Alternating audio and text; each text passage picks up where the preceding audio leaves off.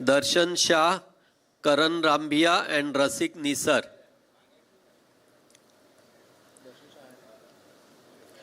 Asian Paints Analyst, 4. Asian Paints, CA Sagar Dedhia. Asian Paints is number 6. Bhavik Chheda and Yug Philip Shah. 5 में Mahindra, they are yet to come. One has come, 2 are on the way.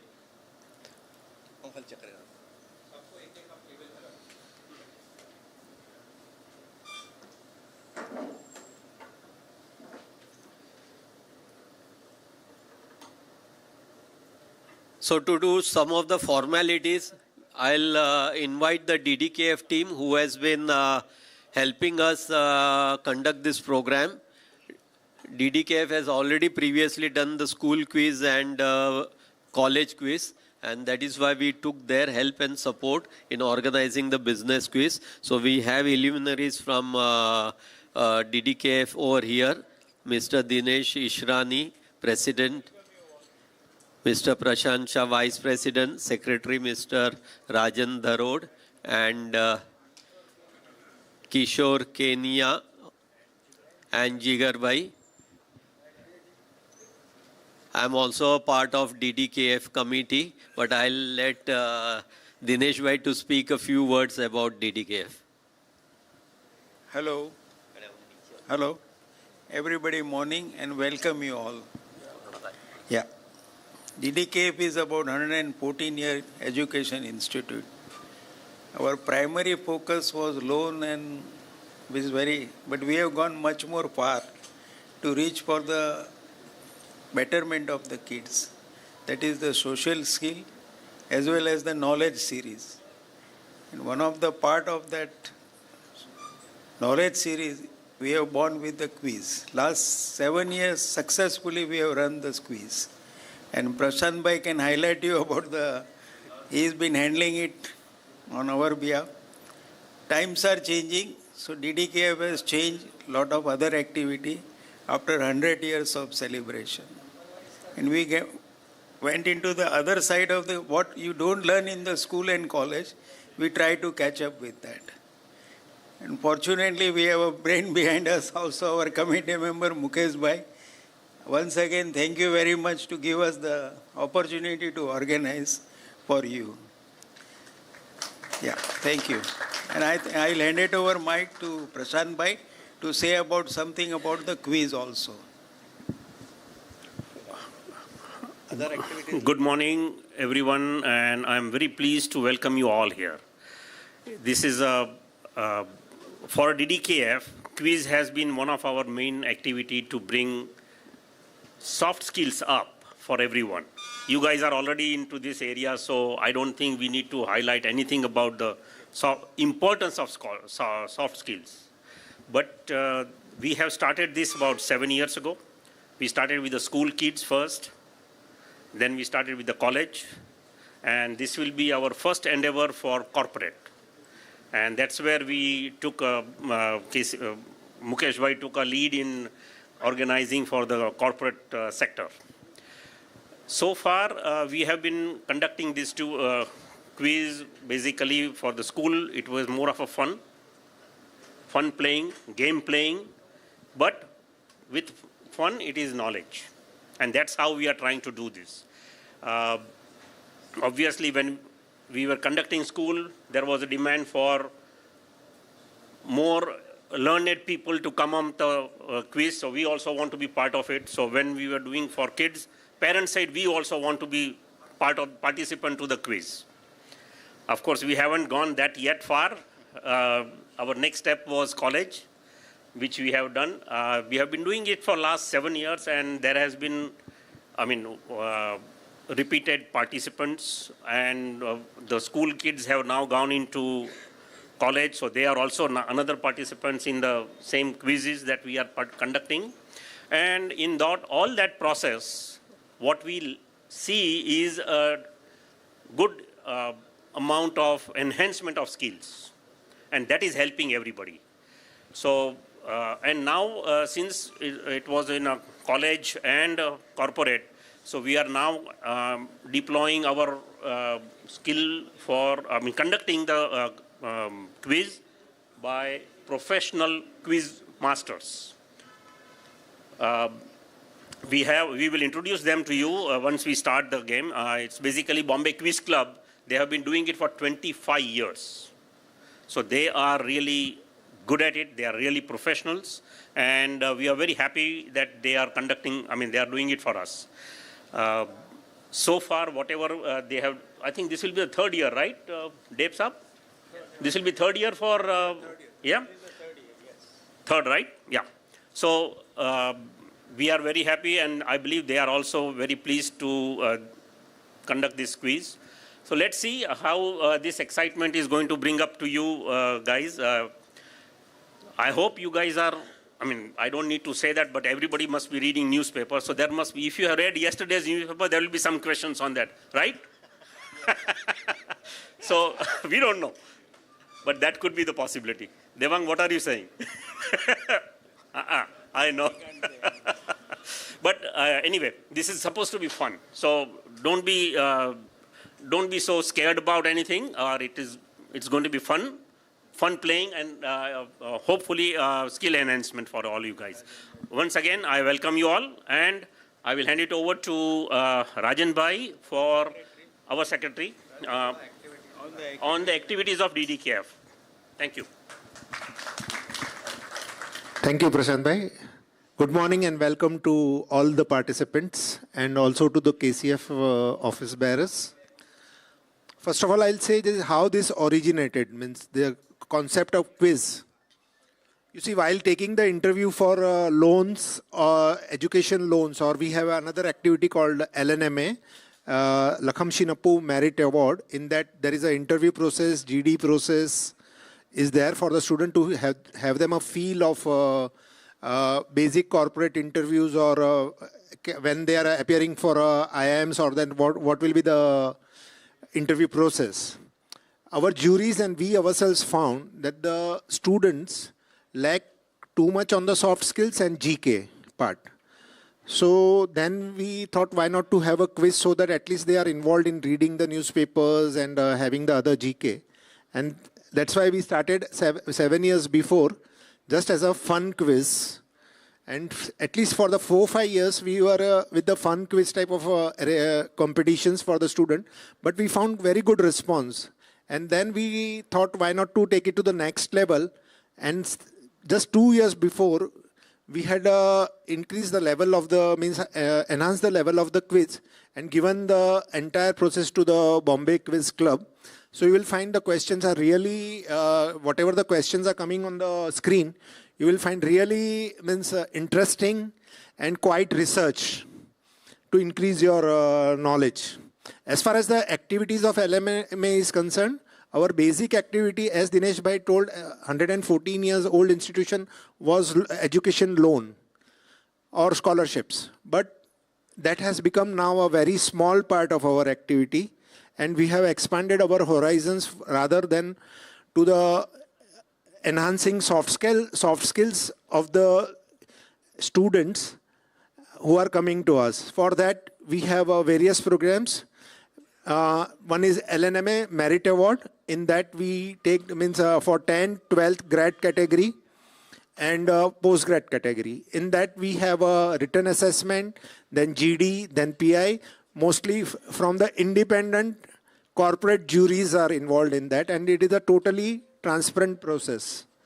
After that, we have a program for Tod Fod Jod, in which we have various equipment that students has to disassemble and assemble again, from a tube light, bulb to mixture and everything. Then to enhance their soft skills, we have a program with SOAR Academy. It is to develop their GD and PI skills and communication skills. Earlier, Philip Philip Shah was handling that. Unfortunately, he is not there with us right now, but still we are carrying on with that program also. Then we have various career guidance sessions for the students for 10th, 12th, and for foreign education also. And then we have various besides career guidance, we give them the various guidance on the funding options also. Means as now the deemed universities are increasing, cost of the education is increasing. For that, where they can have the total funding of their education, we are guiding them on that also. And right now we are promoting skill-based education rather than a conventional education. For that, we are promoting what are the options available in the skill-based educations, rather than a conventional education of BCom, BSc, where they can have a good internship and practical hands-on training with a degree recognized by the Bombay University, what options they have. And for that, we have tied up with the Garware Institute in Kalina, and there we have a spectrum of courses. We are guiding the students on that. And we have to cultivate various skills. We have a Art Utsav program which will start here today also at 3 p.m. on the occasion of Valentine's Day, and where students and also specially able childs are coming, and we have a professional artist coming to guide them with a honorarily, and they are making various articles from that. Right now, from a basic painting to the other articles also. And not only that they are making, we want to make special child independent so that they can have a certain income. These articles are sold on the various platforms, and whatever income is generated, it is distributed among that child also, special child only. So these are the part of the spectrum of the activity. Then one more program we have is a book, coffee and you, in which students come, they are given a book. They have to read that book and give just whatever they want to speak on that book, or we have a film show. We show them a film on the film, entire film, and then they have to give the review on the film. So on this type of, with such type of various activities, we are trying to enhance the soft skills rather than a conventional education. Thank you.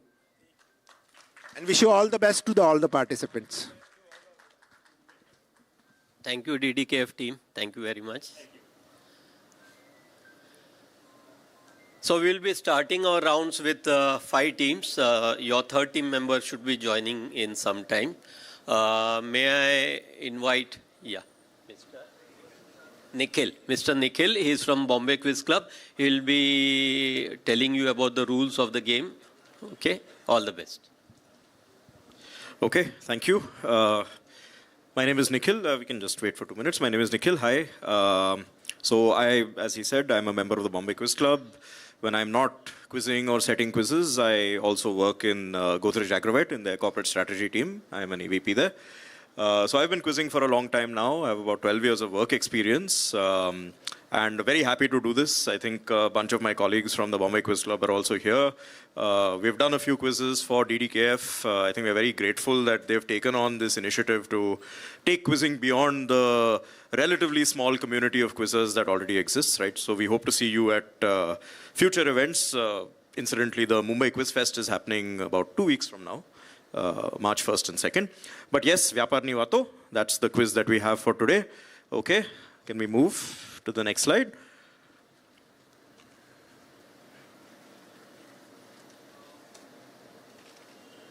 Sorry.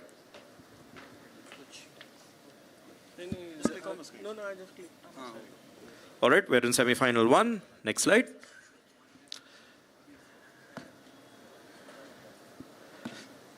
All right, so here's how we're going to run it. Okay, 3 rounds. Round 1 and round 2 are just basic rounds that will be there on the presentation, clockwise, anti-clockwise order.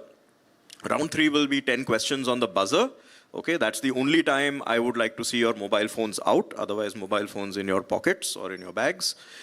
Rounds 1 and 2, each question is worth 10 points. There is no negative marking, so please feel free to guess. The point of quizzing is not necessarily to know things. It is also to be able to figure things out on your feet. Okay? So even if you think you are not sure of it, there's no penalty. So please go ahead, take a guess. You never know, maybe right, very often is. Okay, round 3, there will be some negative markings because this is a buzzer, right? So when you buzz in, you are precluding someone else from buzzing in. So there has to be some penalty for that. So each question will be plus or minus 5. In the case of names of people, surname is sufficient unless we specifically tell you that surname is not enough, okay? And Quizmaster's decision is final. Please don't argue. We've been doing this for a while now, okay? All right, next slide, please. Round 1, clockwise. Here we go. We will start with team 1, which is Aarti Industries. All right? Yes. Yeah. Yeah, so I'll explain how the passing will work, right? So the way we will do this is using something called infinite bounce. That's the terminology we use in quizzing circles. So let's say this is team 1's question. Team 1 doesn't answer, team 2 doesn't answer, team 3 answers it. Next question will be for team 4. It will not be for team 2. Okay? The reason we do this is that it ensures that all teams get an equal opportunity to get direct questions. Yeah? Okay? Is everyone clear about how passing will work? In any case, I'll be directing questions to the relevant team, so you don't need to keep track of that. Okay? Okay, so here we go. Question number 1. Revashankar Jagjeevan Mehta, one of 4 brothers born in Morvi, was a prominent lawyer and had a jewelry shop in Kalbadevi, Mumbai. His family had a large diamond business in Burma, and he bought a 3-story house on Laburnum Road, which he later gave to a friend of his to stay in. Who was this friend, or what is the name of his house, which still stands today and is a major tourist spot?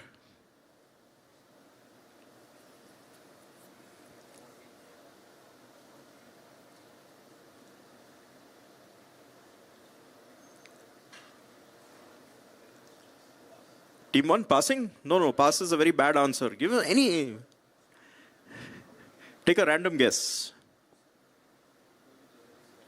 Famous person, otherwise why would we be asking?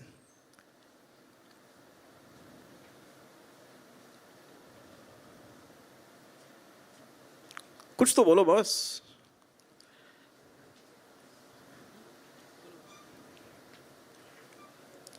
Okay, you seem very keen on passing, so I will, in fact, let you pass. Ojas Eye Hospital.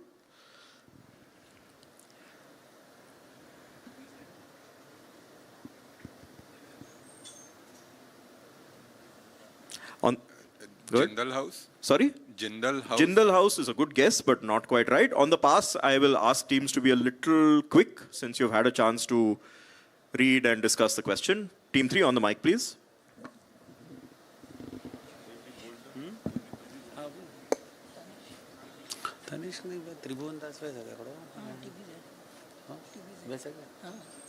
I don't know. Is it TBZ?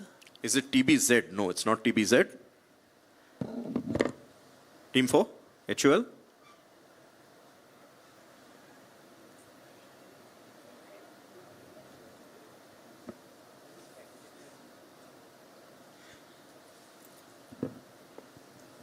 The jewelry shop name is Reva Mehta Diamond and Jewelry Shop.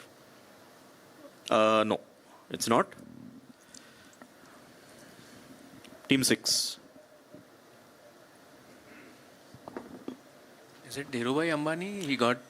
Is it Dhirubhai Ambani? It is not Dhirubhai Ambani. So nothing over here says that the place is a jewelry shop, right? The guy was a jeweler, right? He just gave a house to a friend. Audience, anyone? Mani Bhavan is correct. And who lives in Mani Bhavan, or who lived in Mani Bhavan? Gandhiji, yes. So this is Mani Bhavan, where Gandhiji stayed, right? So you can visit Mani Bhavan and see a lot of the artifacts related to his life. You see the photo there, copyright Ananadeb, who's standing right here. I think lots of those will feature in the quiz. Okay, so Mani Bhavan, right? So what's the most famous person you can think of? We normally start off with a Gandhi question in DDKF events, but let's move on to question 2. Okay, the word salary, which is used for the compensation paid for doing work, in case you didn't know that, has a number of interesting stories with respect to its origin, right? So the origin of the word. One story says that soldiers in ancient Rome were paid an allowance based on the value of a certain commodity. Another story says that soldiers had to capture supplies and protect the transportation corridors of this commodity. Right? So what everyday commodity gives us the word salary? We'll go back to team 1 since the question went dead on the pounce. everyday commodity gives its name to the word salary?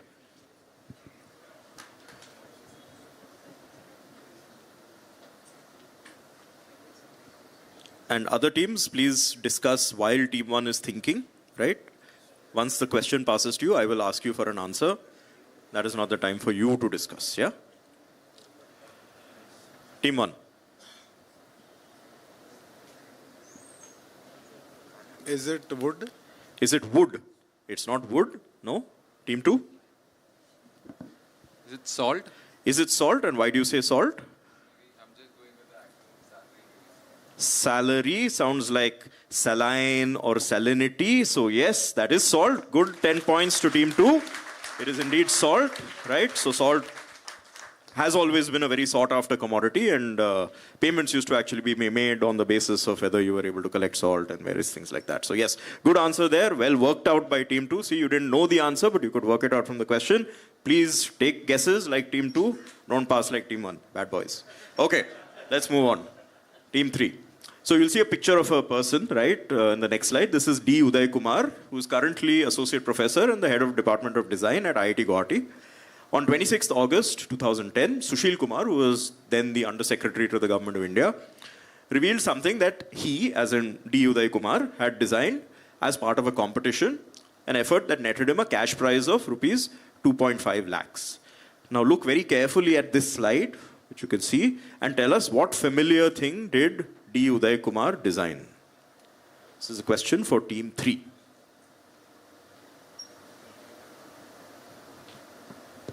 That's him. We've obviously redacted the thing that he designed over there.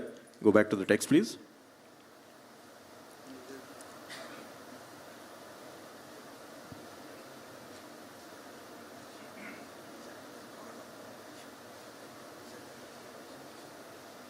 We have all seen this thing. We all see it practically every day. You're seeing it right now. Team 3? Is it a rupee symbol or? It is the rupee symbol, yes. Good, 10 points to team 3. It is the rupee symbol. So 2010 is when we changed from using RS to that nice symbol that we have, our very own symbol for our currency.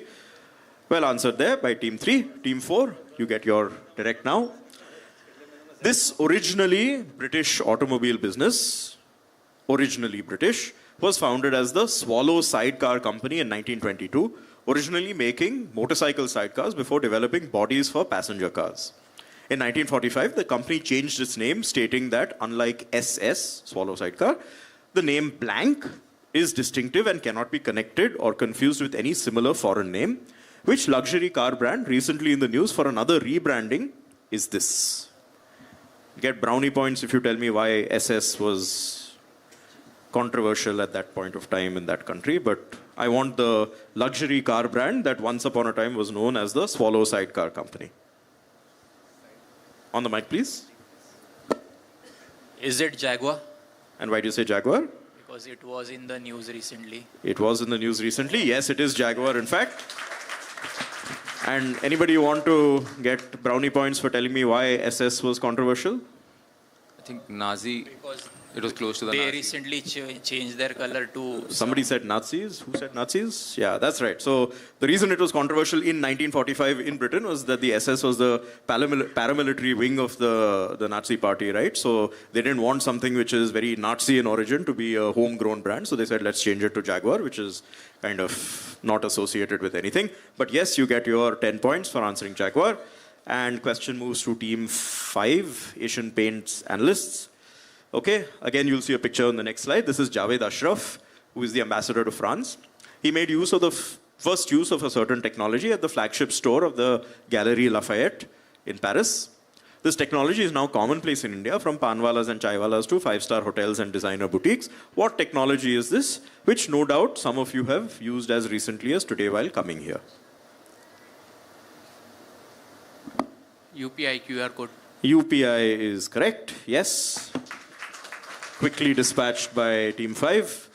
UPI, okay. All right, again, you'll see a picture on the next slide. Slightly harder question. Sorry, team 1. an IBM ad from 1974 on the contribution of Indian mathematicians, okay, to the world. Which ancient treatise is the quote riddle from here? Sorry, the quoted riddle from. So you see there's some text there. It says, out of a swarm of bees, 1/5 part settled on a kadamba blossom, 1/3 on a cylinder of flowers, 3 times the difference of these blah, blah, blah, blah, blah, right? So some mathematical riddle over there. Which treatise did IBM take this from? Indian treatise. Unfortunately, it didn't stop them from getting kicked out of the country by George Fernandez, but you go back to the slide.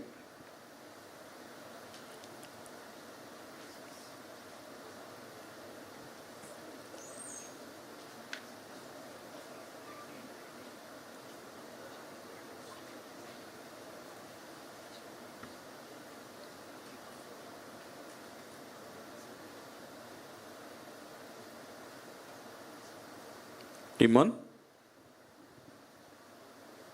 Ancient Indian mathematics.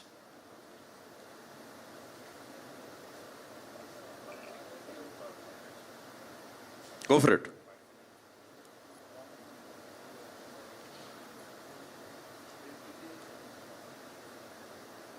No? Nothing? Shall I pass you? Okay. Passing you. Team 2. Ojas. Yeah.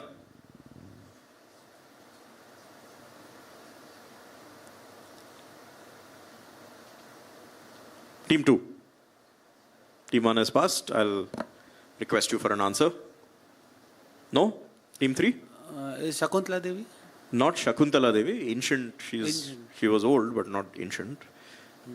Team 4.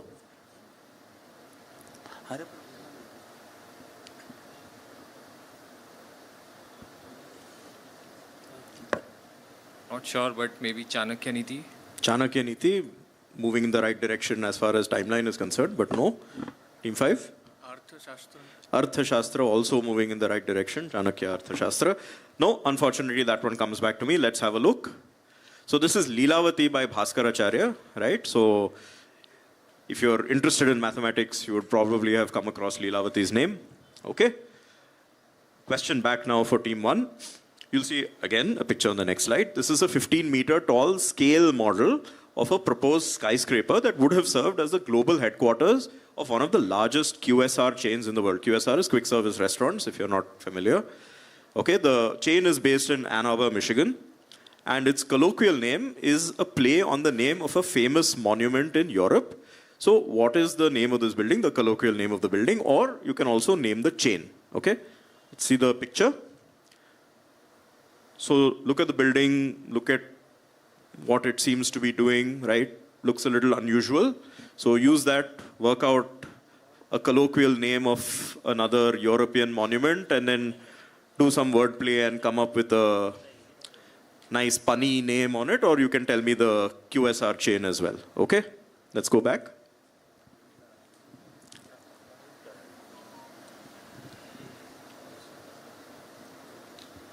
Is it KFC? It's not KFC. Team 2? Domino's. And why do you say Domino's? Because pizza, Leaning Tower of Pizza. Leaning Tower of Pizza is correct. Yes, this is the Leaning Tower of Pizza. Okay, officially called Domino's Farm Tower, but yeah, never was built. But this was planned to be the global headquarters of Domino's. So Team 2 steals points from Team 1. Okay, and question now for Team 3. Okay, again, you'll see a picture in the next slide. This device is commonly seen on mooring lines of commercial ships, right? So when they are docked, there's a rope that ties the ship to the dock over there, right? That's called a mooring line. What is the purpose of this? Can you see, we'll see the picture. You see this round metallic disc of sorts, right? What is the purpose of this thing? Why is it there on these mooring lines that keep ships connected to the dock? Nobody here from shipping industry, otherwise it'll be very easy for them, I think. Anybody here work in logistics? No? Okay. Anyway, you can figure it out. Why would you need something like this on a mooring line of a ship?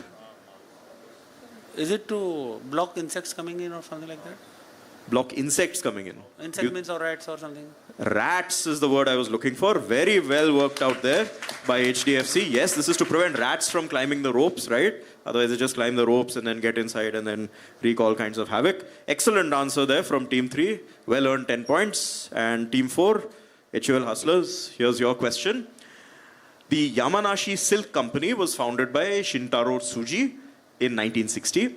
The company found its niche when it started producing rubber sandals with cute designs and cartoon characters on them. The company officially adopted what name in 1973, which as per some sources comes from the Spanish words for holy and river.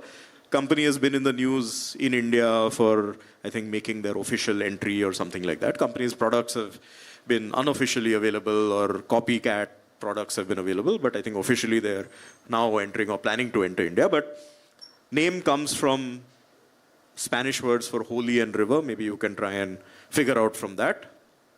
I want the name of the company, not the name of their most well-known creation, okay?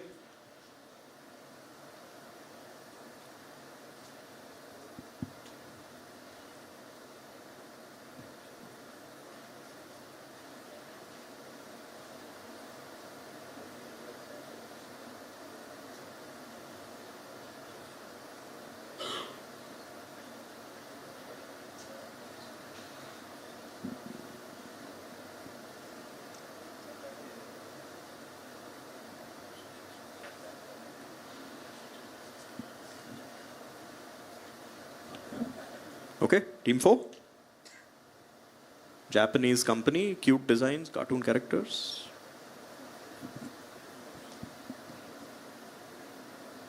Nahi? Using that 4-letter word pass, yeah? Okay, we'll pass you. Team 5. Crocs. Crocs is not Japanese, I think, but no, it's not Crocs. Team 1.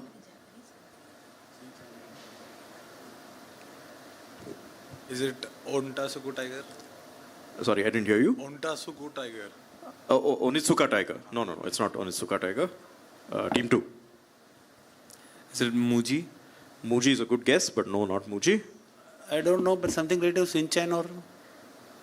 Shinchan. Maybe there's some licensing and all which has happened, but it's not. Can you tell me cute, when you think cute design, cartoon character, Japan? Old, right? 1960. Shinchan is a very new creation. What's the first thing that comes to mind? Someone over there had the answer? No? Okay. Sorry? No. Let's go to the answer. So this is Sanrio, right? Which creates this character, which you may... This is Hello Kitty, right? So Sanrio is the parent company of the Hello Kitty character. San comes from saint, right? So San Francisco, etc., etc. Rio is river, Rio de la Plata, Rio Grande, vagara, vagara. So Sanrio, right, is the answer here.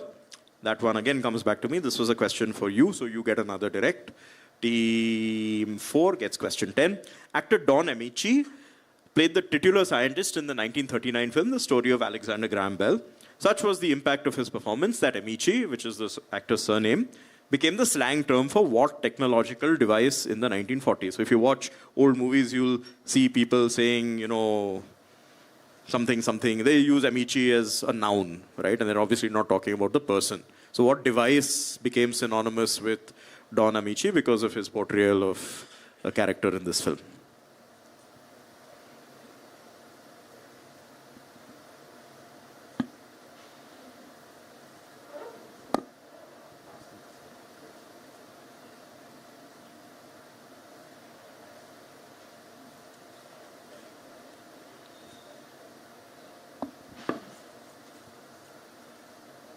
Team 5 is itching to give an answer. So, Team 4, come on, dig it out. School में तो सुना ही होगा इनका नाम. मतलब actor का नहीं. Is it phone or telephone? Why phone? Because Graham Bell. Yeah, it's that simple. Story of Alexander Graham Bell will be over the telephone. So yes, Don Amici played Graham Bell. So this is the telephone. Yeah.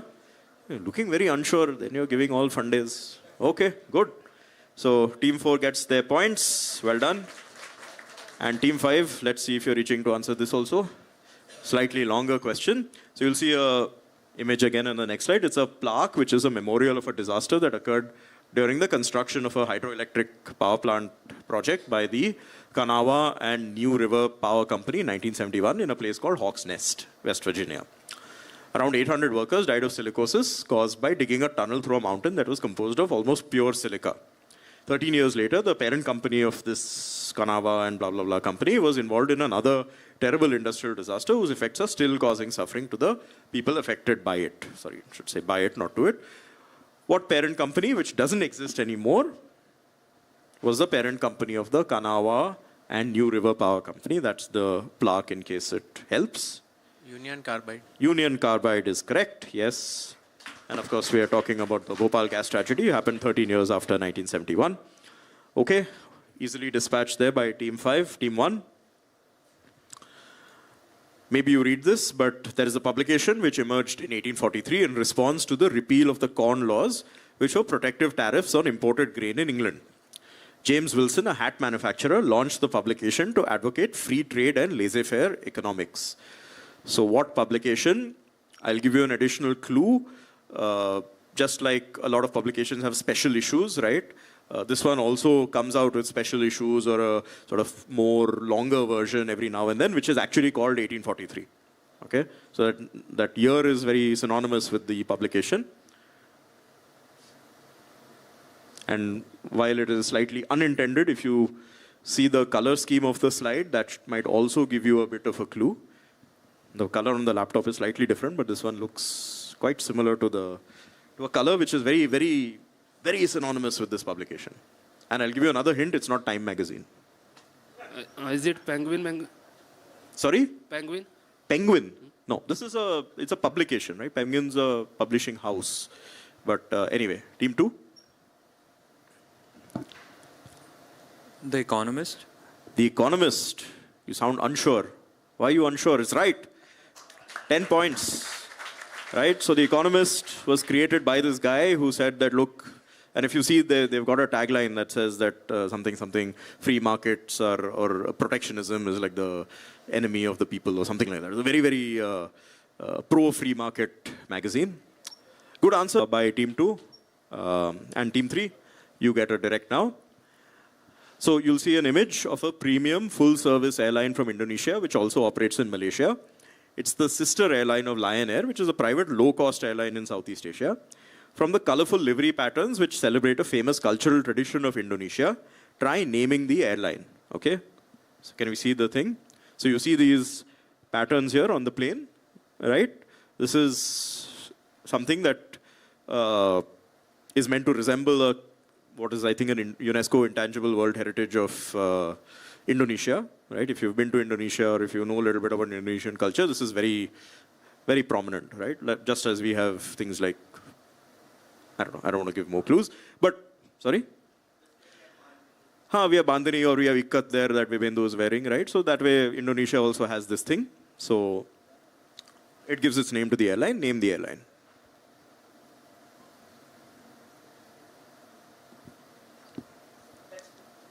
Just name the airline. There's nothing much. You can go back to the text, but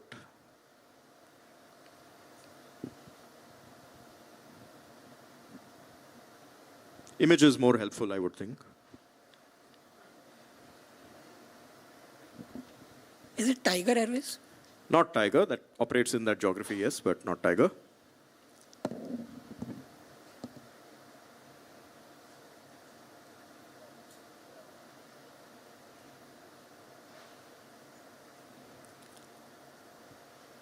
Okay.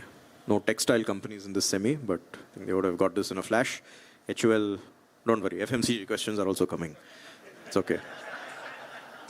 Asian Paints. AirAsia? AirAsia is from Malaysia, but no, this is not AirAsia, and unka काफी अलग होता है. Team 1.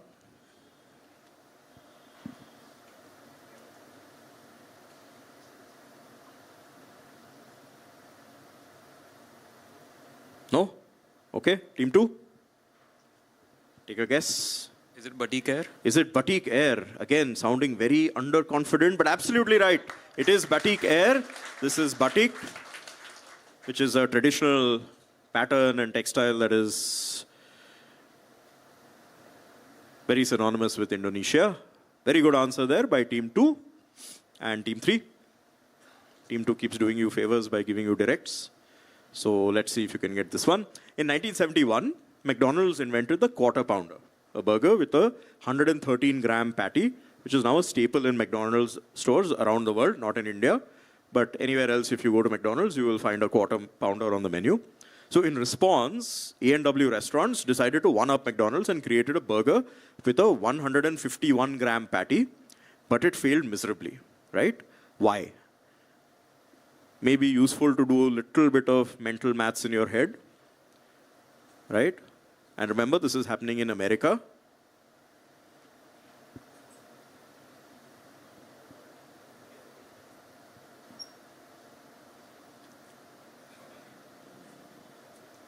I will also tell you that the A&W burger, right, because it's giving you more like 113 versus 151, right? So it is priced higher than the quarter pounder, right?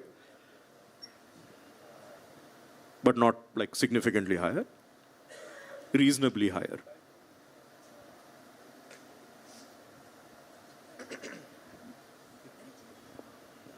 I think, was it people who are not able to bite properly or so? No, good guess. Yeah, too big that they can't unhinge their jaws and bite the burger. But no, it's not that. Team 4.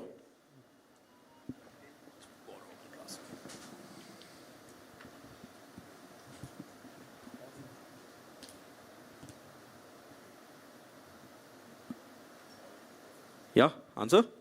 Was it too big to be put inside the bun of the burger?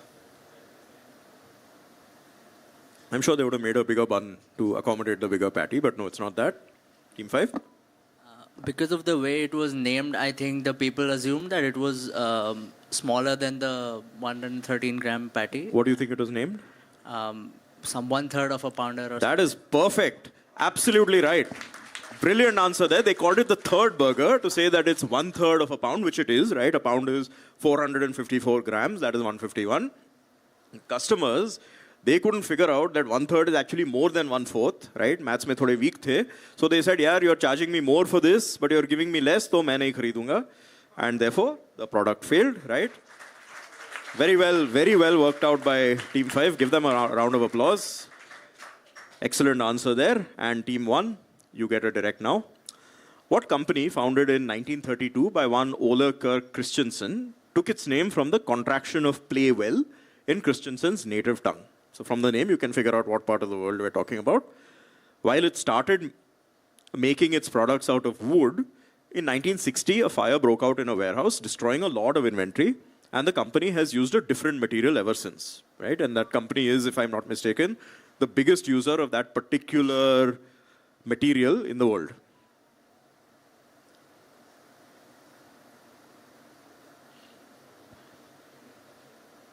So contraction of play well, Ole Kirk Christensen.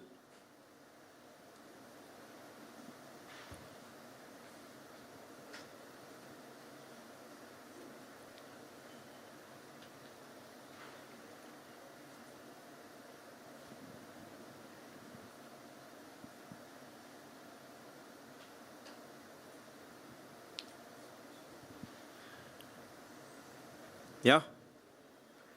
Team 1, take a guess.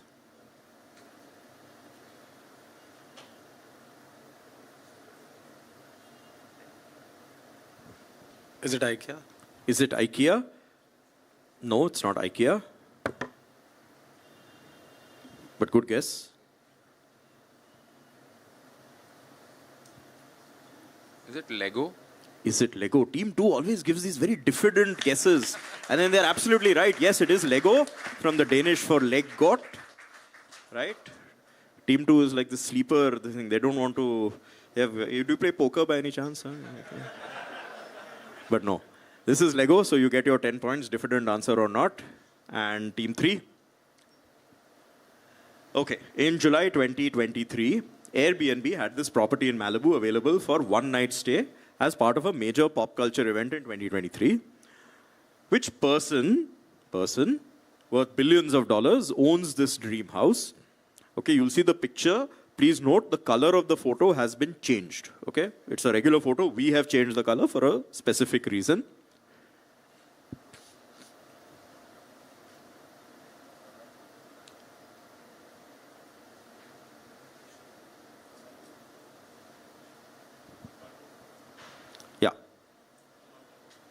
Is there one more photo after that one? No, I think there is. Yeah. Yeah.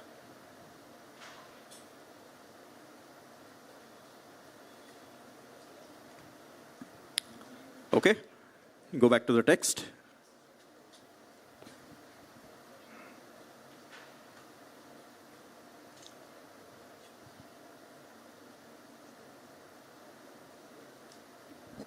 Is it Ronaldo? Sorry? Ronaldo?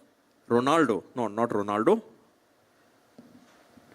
Look at person is in inverted commas. Huh? So Is it Richard Branson? Richard Branson is a person. Why would I use inverted commas there? Team 5. Is it Barbie? Is it Barbie? Is it Barbie? Is it Barbie? Is it Barbie? Is it Barbie? It is Barbie, yes. So why would we change the color? It is because it's, I mean, if I put this, then it becomes very obvious, right? So this is Barbie. Barbie, of course, the movie released in mid-2023. So yes, this is Barbie and Ken, of course. Let's not forget Ken. So who answered that? You answered that, yes. So Team 5 gets 10 points and Team 1. Okay, you'll see some birds on the next slide, lovely birds. They habitat in water bodies like seas, lagoons, channels, deltas, etc. A particular company used to name its most important immovable assets, installations which were used to produce a very important commodity, after these birds. Okay, so if you're into commodities trading, or even if you're not, if you read the papers and things like that, you might have traded one of these birds, but you have probably heard of one of these birds. Can you go to the next slide?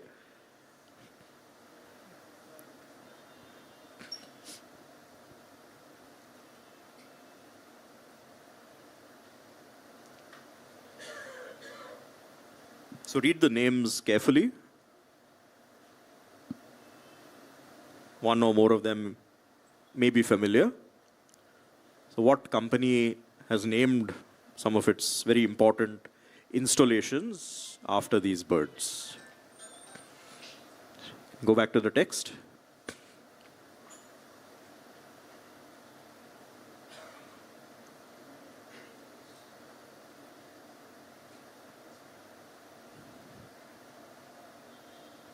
Right, so this company is obviously into commodities. They produce or trade or do something with a commodity. Globally traded commodity, one of the most liquid commodities that exist on global commodity markets. Which company?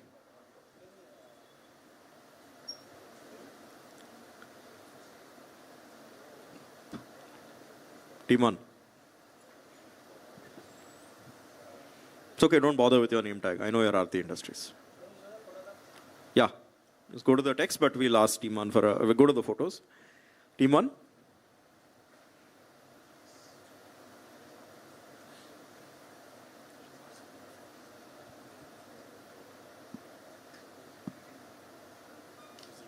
Team 1 is doing their favorite thing of passing. Team 2? Shell. Shell. My God, Team 2 they've got this thing, कि वो ऐसे बोलेंगे, Shell, yes.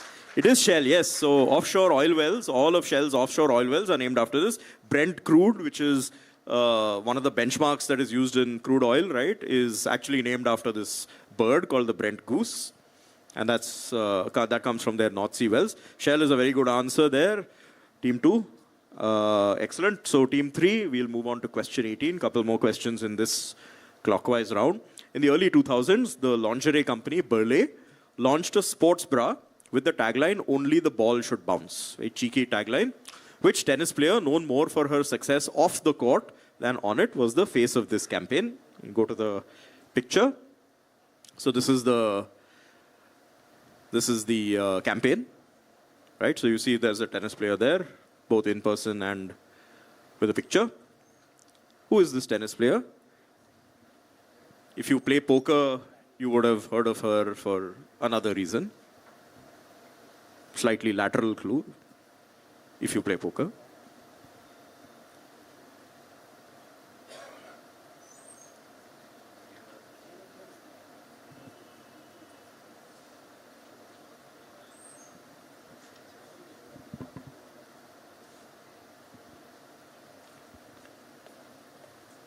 Team 3? Team 3 passing. don't play poker or play tennis or watch tennis. Team 4.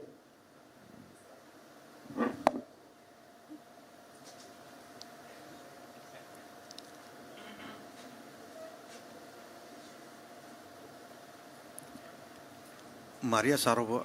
Maria Sharapova is a good guess, but no. Team 5 seemed very confident first, but now they don't want to reveal their knowledge of lingerie ads, it seems. Okay, no. Team 5, just kidding. Team 1.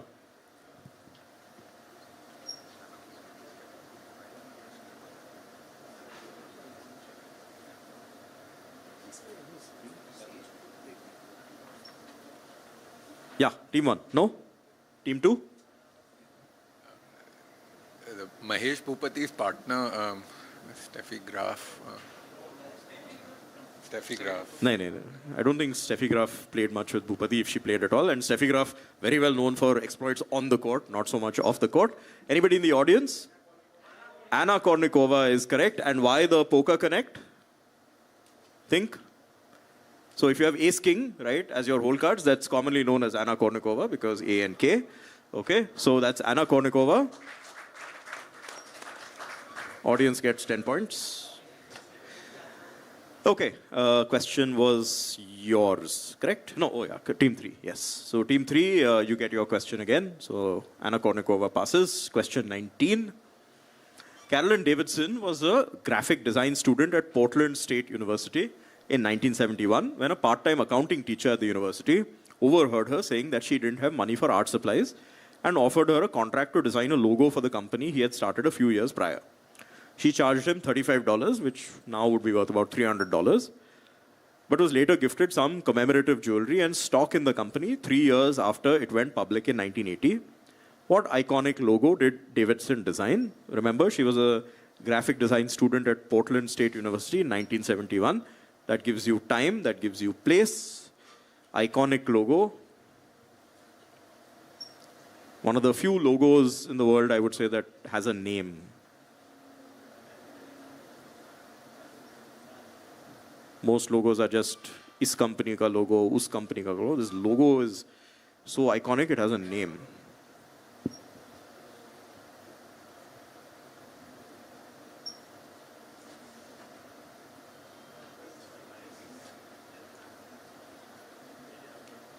Team 3? Even if you give me the name of the company also, that's fine. Is it IBM? Is it IBM? No, it's not IBM. Very boring logo they have. Team 4. Nobody from IBM is here, no? Okay. HOL? Reebok. Not Reebok. Is it Nike? Is it Nike? It is Nike, yes. So the Nike swoosh was designed by her. She didn't get paid a lot of money for it. Or was given stock.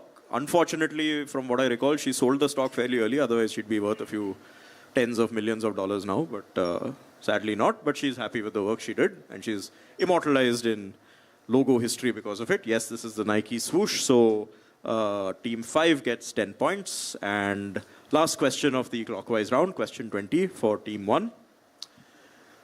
You'll see a flower on the next slide. It's commonly known as a blue bonnet. It comes from the bean family and is used by farmers to nourish the soil as its seeds increase the nitrogen content in the soil. So it's used in America to line the highways, creating a visual break for tired eyes as well. Its botanical name is related to the Latin for wolf because its seeds are alkaloid and can kill grazing animals like sheep and cows, just like wolves can also kill these animals. Which Indian pharmaceutical major uses the flower in its logo and is also named after the Latin name of this flower?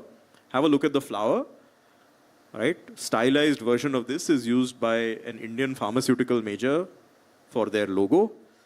Aarti Industries, you have a drug API company, right, in your group. So, question tailor-made for you. Go for it.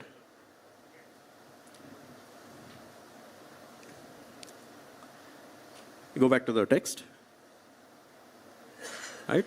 So uses the flower in a logo named after the Latin name of this flower, which is related to the Latin word for wolf. That may also help you figure out.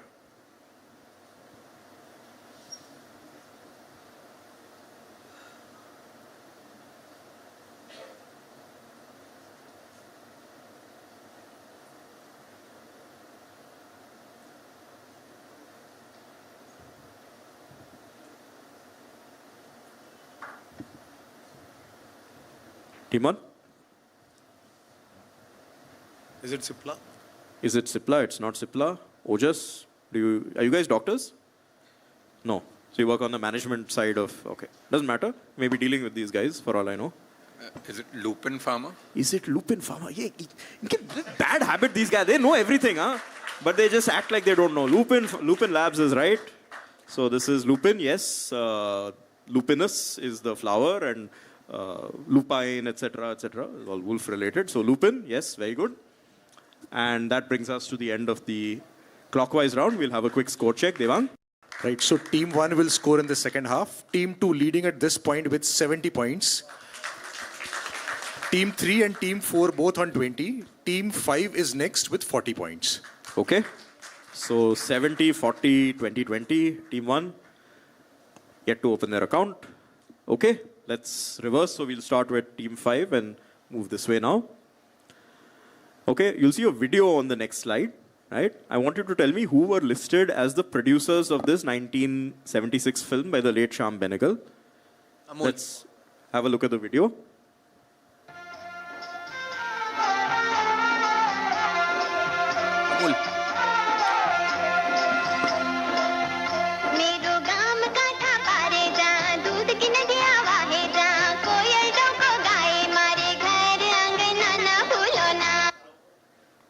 Okay. So that should let you figure out what the film is. Who were listed as the producers, not the producer. So I'm looking... Farmers of the village. That is the answer I was looking for. These are the 5 lakh farmers of Gujarat who are part of the the GMMF, right? So this is of course from Manthan, talking about the Amul story, yes, but so they gave producer credits to 5 lakh farmers of Gujarat. Good answer there. Team 4, you get your direct now. Dr. Brendan O'Regan was the catering controller at Shannon Airport in Ireland, which was struggling in the aftermath of World War II. To help the airport generate revenue and also to satisfy customers who are now freer and richer than they were during the war, he introduced something by convincing the Irish government to declare Shannon Airport as being outside of Ireland for a very specific purpose. So what did he thus create? Something that you will see practically everywhere in the world if you travel, right? But this was the first place where this was created. It was created because he wanted Shannon Airport to be able to generate revenues, etc. People were freer, they had more money. And remember, he asked the government to declare Shannon Airport as being outside of Ireland, even though it is obviously in Ireland. So why would he need to do that?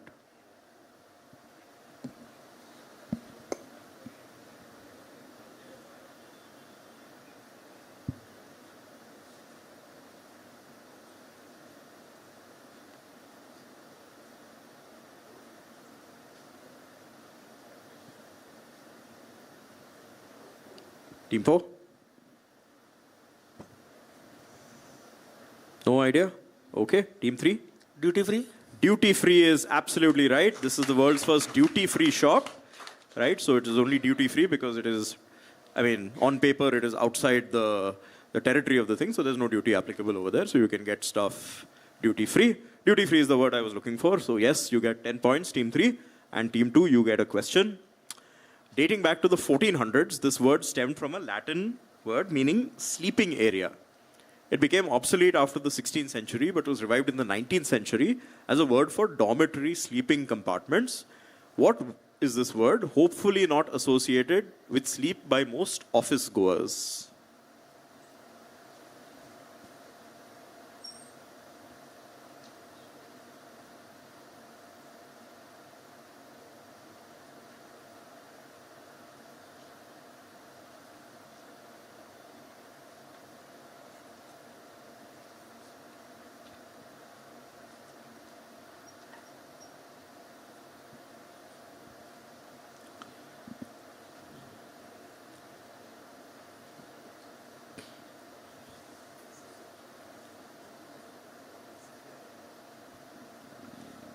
Team 2.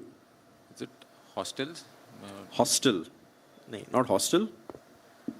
Cubicles? Cubicle. And with that, Team 1 opens their accounts with cubicle. Yes, comes from the Latin cubiculum.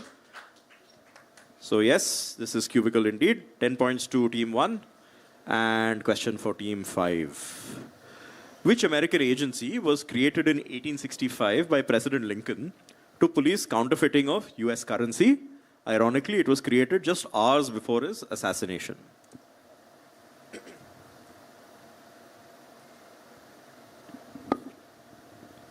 FBI? Not the FBI. Team 4.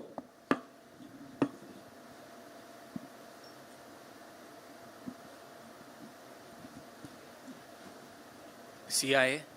CIA, FBI all came much, much later. Team 3.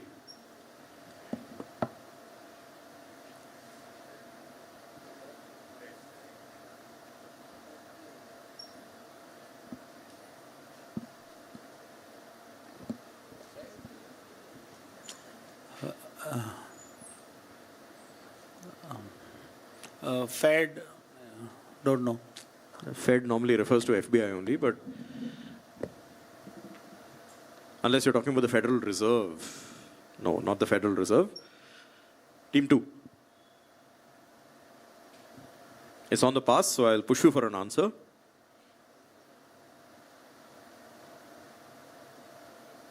Okay. Genuinely, Team 2 doesn't know the answer this time, thank God. Team 1.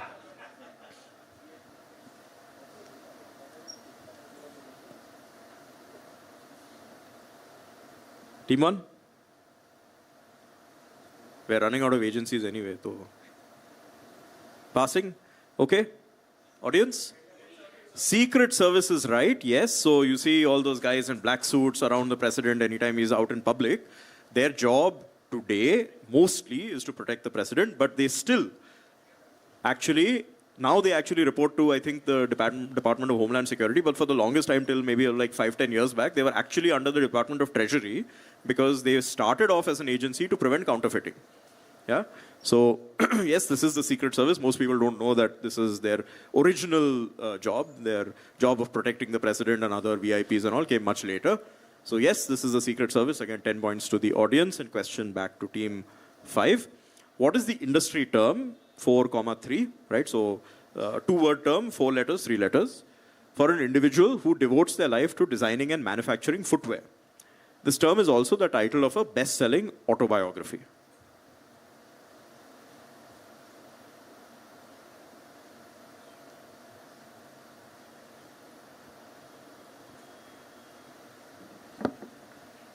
Is it Phil Dog? Phil Dog. Right, the Nike autobiography. I'll pass you.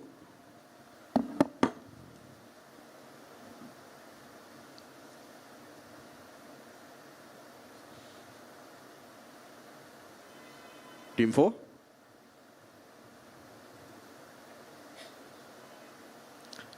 No? Team 4? Nothing? Team 3?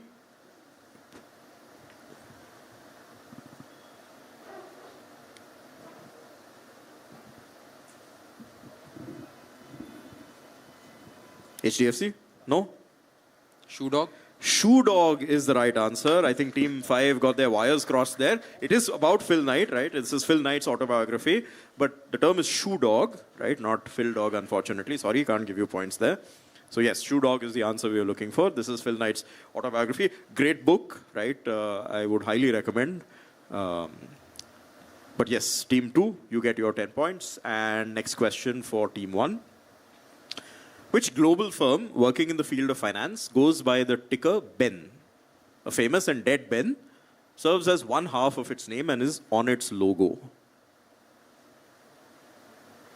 This is Ben, not Bain. Okay, just sorry.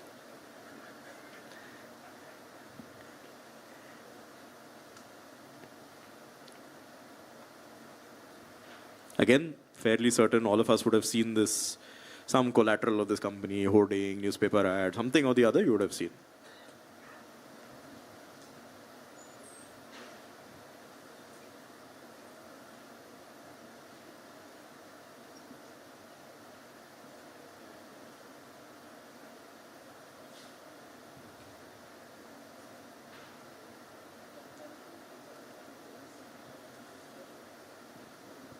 Team 1?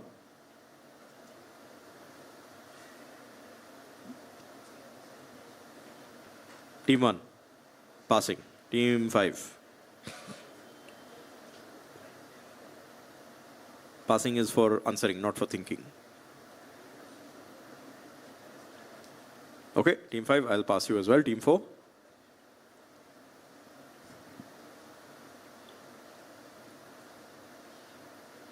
Team 4, no.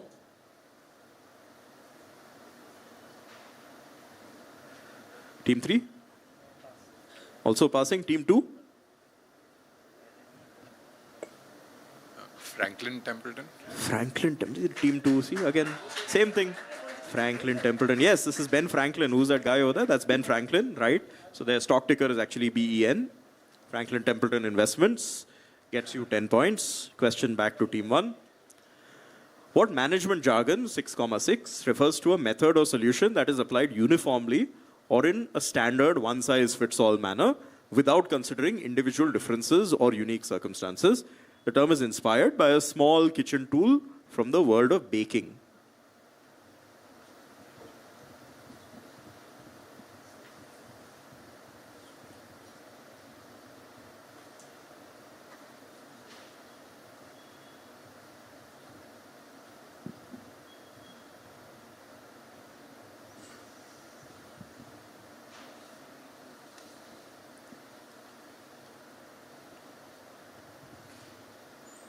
Six letters each, two-part word, two-word answer.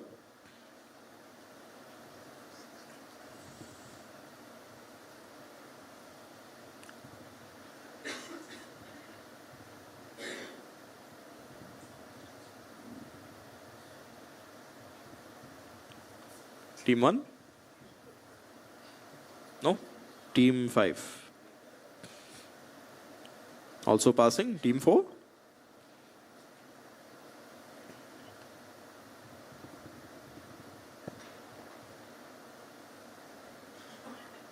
Nahin? Okay. Team 3?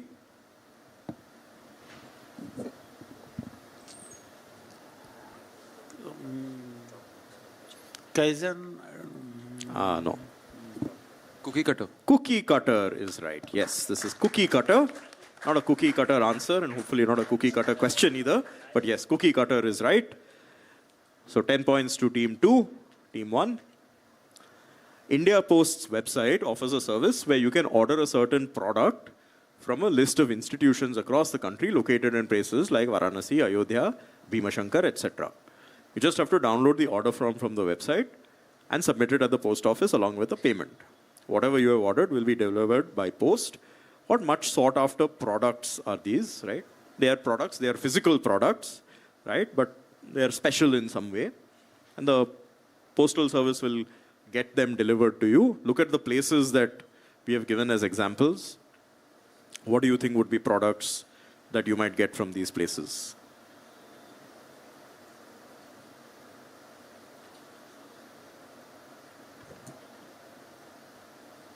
Prasad?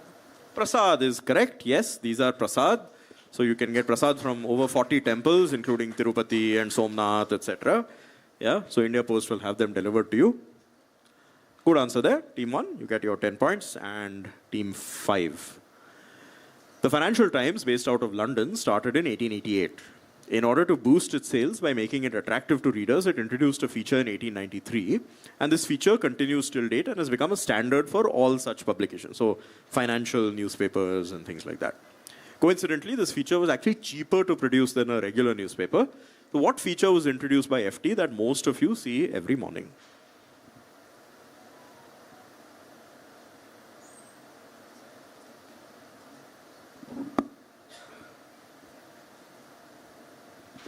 Is it like they use the brown paper instead of normal white paper?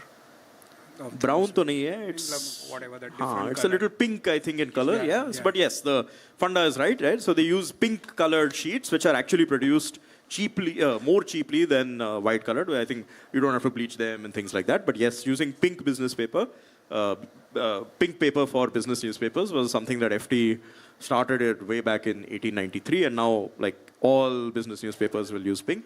That's where it comes from, in case you didn't know before. So yes, good answer there. Team 5 gets 10 points. Team 4. In November 2010, English football was hit by the news that the Blackburn Rovers, one of the founding clubs of the English League, were taken over by a new company. The new owners, appointed a manager, Steve Keane, whose performance was so poor that the club got relegated 2 levels. Fans of this old club continued to criticize the club's owners, and often the criticism can get racist, like in this picture. You'll see the picture in the next slide. Which company, originally founded in Hyderabad but based in Pune, owns this club? The group chairperson is Anuradha Desai, daughter of the founder. Go to the next slide. Very useful picture here, right? This is obviously making fun of the owners of the club, saying maybe chickens don't play ball. So who is the Indian owner of this club now?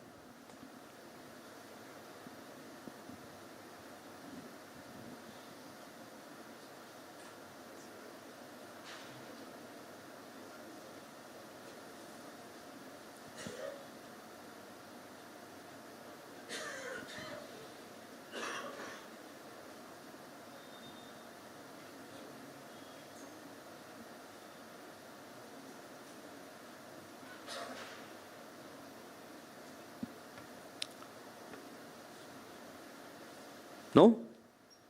Team 3? Venky's. Venky's, because chicken, of course. This is Venkateshwar Hatcheries or Venky's. You see the logo there on their jerseys as well. So Venky's owns it. Obviously don't know how to run a football club very well, but nevertheless. So Team 3 gets 10 points. Team 2. The temple of Juno Moneta was an ancient Roman temple that stood on the arcs or the citadel of the Capitoline Hill, overlooking the Roman Forum. Located at the center of the city of Rome, this place was the center for everything that powered the Roman society. 2 words connected with this quiz come from the work that happened in this temple. Look at the name of the temple, Juno Moneta, and give any of the 2 words or the work that was happening here.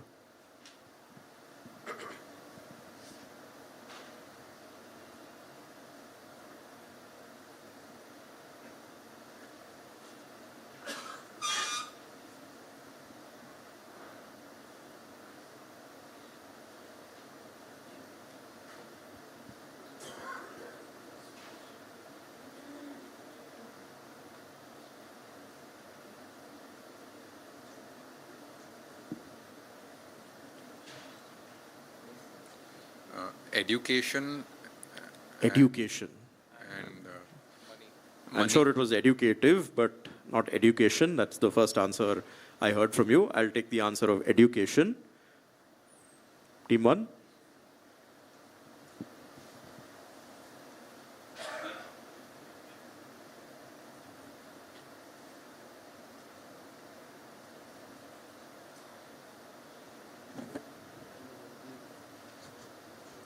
बोलिए. Parliament? Parliament. No, this is not the ancient Roman parliament. Business? This is a business quiz. Of course, there's something related to business, but... Money, I mean. What about money? Trading? Not trading, but okay, since you said money, I'll give you this thing. So the answer is money, right? Not education. So this is actually the mint, right? And moneta is where we get monetary and money and other words like that from. So yes, this was the making of money, literally the making of money over there. So you'll get 10 points, Team 5. And Team 4? Okay, fun question here. So this is a mantra for all business people, all-time favorite song from a 1976 film starring Mehmood, Vinod Mehra and Maushumi Chatterjee, composed by Basu Manohari, who were long-time musicians in the film industry. While Manohari Singh was a saxophone player, Vasudev Chakravarti was assistant to R.D. Burman and Lakshmikant Pyarelal. However, listen to the song and name the singer. Okay?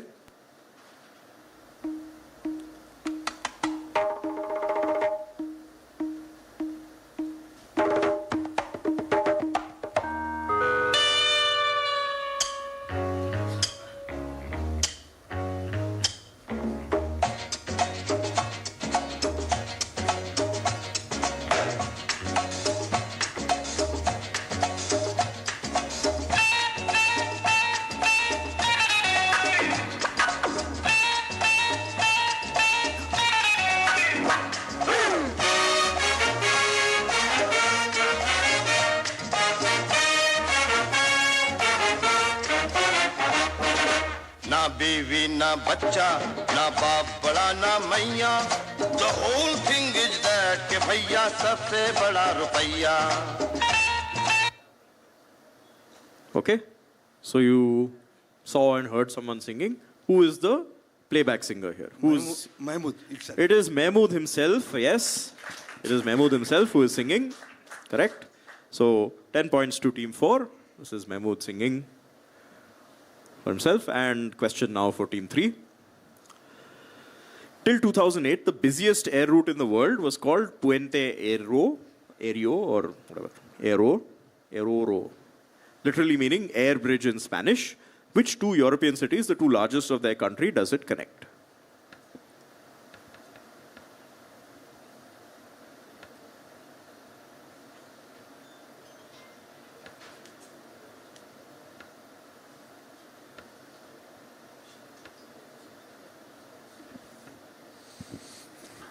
I think Germany and France. I'm asking for two European cities. Cities.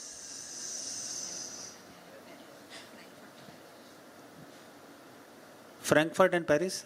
Frankfurt and Paris is your answer. Team 2.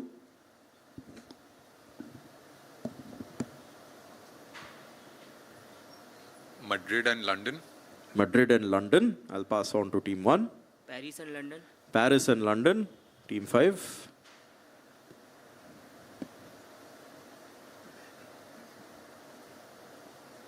Passing. Okay. Team 4.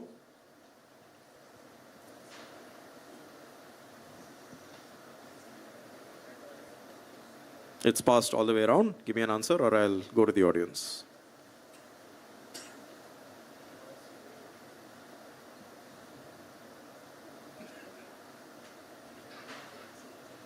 Okay, team 4, I'm going to pass you. Audience. Madrid and Barcelona is correct, yes. So this is, the answer is in Spanish, right? So this has to be ideally two Spanish cities. And yes, this is Madrid and Barcelona. And it said at the same country, right? Go back to the slide. So it says the two largest of their country. So this has to be the same country, right? So Madrid and Barcelona is correct. Thought it was a fairly easy question, but I think people missed that part. Okay, no problem. Question back to team 3. Many wannabe entrepreneurs will have tried this with some investor. This is a brief, persuasive speech that succinctly introduces an idea or a product in a very short period. It gets its name from the common location where you get a narrow window to pitch your product to key stakeholders. Okay, so there's no ad here, right? We've removed that. It's very simple otherwise. You guys are all smart people. So what two-word term do most salespeople or entrepreneurs prepare for? Yeah? So look at what's happening. Entrepreneurs are having to make a brief, persuasive speech that introduces their idea, product, whatever it is, in a very short period, gets its name from the location. All of us go to these, or we will all find ourselves in these locations almost every day. Elevator pitch. Elevator pitch is correct, yes. This is an elevator pitch. The time it takes for you to travel in the elevator is the time you have to convince someone that they should fund you, right? That's where elevator pitch comes from. Good answer there. Team 3, 10 points. Team 2. Okay, so this is a plaque at 8 Vigo Street that commemorates 50 years of Alan Lane's founding of a company. The unusual shape of the plaque should help you figure out the answer. Which publisher is this? So plaques normally, they'll either be square or they'll be round, right? I'll read what the plaque says. It's a little difficult to read. It says, here 50 years ago, Alan Lane published his first paperbacks, thereby changing reading habits throughout the English-speaking world. And then it says 30th July, 1985, right? So this is a 50-year commemorative plaque. So we're talking 1935. So Alan Lane talking about publishing paperbacks starting in 1935. Which publisher?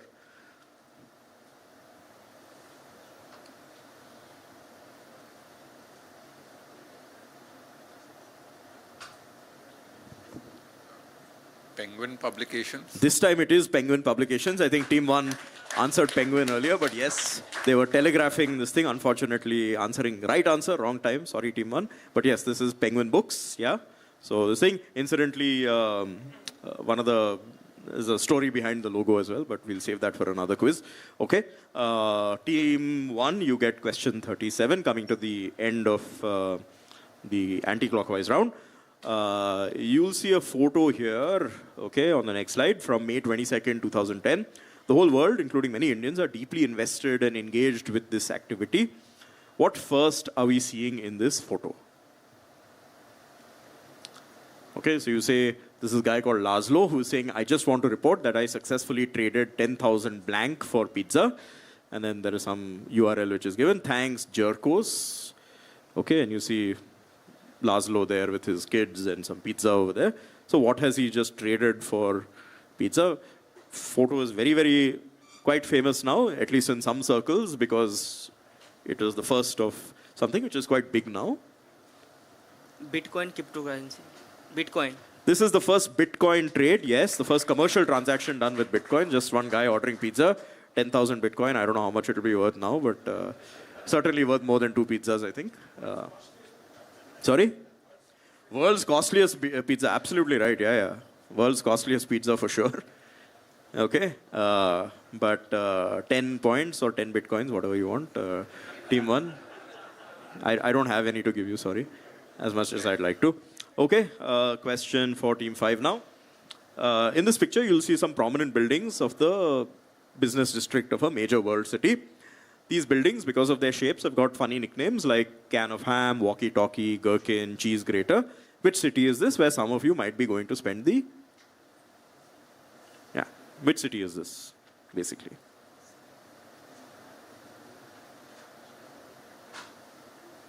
It's question for Team 5.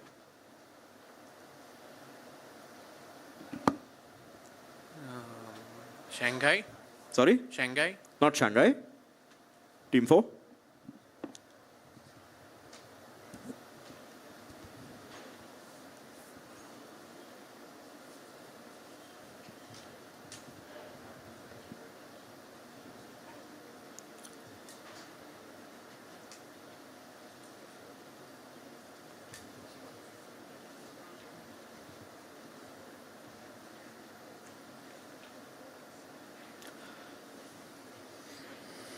Team 4.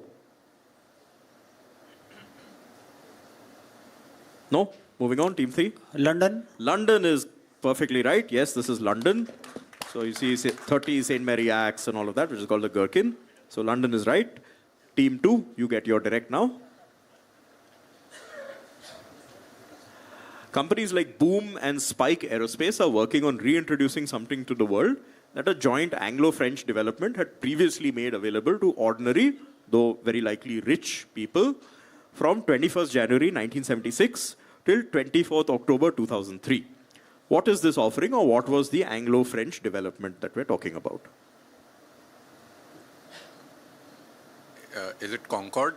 It is Concorde, yes. So this was supersonic flight for civilians, right? If you're not flying in some military jet or something, this is the only way you could fly supersonic. Concorde stopped flying in 2003, but there are a bunch of startups now trying to bring supersonic flight back to Aam Janta. Okay, tickets will still be very expensive, I imagine. But yes, Concorde will get you 10 points, right? And last question now of the anti-clockwise for Team 1. In 2018, Indian hockey got a boost when this sponsor stepped in to sponsor both men and women. Its tagline was India's best kept secret. And since then, Indian hockey and this sponsor have had a long, continuous connection. And the success of Indian hockey seems to reflect in the growing success of its sponsor. Who is the sponsor? One of the QMs. I mean, a bunch of my colleagues will be doing quizzes throughout the day.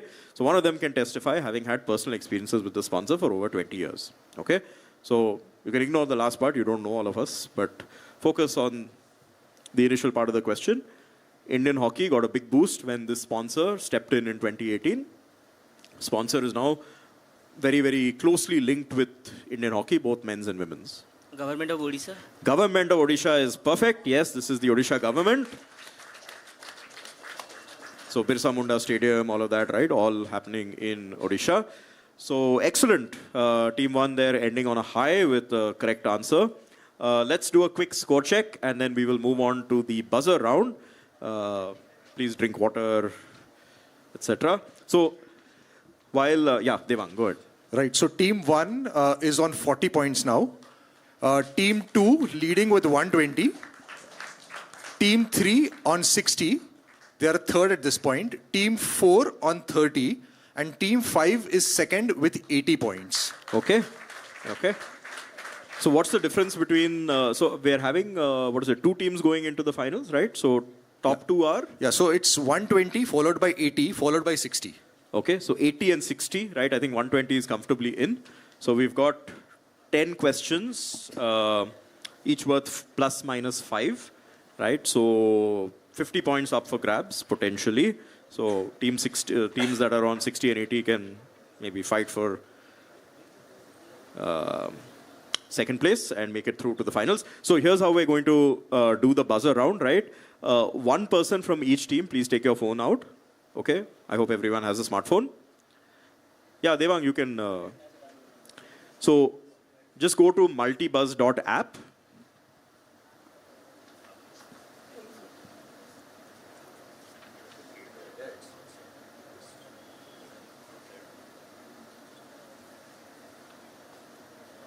Okay, is everybody on multibuzz.app? That's fine. No, the room is this. Okay. Everyone is there? Yeah? It'll ask you for a room code, right? For the room code, please enter YEL. YEL SYJ. YEL SYJ. And in the name, please put your team name, team 1, team 2, team 3, etc. Who is Sushil Vishrani? Okay. Please don't answer, right?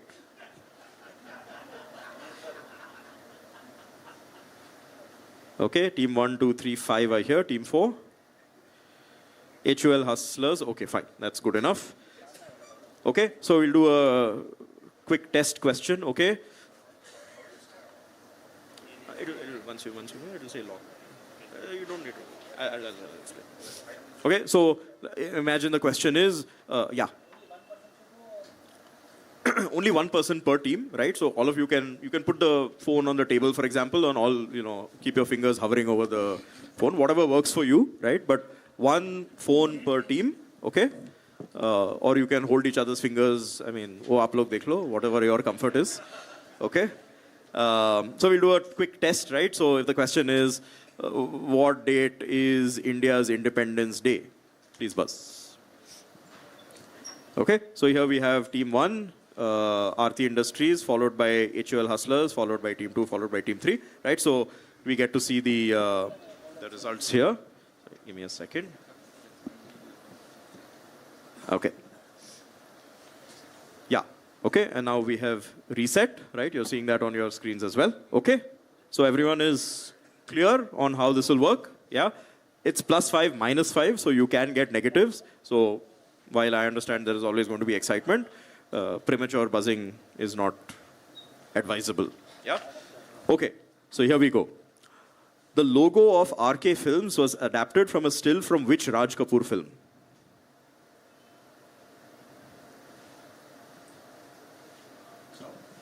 Okay, so we have team 5 who has buzzed in. Shri 420. Not Shri 420. Audience? No, Barsat is correct, yeah. I think, yeah, so -5 to team 5.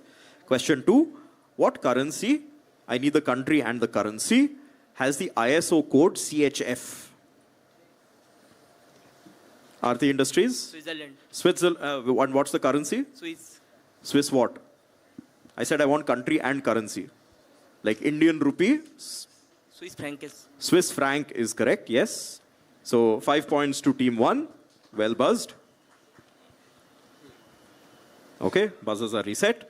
What bird is common to the logos of TripAdvisor, Duolingo, and Hooters? Team 3. Owl is perfect, yes. These all have owls in their logo. Question 4. What do names of dishes tahchin, makluba, and undio mean? Team 3? Sorry? Mixed vegetable is not right. Anybody? Upside down. Upside down is correct. Okay. And team 5.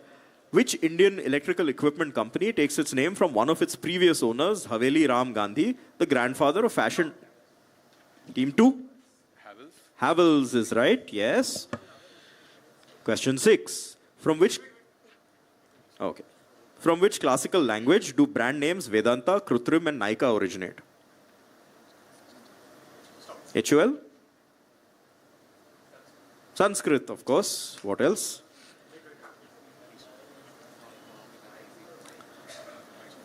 From what phonetically similar African country did the fruit Mosambik come to India? HUL? Mozambique. Mozambique is right.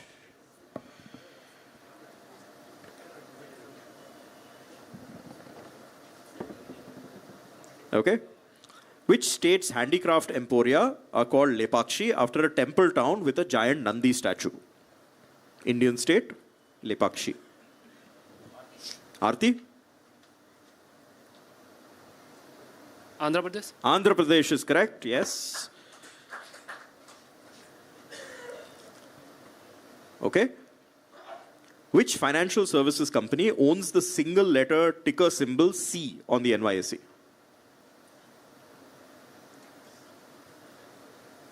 Capital. Sorry, team 2, that was your answer. Capital is not right. Capital 1 maybe is what the company you're thinking of. But no, this is not. Who has C? Citibank. Do you work for Citibank? Okay. Oh, okay, yeah, so. Next best or next worst thing. And last question coming up. Which soft drink supposedly gets its name from the number of original ingredients or possibly the atomic mass number of lithium, an early ingredient?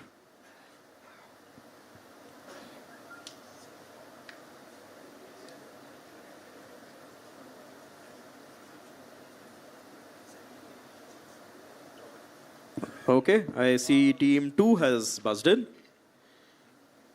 7 Up. 7 Up, yes. How many soft drink companies have numbers in them anyway? Yes. So that completes the buzzer round. And with that, we have our final scores. So team 1 is on 50. Team 2 is on 45. Oh, sorry. 125. Sorry, I didn't read that. Team 3 does a plus minus, so they're on 60.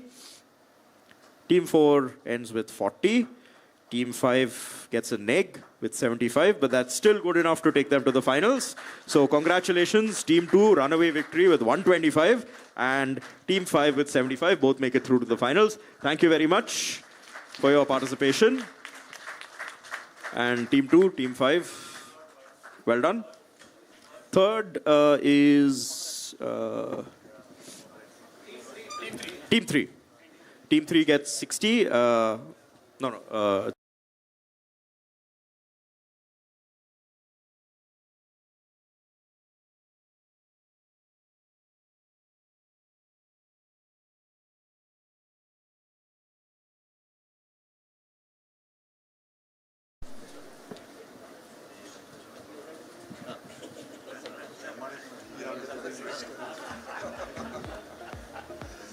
So congratulations to Team Ojis I and Asian Paints for going to the finals. We have the 4 teams for the second round. V School, team number 1. Yeah. V School, Network Tech Lab, team 2. Galabansali Stockbrokers, team 3. 4 पे बैठो गाला Bhansali. Infosys आगे. Network second, yeah. And we have a surprise for number 3 team of the first round who are allowed to participate again in one more round. You get one more chance to go to the finals. They are participating in this round also. So the number 3 team has one more chance. So you will have to pay double the KCF fees. That's the penalty you got. Who's team 4? What is team 4? Network, you have only 2 people? 3 are there. Where are Infosys?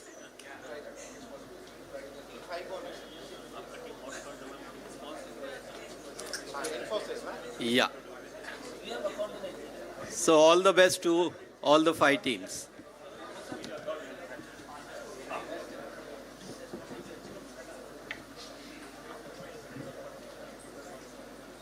ठीक है, तो 5 team हो गए.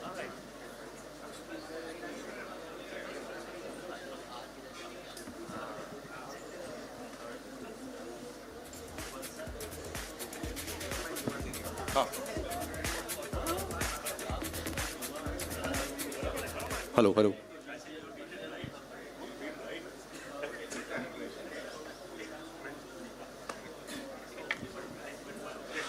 Okay, I hope all teams have mics with them. So we can do a quick mic check by way of introduction. Team 1, just quickly introduce yourself. Which corporate do you represent, your names, etc., that sort of thing? So my name is Rishi Ran and we are here from Wellington Institute of Management. Okay, welcome. My name is Gokul Krishnan and we are from V School. Okay. And my name is Sindhu. Okay. Team 2? Hi, my name is Meet Passard and we are representing Network Tech Lab. Okay. This is Siddharth Singh Tomar from Network Tech Lab. Okay. Hi, this is Shreya from Network Tech Lab. Welcome, Network. HDFC Hustlers? Yeah, I am Darshan Shah. I'm representing HDFC. Okay. I'm Darshan Dedia. I'm a proprietor in PDF Tours and Travels. Okay. I'm Vijay Savla. I'm entrepreneur. We are into marketing research. Okay. Team 4? Bhavesh Bhatt from Gala Bansali Stockbrokers. Okay. Hi, Rohan Gala from Gala Bansali Stockbrokers. Okay. Hi, Ketan Shah. I work with HSBC. Okay. Team Hi, 5? this is Ketan Kataria. I am an investment banker from Fusion Corporate Advisor. Right. Mitesh Gala from Kanidoshi Group. Okay. Rajul Vora from Raj Enterprise, dealing in marble and granite. Right, welcome. My name is Devang Ghia from Bombay Quiz Club. And most of you guys, I think, were sitting in the audience, so you know how the passing is going to be. We'll be starting from 20 questions from team 1 to team 5, that's clockwise. The next 20 questions will go from team 5 to team 1, and the last round is going to be a buzzer round. Fine. We are going to do this on infinite bounds. So if it's direct for team 1, they don't get it, goes to team 2, they get it. The next question goes to the next team. That is how the chance keeps going round and round. We're just waiting for the screen to be up. Okay, there we go. Vyapar ni vato. Let's go to the next slide. Right, so 20 questions as I mentioned. There are no negatives for the first 2 rounds, so feel free to guess. Do not say pass, and this is a teamwork exercise, so ensure that you discuss amongst your team members before answering. Whenever the question is direct for a team, I will give reasonable time to think. Once it's passing, I will be brutal on the time. So you need to keep your discussions beforehand, giving the answer the moment the chance comes to you. Okay, so yeah, that's it. Team 1, the first, any doubts at this point before we start? Okay, so let's start with the first question for team 1. So this is Tenvic Sports. It is an Indian sports management company founded in 2010. Who is the company's founder? A legend in his sport.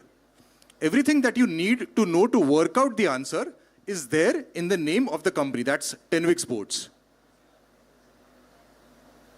Sachin Tendulkar. And why Sachin Tendulkar? 10 is because of 10. So that would answer to half of the name of the company, not the complete thing. It's not Sachin Tendulkar. Team 2. Kapil Dev. Why Kapil Dev? I know that he has formed some organizations. Yeah, lots of sportsmen do have a sports management company, but not Kapil Dev. Team 3. You are on a pass, so I will not give you time to think. Virendra Sehwag. Virendra Sehwag, not Virendra Sehwag. Team 4. Mahesh Bhupati. Not Mahesh Bhupati. Team 5. Leander Pace. Leander Pace, no? Anyone from the audience? Why Kumble? 10 wickets, exactly. So 10 wick is actually 10 wickets. The only Indian to have claimed 10 wickets in a test match. This is Anil Kumble. No one gets points for this one. The next question goes back to team 1. Right, so this is a 5-letter arithmetic term used as a prefix to denote 1/60th part of something. Mathematically, it can be expressed as 10 raised to the power of -21. May not even fit on a standard calculator. So for example, a blank second would be a 60th part of a second. Just an example. Acha. So a company is named after this term as speed is essential in carrying out its operations. So name either the company or the term. It's just one word that I'm looking for. Yeah, team 1 seems to be ready with the answer. Zepto. It is Zepto. You need to be quick to have your deliveries. So the first 10 points of this semi-final go to team 1. Vibindu is doing the scoring. The next question goes to team 2. It was regarded as an old man's drink until the Split the G challenge happened on social media, which popularized it amongst youth as well. The challenge entails drinking enough in one gulp to ensure that the line of the drink exactly splits the G on the glass. This challenge has been so popular, it has led to a shortage of the beverage. So a lot of people want to do this challenge, they purchase this beverage, and hence there has been a shortage of this beverage in the market.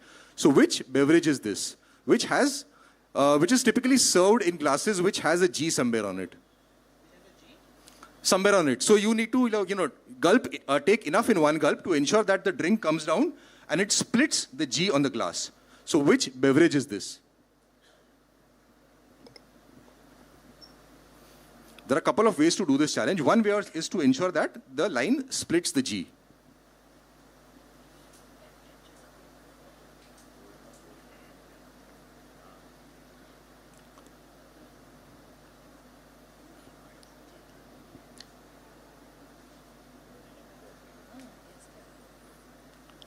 Team 2? I need a proper noun. Beer. Beer. Beer is not a proper noun. Team 3? Gin. Not gin or not a proper noun. Guinness. Guinness is the proper noun I'm looking for. So just go to the answer slide. Yeah, that's what. So this is what happens. You typically get a Guinness beer in a glass that says Guinness. You need to drink enough so that the line of the drink goes through the G. Another way of doing it is the line goes between the logo and Guinness, but that's another way of doing it. So yes, 10 points to team 4. And the next question is for team 5. Online e-commerce website Meesho started selling these t-shirts on their website in 2024. They were immediately criticized and ultimately the website had to withdraw them. So whose image features on the t-shirt? We have images on the next slide. So some of the t-shirts say the real hero, some t-shirts say gangster. So we're not sure which is which. So whose image features on t-shirts by Meesho?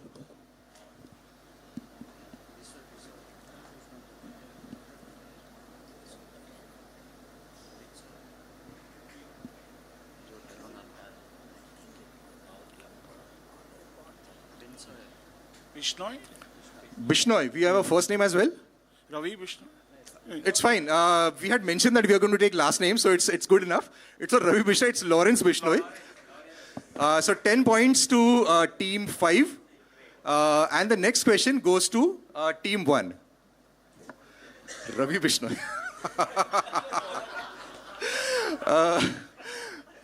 Okay, team 1, you're direct. December 2024 saw an innovation on Dal Lake whereby you can book Shikara rides in advance through an app. The booking is at government authorized rates, and this way you don't have to haggle for prices. Otherwise, it's a big pain when you have to bargain with the Shikara operators over there. So using this app, you don't have to haggle with them. You can directly book the Shikara ride using this app. So what app is this? So this is what the Shikara looks like. The name of the app is like plastered all over the roof of the Shikara.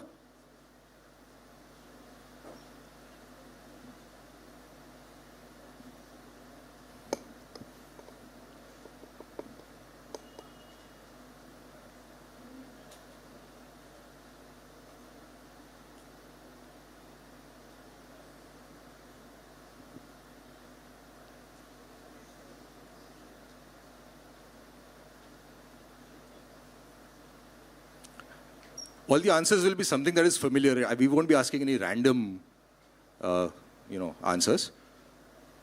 Okay, team 1. It's a guess. Shikara. Shikara is the app. Team 2. Uber. Uber, it's as simple as that. So you can book not only taxis, you can also book Shikaras using an Uber now. Good 10 points to team 2. Team 3, this becomes your question now.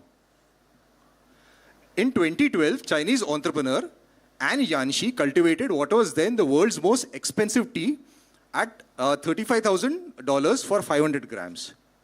He had grown this in the Sichuan province in southwestern China. The secret to the flavor is an ingredient that is in the fertilizer and available only in that part of the world. So what is this secret ingredient? It's a natural ingredient, but available in abundance only in this part of the world. That's southwestern China. Rare earth ki vada. Rare metal. So we need the answer has to be a little bit specific. And it's fertilizer that we are talking about, so yeah.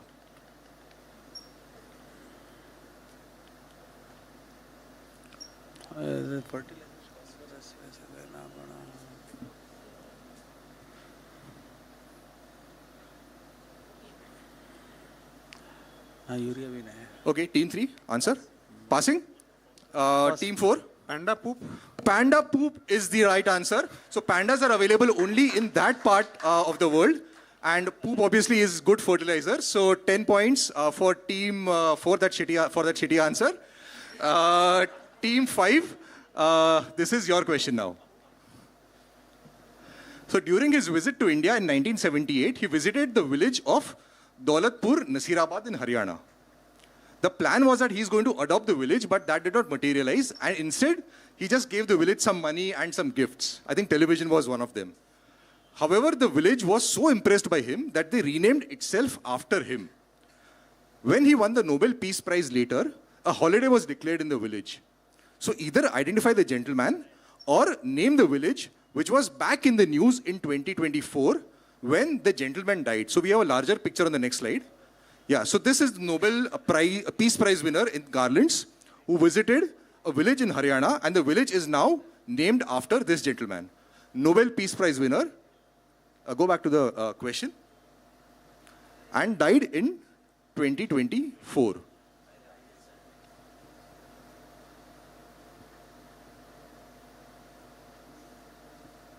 So as Prashant Bhai was saying, if you read yesterday's newspapers, yeah, so this is one of them.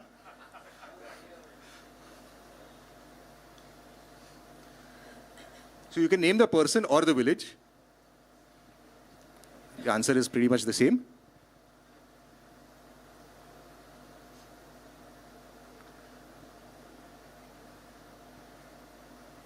Okay, team 5. Kennedy. Kennedy, not Kennedy, team 1 died much earlier. Team 1, it's on a pass, so I will quickly go through. Pass. Team 2. Couldn't really recall the name. Recently read it somewhere. Hooper something. Cooper. Team 3. Team 4. Sorry? No, that doesn't sound like the right answer. Anyone from the audience? Jimmy Carter is the right answer. So Kennedy and some other US president over here. So this also is a US president, but not Kennedy or anyone else. This is Jimmy Carter. And the village called itself Carterpuri after Jimmy Carter. 10 points to the audience this time. And the next question is for team 5 again. So this is another app calling itself Moahar. Now Bhubaneswar has this food delivery app called Moahar. If reports are to be believed, it is giving even delivery apps like Swiggy and Zomato a run for their money. Now this is because Moahar has a very specific source from which it procures food which the other apps are not able to access. So what is the source? I would like to point out that all of this action is happening in Bhubaneswar. Think on those lines.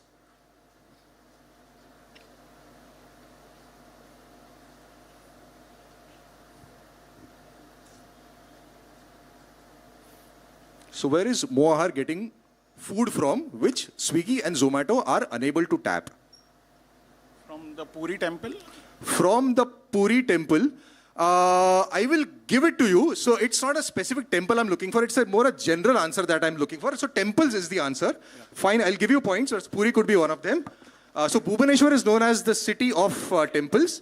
And yes, so 10 points for to team 5. Team 1, next question is for you. Okay, question on Gujarat. The Gujarat government launched a scheme in 2017 that provides financial assistance to senior citizens who wish to visit places of religious importance within the state but do not have the means to do so. So after which character from mythology is this scheme named after? So see what the scheme is doing. It is providing financial assistance to senior citizens who do not have the means to visit places of worship or places of religious importance. So whom is the scheme named after?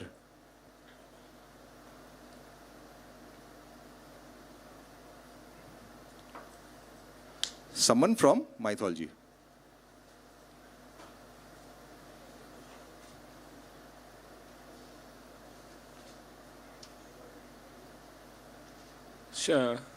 Yeah, team 1.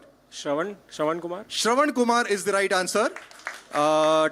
So yeah, Shravan Kumar, who carried his parents in a coward and all of that. 10 points to 1. The next question is for team 2. So who in 2024 donated rupees 1 crore to the Ram Mandir Ayodhya in order to feed the 1200 monkeys that surround the temple? The van, we'll show you a picture in the next slide. Just 1 second, go back to the question. The van being used to feed the monkeys is what will offer you clues. So this is what the van looks like. So take a good look at what is there on the back side of the van and tell me who donated 1 crore to feed the monkeys at, yeah, go ahead. Akshay Kumar. Akshay Kumar, why Akshay Kumar? Rajesh Khanna is his son. Rajesh Khanna, yes. So Hariom, who's Hariom and who's Aruna then? Yeah. Okay, fine. You get your 10 points for saying Akshay Kumar. So Hariom is his father. Also his production company is named after Hariom. Aruna is the mother. Rajesh Khanna is the father-in-law. Dimple Kapade is still alive. So maybe after, God knows. 10 points to team 2. The next question is for team 3. Okay, so this is the logo of which event scheduled to be held in India in 2025. So just to make things simpler, there is a World Cup to be held in India in 2025. Just tell me which sport. So take a careful look at the logo. So the World Cup of this sport is scheduled to be held in India this year. Just name the sport.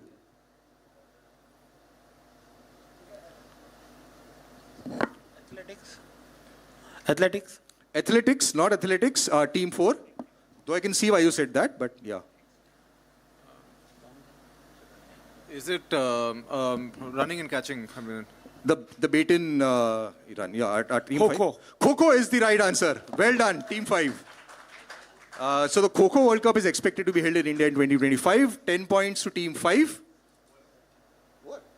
Oh, sorry, over. When I said this question, it was, but okay. Okay, 10 points to team 5. And next question is for team 1 now. So masks in this fashion, we'll be showing you an image in the next slide, were once worn by honey collectors in an eastern part of India. They were meant to provide a certain level of protection. However, with time, their efficacy has reduced. It has gone down. So 2 parts to the answer. At which place were these masks worn? And 2, the honey collectors were to be protected from whom or what? So let's take a look at the image. So just identify this place. And as you can see, the masks have been worn on the other side of the face. They are supposed to give you protection from whom or what? I need 2 answers. Sundarbans. And? Tigers. Tigers, 10 points. So why tigers? How do they offer protection from tigers? So they attack from behind, so to make them, make a fool of them. To confuse them, yes. So usually they say tigers attack from behind, but when you have a mask on the other side, they will get confused that this is where the front side of the person is. Yeah, so 10 points for team 1. The next question is for team 2. So though this industry has been functional in Japan for thousands of years, women have traditionally been kept out of it. It is only post-World War II that women have gradually started getting into it. Still, only about 33 women are employed in the manufacture as compared to thousands of men. So what industry is this? So on the next slide, we have a picture of a woman gainfully employed in the manufacture of something. What is being manufactured? So what industry is this? What is being manufactured? This is happening in Japan since thousands of years, but typically it has been a male bastion. It's only recently that women are getting into it. Still a minority, but progress is there.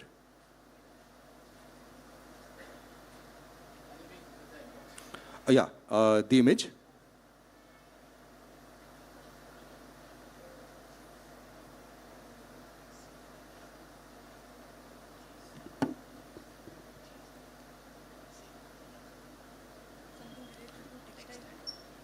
Something related to textile?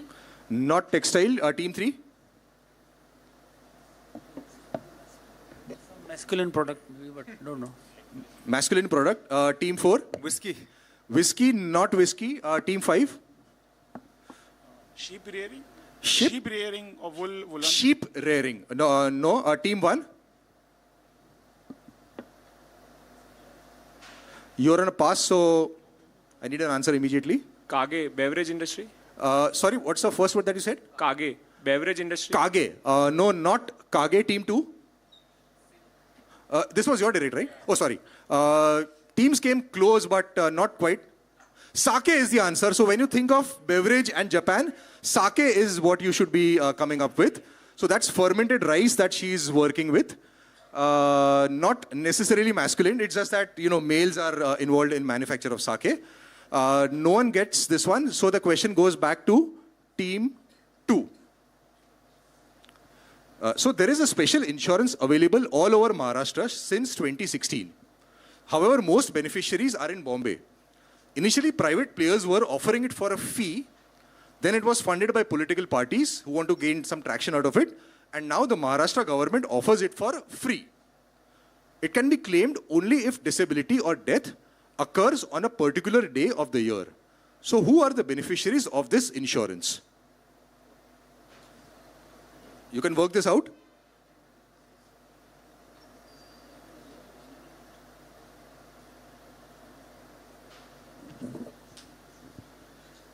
Folks who break the handi on Janmashtami. And what are they called? Govindas. Govindas. So these are Govindas. 10 points to team 2 for working that out. The next question is for team 3. Okay. In 2007, the Bombay Stock Exchange filed a claim to trademark an abbreviation. A counterclaim was filed by Deepak Mohani, who is a stock market analyst, who claimed that he was the one who used this short form for the first time in 1989 in the Business World magazine. So while writing about stocks in the magazine, he said he found it convenient to use the short form of the term rather than the cumbersome longer version. So what abbreviation is this? So we have some stockbrokers here. We'll come to you later, but let's take team 3's answer. DBs. DPs. That's depository participant. No, okay, team 4. You need to answer this one. No pressure.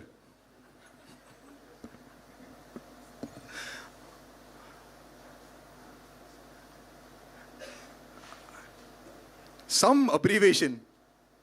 Come on. Maybe you're spoiled for choice. You know too many abbreviations. No, but it's BSE has filed it, so what could it be? Quick answer because it's on a pass. CNX. Sorry? CNX. CNX, not CNX. Team 5, quick answer. BSE. BSE, not BSE. Team 1. ATF. ATF, team 2. Can't think now. And 1 second is over. Okay, I will pass you as well. Audience, anyone? This is as simple as Sensex. So when he was writing about the index, he used to write sensitive index, which is very cumbersome when you're making a report in a magazine. So he said, let me contract it to simply Sensex. Okay, this is a little bit of fun when stockbrokers are missing the Sensex answer. Yeah, they thought a little bit too much on that one. So team 3, the next question is for you now. Swiss engineer George de Mestral was trekking through the mountains in the 1940s. He was wearing woolen socks and a coat and had his dog with him. He noticed burdock seeds stuck to his clothes as well as the fur on his dog. He studied this further to understand why and ultimately launched a product in the 1950s that even today has uses in many industries, but most prominently in the garment industry. So which product is this? We have a picture of the burdock seeds. So this is what they look like. Some species will also be available in India. But so these seeds were sticking to his woolen clothes and his dog.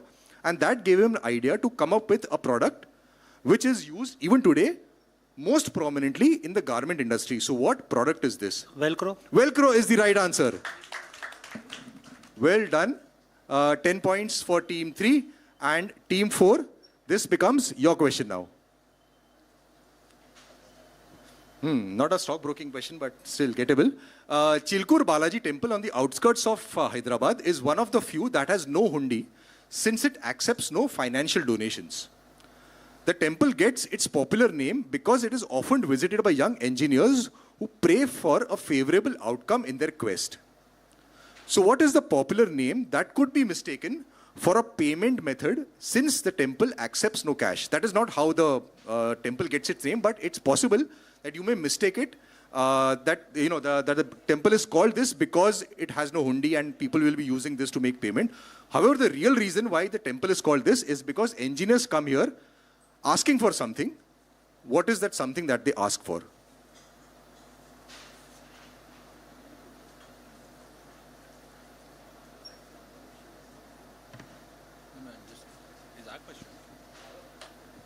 Dakshina. Dakshina, not Dakshina. Team 5.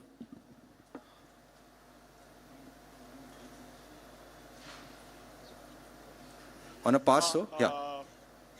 Marks. Marks, not marks. Good guess. Team 1. Visa, US visa. US visa, yeah. Are you engineers by any chance? Have you been to this temple? No, okay. You have. Oh, nice. Yeah, 10 points to team, 10 easy points to team 1, I should say. This is like Slumdog Millionaire happening right here. Next question is for team 2. So unveiled in the 1920s and inspired by Indian designs, these pieces of jewelry by Cartier was simply called colored stones. Very boring name. It is only in the 70s that they were given the name by which they are known today, because they resemble a confectionery item, that's a sweet. So what name is this that is still used to describe this collection? So this is what the collection looks like. James.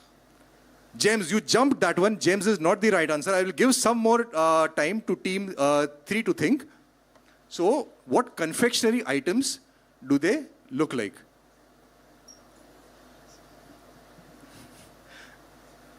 That's why you discuss.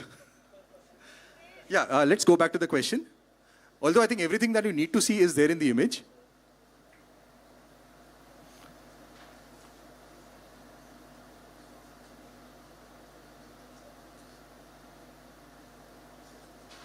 Something that all of us are familiar with.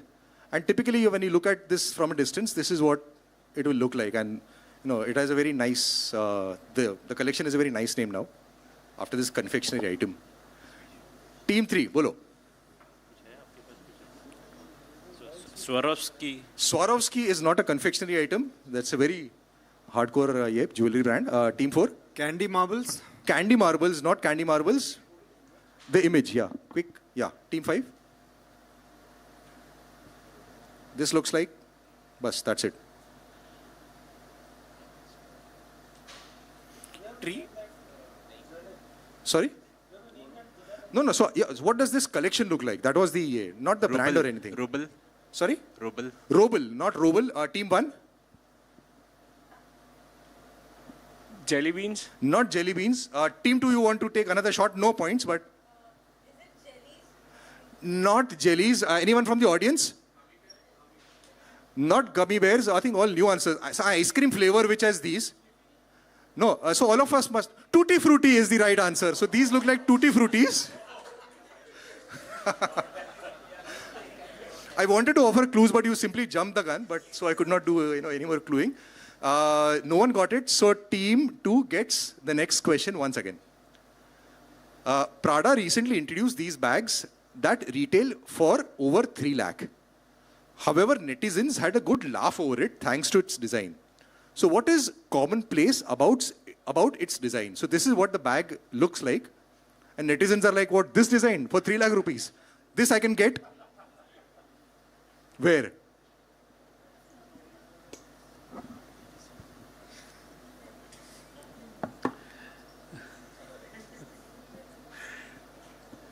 The train's flooring.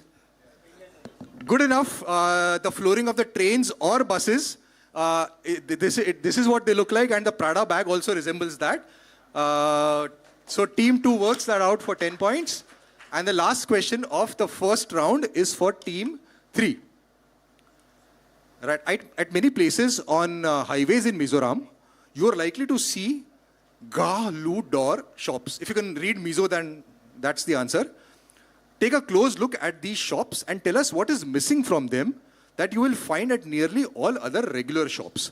So these are what shops on the Mizoram highway look like.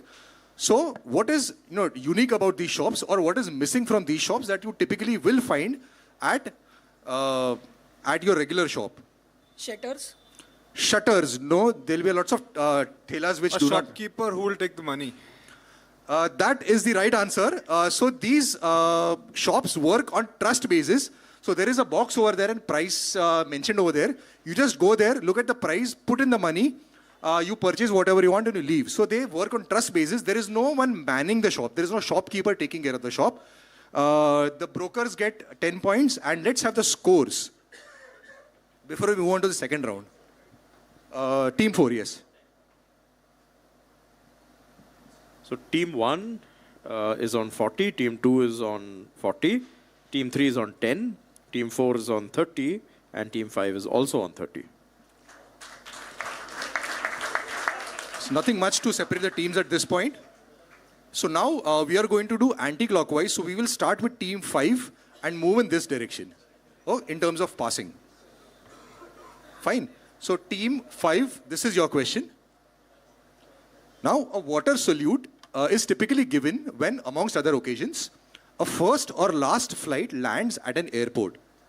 In this case, the water salute is being given to an Indian Air Force C-95, a large multi-role tactical airlifter in October 2024. So which airport is this? We have a picture of the water salute as well. So which airport is this? Do not give me the name of the airport, just the location is fine. Navi Mumbai. Navi Mumbai is the right answer. So this is the Navi Mumbai airport. The first flight already has landed, although commercial operations are yet to begin. But team 5 gets 10 points, and team 4, this is your question now. Okay, longish question. So on June 26, 1974 in Ohio, the head of R&D for Marsh Supermarkets stood in as a designated shopper, a token shopper. At the time of checking out his basket, he first reached for a pack of Wrigley Juicy Fruit chewing gum. This was because he wanted to prove that the revolution to follow was possible even on something as small as a packet of chewing gum. Now, the staff of the supermarket had worked the previous night to make this happen, to ensure that all products become compliant. So what token first is associated with this transaction that is very commonplace every time we visit a supermarket? Barcode. Barcode scanning is absolutely right. 10 points to team 4. So this is the first time a transaction took place using the barcode being scanned. 10 points to team 4. Team 3, this is your question now. So medals awarded during the 2024 Olympics held at Paris had a hexagonal shape in the center. So what was this shape representing? Simple question, straightforward.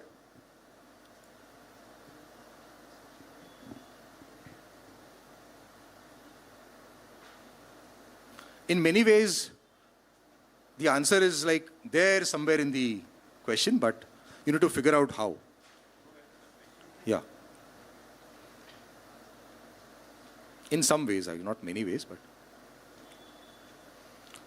So why a typically hexagonal shape in the center of the Olympics medal held in 2024?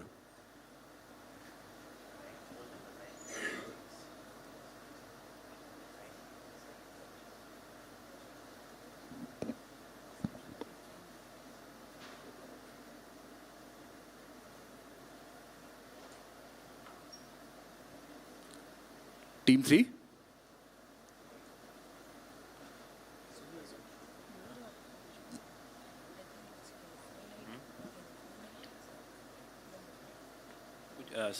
Rank. Rank. What is the shape? What rank? How does rank fit into it? Since it is a hexagon. Yeah, but no, not quite the answer. Team 2? Other teams be ready with the guesses. Geographical shape. Of? Paris or France. I'll give it to you because Paris is in France. Otherwise, I would have taken Paris as the first answer. So this is geographical shape of France, not Paris. Typically it's called the hex and all of that because it resembles a hexagon. 10 points to team 2. Team 1, this is your question now. Okay, simple question. ID, the cookie flavor. So take a good look at the advertisements. There are many cases where we have blanked out the flavor. So this is goodness of something, oil. So it says high on life, blank cookies, etc. So this is where the flavor was mentioned. It's one simple word which we have blanked out. So which flavor is this?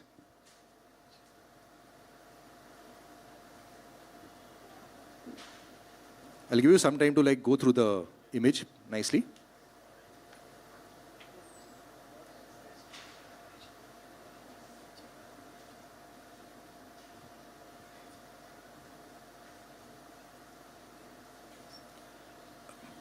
Slightly controversial flavor, I ought to add, but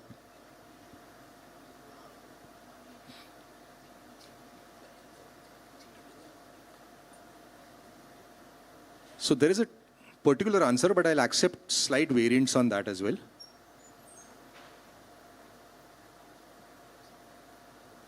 Okay, team 1.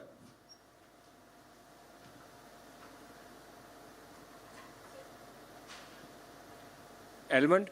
Almond. Team 5. Hemp.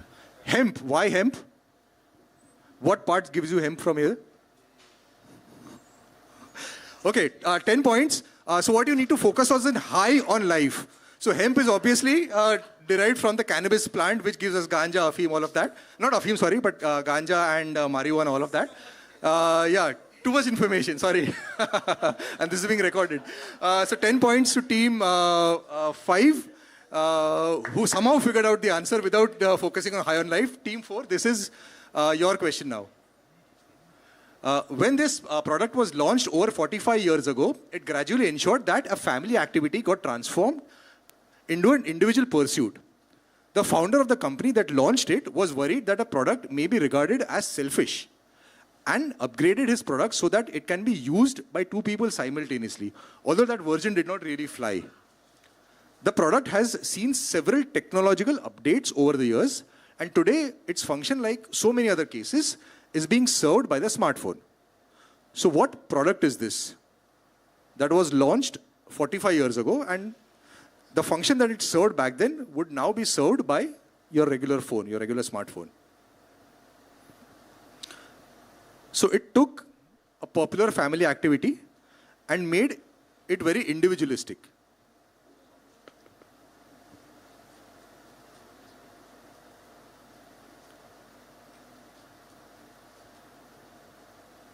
Was widely popular when it was launched.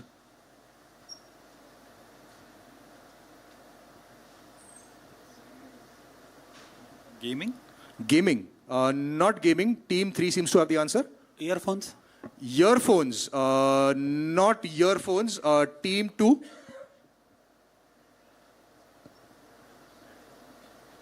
This is a pass, so quick answer. I will be passing you. Team 1. Sorry, what? Calling headphones, no, that's earphones. Team 1. Walkman. Walkman is the right answer. You guys were close with earphones, headphones, but I need the base unit, not something that you put into the ear. Earlier listening to the radio, all of that was a family activity, which after the introduction of headphones became something that an individual does. So Gen Z gets headphone and the boomers miss it. Team 1 gets 10 points and team 5, this is your question now. A newly commenced airline in 2024 caters exclusively to certain special flyers. The jets are necessarily those which offer more room to move around. Flyers have to check in only 1 hour before departure, skipping the longer waiting time for regular travelers. Before taking off, the flyers are offered calming snacks, and the in-flight entertainment even has squirrel videos. Only limited locations are on offer, and the ticket price is quite expensive. So who are these special flyers that the airline is catering to? We have a photograph of the airline as well. So this is what the airline looks like. Looks like a regular airline, but as you can see, it's much more roomier. Much more room in the airline to sort of move around. And the flyers have to check in only 1 hour. You don't have to stand in queue for 3 hours, 2 hours, all of that. It's a quick check-in. And there are calming snacks when you board the flight, and there are squirrel videos that are offered as in-flight entertainment. We can go back to the question, and we can take the answer from team 5. It's for pets or dogs? More specific answer? Dogs. Dogs is the right answer. So these are, this is called Bar Care. It's an airline that caters to dog. And when you pay the price for the ticket, you actually pay the price for the ticket, the human travels free. Although, of course, the price of the ticket is so expensive that you might as well take 2 tickets. But yes, team 5 working that out. Team 4, this is your question now. Swintech company manufactures a model of typewriter that has a transparent casing. Despite being more expensive than the regular model and prone to damage, it is a preferred model for a certain kind of institution because it is convenient to carry it inside and outside without a lot of fuss. That is the operative part. You can carry it inside and outside the institution without a lot of fuss. So what kind of institution would order this kind of typewriter? There's a larger image as well. So it's just a regular typewriter where the casing is completely transparent so you can see right inside. So typewriters are, not much in vogue right now, but there are some institutions that will still be using this. So what institution that will necessarily demand a typewriter with a transparent casing? I mean, so you don't want like a general secret services kind of an answer, but... So I need a general answer. So give me something like marriage hall. Marriage hall. We are in a marriage hall right now, so something like that.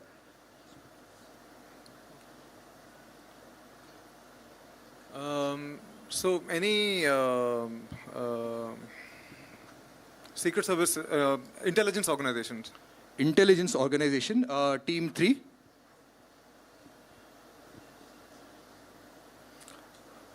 Have a guess or do I pass?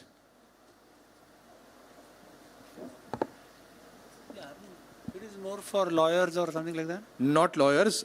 Team 2. Reserve banks. Reserve banks. Team 1. Not courtrooms. Team 5. For Ministry Finance. Not Ministry Finance. No points, but yeah, non-com. Jails. Jails is what would have got you 10 points. So basically, when you go inside or outside a jail, you are frisked. Everything has to be checked. When the casing of the typewriter is transparent, you don't need to do all of the checks and you can go in and out, just show the typewriter and go in and take it outside. So you thought about it, but a little late. Nevertheless, you still get the next direct. This is question number 28 for team 4.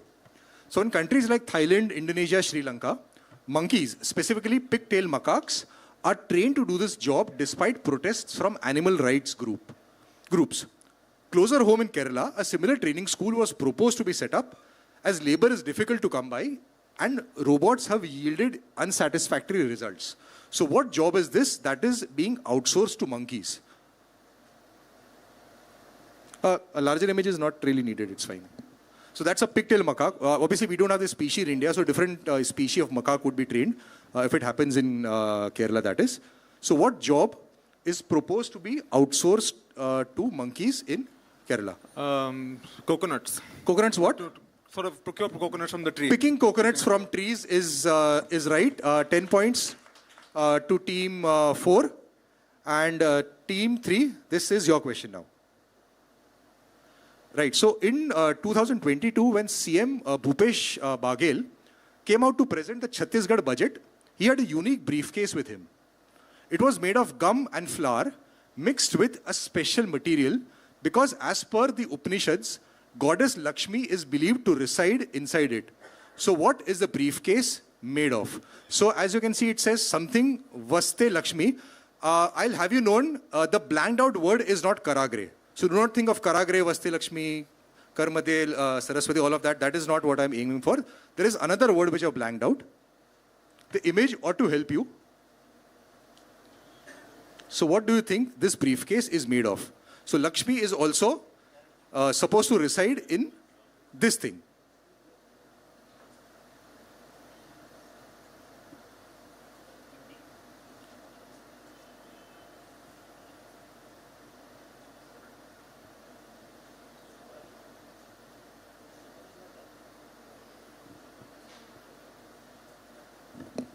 Betel nut or I don't know.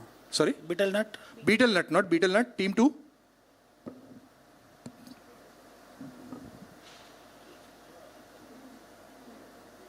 हाँ बोलो बोलो.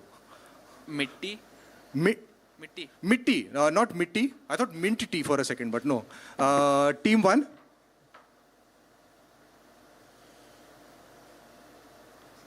Lotus or lotus stem? Lotus stem, no. Team 5. Cow dung. Cow dung. So it does not look like mitti, but it does look a little bit like cow dung. Cow dung is the right answer. 10 points to team 5. So it says Gavaye Vaste Lakshmi. That is, I think, what is written on the briefcase. And yes, team 5, 10 points to you. Team 4, this becomes your question. So this custom in La Vega Central Market in Chile began centuries ago before pesticides and modern medicines came around. Back then, customers preferred visiting these shops that had one of these because it meant that the shop is more sanitary, more clean. Today, nearly every shop, that is every shop in the Central Market Chile, has one of these, and customers also leave tips for them. So what does every shop in the market have?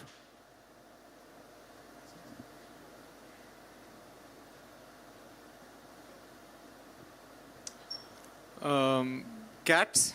Why cats? Because cats are generally very clean. They like to clean themselves all the time and be around clean stuff. And one more thing, something that cats do is that... They lick their paw. No. They eat mice. So the moment you have cats in your shop, they ensure that your shop is free of mice. 10 points to team 4, well worked out.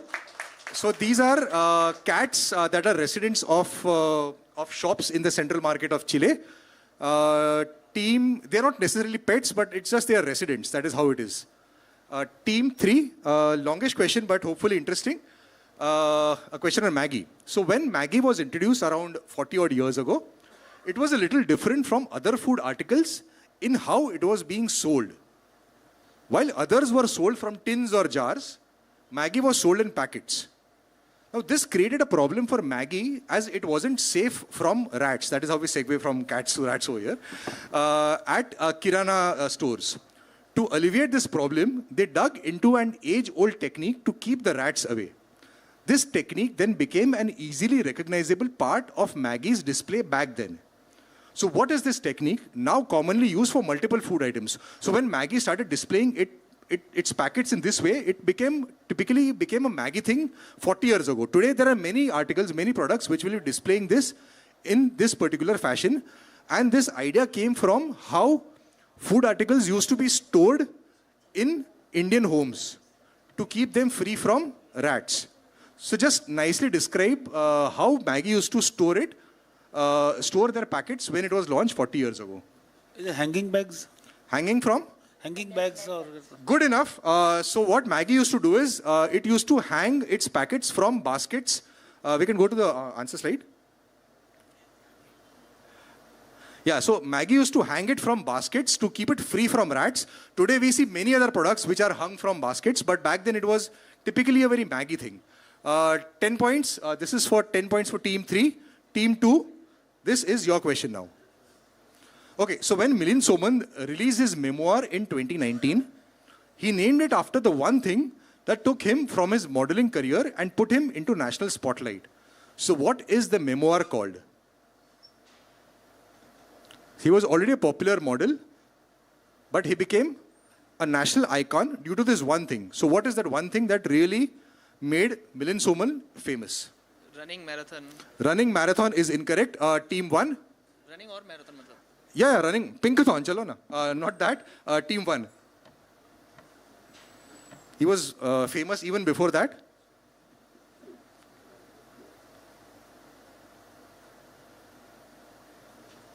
I think this is one of the questions that shows us the generational divide. Unfortunately, team 1. Fitness. Fitness, I would have given him points if it was fitness. Team 5. Nude photos. Nude photos. Okay, we are sort of moving ahead in time. But team 4. Is it barefoot? Not barefoot. Team 3, come on. Any that adultery product, something? Sorry? Condom or something like that? No, I don't think. Well, maybe, but that's not what I'm looking for. Anyone from the audience, just... Made in India is absolutely right. So this is the Alisha Chinai video, Made in India, which is where I think Milind Soman suddenly became popular. So all of this happened, tough shoes, Pinkathon, condom ads, I don't know. All of that happened after Made in India happened. So he was already a popular name thanks to this video by Alisha Chinai. So the autobiography or memoir rather is also called Made in India. No one gets this, 10% of the audience. And team 3, the question goes back to you. Team 2. We'll be showing you a small video without audio. So this is a mixed martial artist, John Jones, doing a little dance after winning a match. Now, after the dance, he points at a businessman who is now involved in greater pursuits. So who is he pointing out to in the audience? We will not show you who is he pointing out to, but you can see the dance.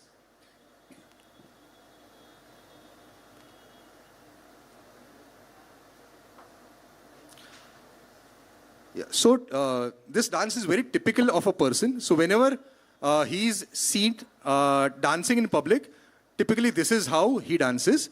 And he's sort of paying tribute to him, etc. All of that. Yeah, sure. It's a small video, so...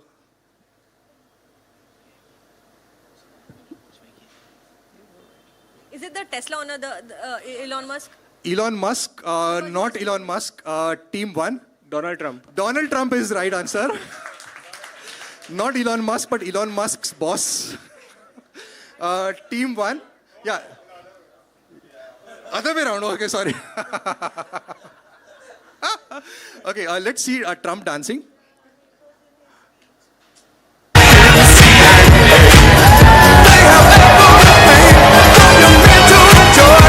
Regular John Travolta there.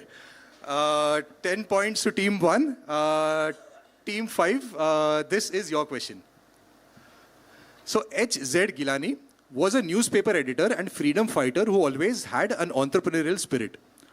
While running the newspaper, he was impressed with A.K. Tejani, a freelance ad salesman who also had a flair for entrepreneurship. They had seen how much time their wives spent in the kitchen and wanted to work on something that made cooking quicker without compromising or scrimping on taste or nutrition. So which company did they launch in the 1960s that has pioneered the ready-to-eat food business in India?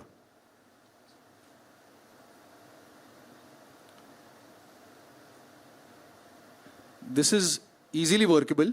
Just go through the question properly. You should be able to figure out the answer. It's Khana Khazana. Khana? Khazana. Khana Khazana. No, this is not Sanjeev Kapoor. Team 4.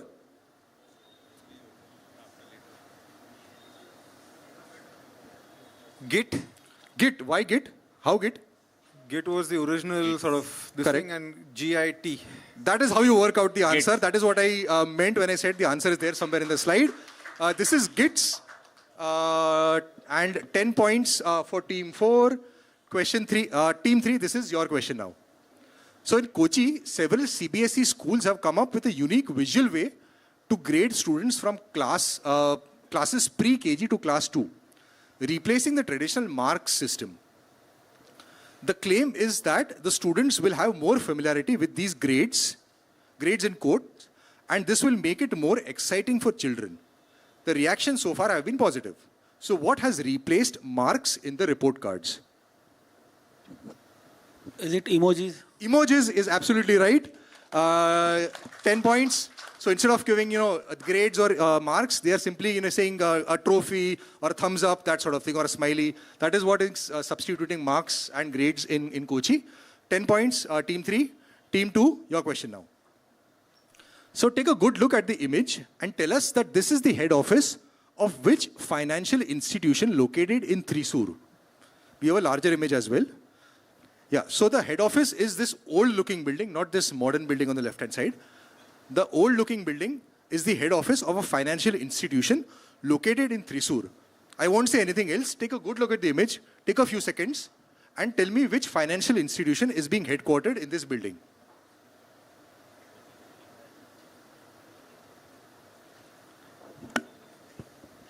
Dhanlakshmi Bank. And why Dhanlakshmi? What did you notice? Is there in the bottom. There is a retail.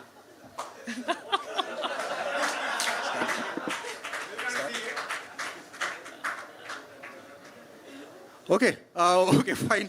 10 points to team 2. So what I was pointing at is, just go back to the previous year, was this thing. Unfortunately, yes. But anyway, luck of the draw, 10 points to team 2. And the next question is for team 1. Okay, 2024, released in 2024, this is the biography of which Indian artist whose labor of love can be seen in a city in North India. So once again, hopefully I have blanked out the right stuff over here. Let me... So whose biography is this? The biography is called The Boy Who Built a Secret Garden.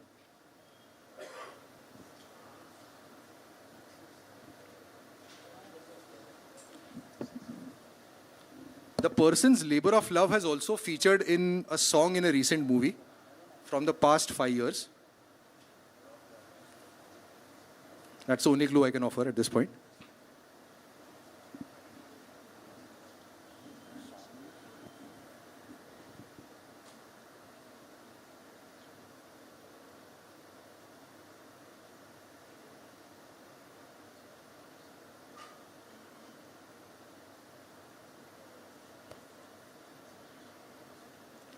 Okay, team 1. Is it related to the rock garden in Chandigarh? I need a name of an Indian artist.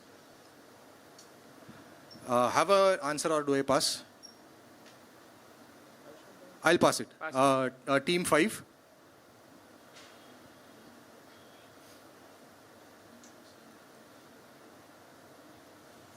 We don't know the name, but guess. Mr. Singh. Mr. Singh, if only. Team 4? Yeah, fair enough.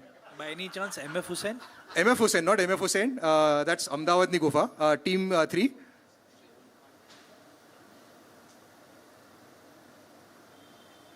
Team 2? Sonu Sood. Okay. Huh? Yeah. Audience, anyone? Nekchan is the right answer. I will be a little lenient and give you 5 points for saying Rock Garden. So which song from which movie has been shot in Shershah? Shershah, the song from Shershah has been shot at this one, Rock Garden. The artist obviously is Nekchan Saini. 5 points to team 1. The question goes to team 5. Last 3 questions of the second round. So this is a special edition pack introduced by Good Day. So what cause is Britannia Good Day trying to highlight through this special edition? So you can see it says celebrate, smiles and all of that. and look at the image of the biscuit.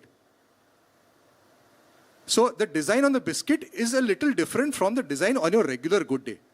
So what cause is Britannia Good Day trying to highlight through this special pack? And now I have to read the answer slide, question slide properly as well. Okay, I think I have blanked out whatever needs to be blanked out.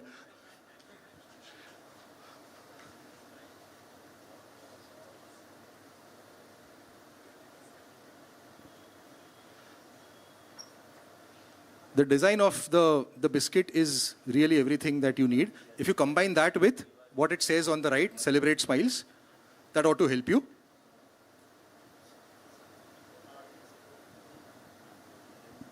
Dental hygiene. Dental hygiene. They should espouse that, but no. Team Cleft 4. lip. Cleft lip. Good enough. Cleft lip is the answer. Yeah, cleft lip is the answer. So this is 10 points to team 4. And the next question, the penultimate question of the second round is for team 3. So this is the target used in which sport? So though a sport, in India it is considered more of a pastime.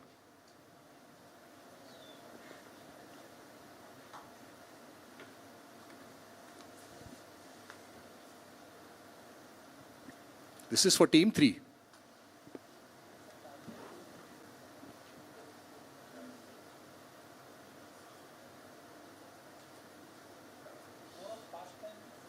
Yeah, in India it's more of a pastime, although it's a sport internationally. This is not for the audience.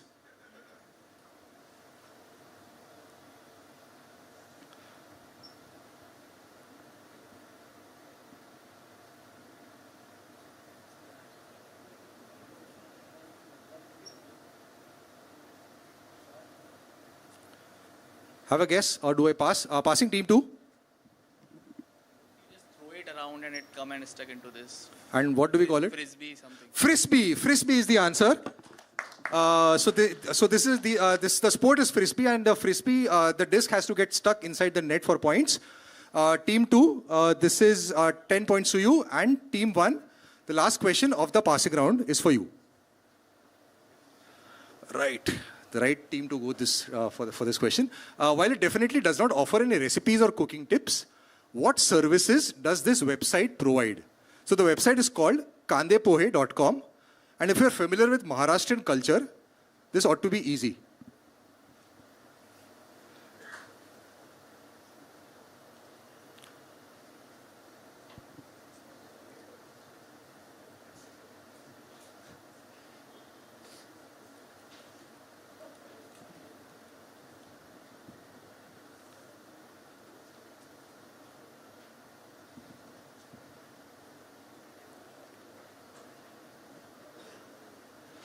kandepohe.com.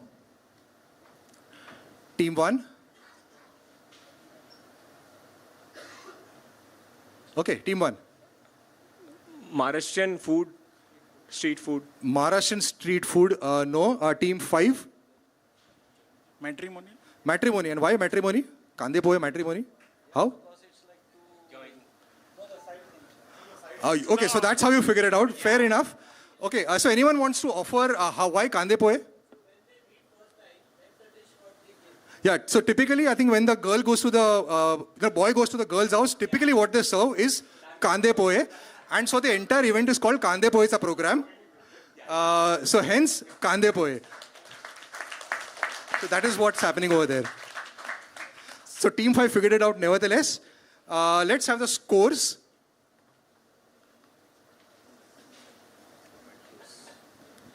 Okay, so we have a close semi-final so far. Yeah, buzzer round still to go, of course. So team 1 is on 65, team 2 is on 70, team 3 is on 30, and both team 4 and team 5 are on 80.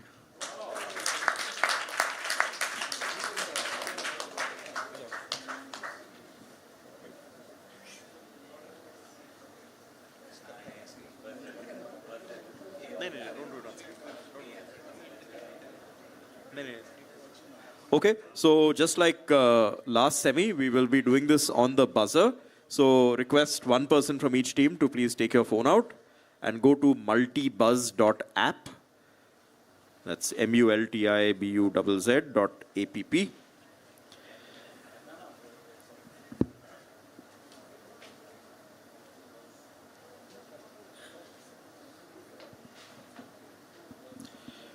Okay, the room code is anyone still to get to the website? Okay.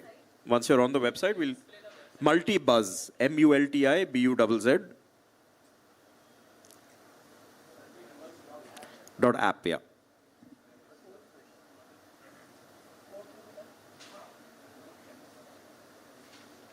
Yeah. That's okay, we don't need the screen, multibuzz.app. I think everyone's there. So when you go there, there's a room code you'll need to enter. I'll give you the room code once everyone is on the site.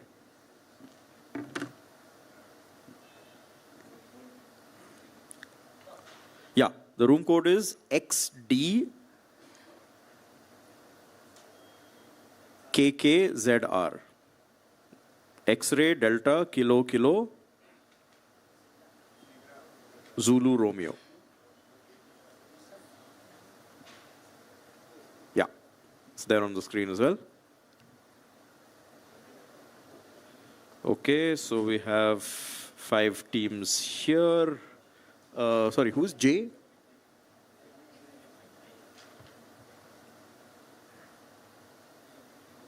So Infosys, Kala Vansali. That's fine, that's fine. V School is here. Network Tech Lab, that's team 2. Team 3, are you? I don't see you in the room.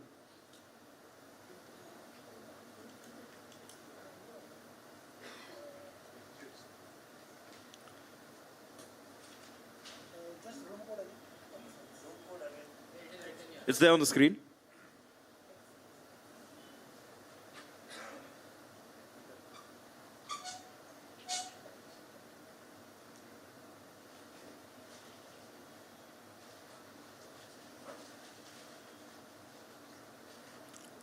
Okay, so I think we've got everyone here, including 1, 2, 3, 4, 5. Yeah, that's fine. Your older one is gone, so that's okay. Okay, so we'll do a quick test question. Fine, just keep your fingers on the buzzer. Who is the current President of India?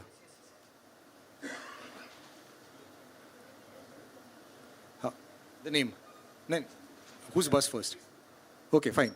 Okay, so we are getting it okay. So just let me know when you reset it. Okay. The first question, this is for real now. Which Indian bathroom fittings company gets its name from the family matriarch, the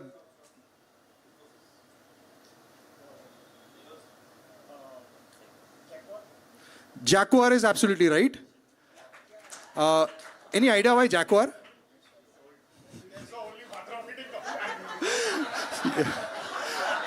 Took your chances. Well done. So Jaguar actually comes from Jai Kaur. That is how it becomes Jaguar. Yeah. So it does not come from Jaguar. It comes from Jai Kaur. That is how Jai Kaur becomes Jaguar. 5 points to team 5. Reset. Yeah.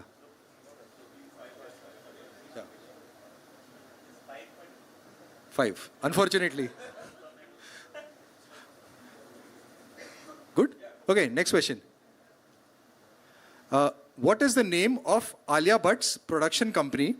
A name adapted from a critically acclaimed 2004 film starring Kate Winslet and Jim Carrey.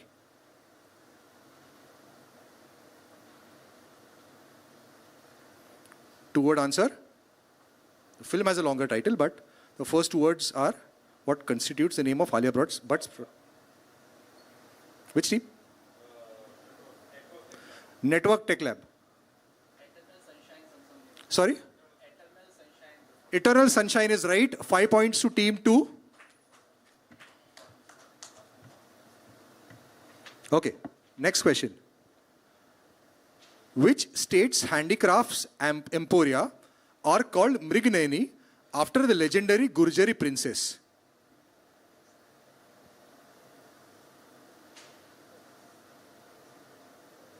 I'll read it one more time. Which state's handicrafts emporia are called Mrignayani after the legendary Gurjari princess? Network Tech Lab. Rajasthan is -5 for you. Anyone who's buzzed, wait. Anyone who's buzzed next? HDFC. HDFC? Sorry? Gujarat will also get you a -5. No points now, but you can No, so only the first two are like eligible for points. Haryana would have got you -5. Audience, anyone? Madhya Pradesh. I think someone mentioned it over here, so it's Madhya Pradesh. Should have buzzed. Are we good? Okay. Next question. Which soft drink brand? No? Which soft drink brand was originally a 19th century slang term for illegal whiskey, especially Highland Scotch whiskey? So it's a soft drink brand, but actually it was the name of a brand of whiskey.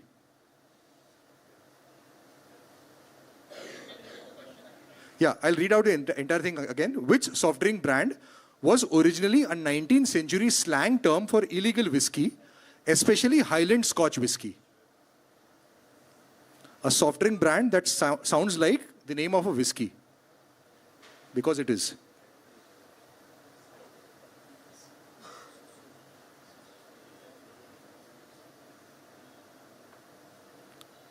Kill it? Okay, audience. Mountain Dew is absolutely right. 5 points to you. Reset? There's nothing to reset actually. Okay. Which hospitality company owns the single letter ticker symbol H on NYSE? Sorry? Not Hilton. That's -5 to you. Anyone else who's buzzed? Anyone else who wants to buzz? Yeah, I'll just read out the question. Which hospitality company owns the single letter ticker symbol H on NYSE?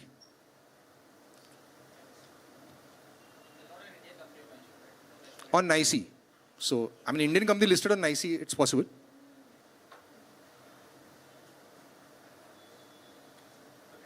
Okay, closing it. Audience? Sorry? Hayat is absolutely right. I think first the brokers missed a question on Sensex and now they are missing a question on NYSE. Yeah, you got cats and monkeys. That's where the core competence is. Reset? Okay. From which classical language do brand names Lux, Audi and Cora originate?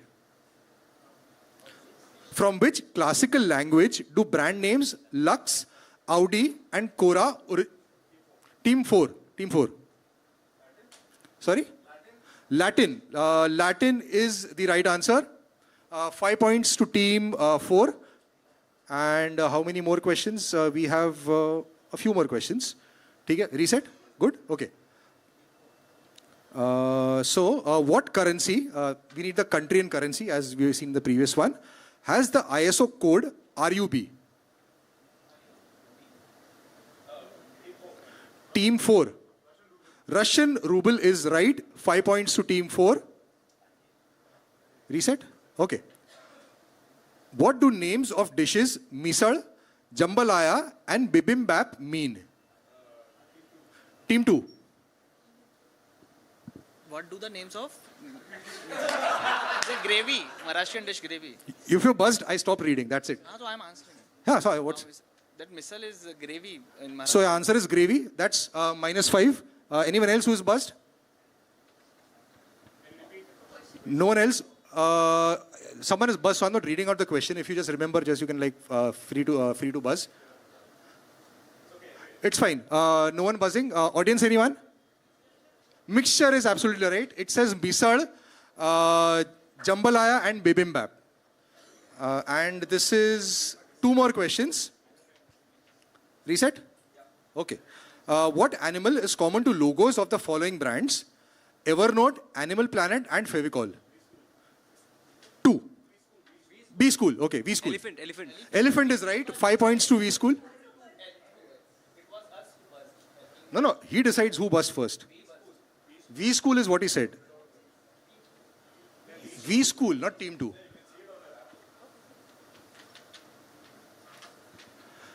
Okay, 5 points to team 1. And the last question of the quiz. Do we need scores or it's fine? Okay, chalo. We'll just go ahead. It's fine, chalo. Let's go ahead. Okay, just need to know that. In which South American country do archaeological sites with evidence of guava cultivation date back to 2500 BC? In which team 4? Peru. Why Peru? Yeah, that's how you work out a buzzer answer. 5 points to team 4, and we have a clear winner and a clear second. So team 4 wins with 90, with team 5 hot on their tails with 85. So those are the top two who go through the finals.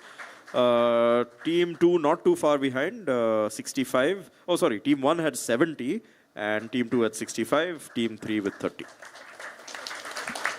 Good, so well done. Let's have the finalists for the third semi-final now.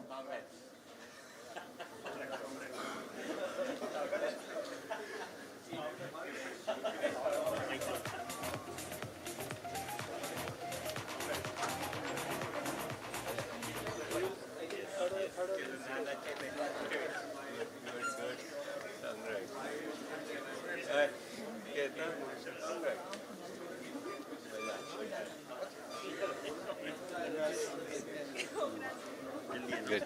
Yes. So we move on to the next round.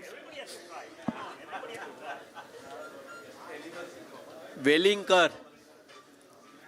Wellinkar will be team 2. Navneet, team 3. Wellinkar team 2, Navneet team 3. Reliance, team 4. Who are Reliance? And L&T team 5. One te jo third avya na wo daj we have V school. So we have V school as team 1, Wellinkar as team 2.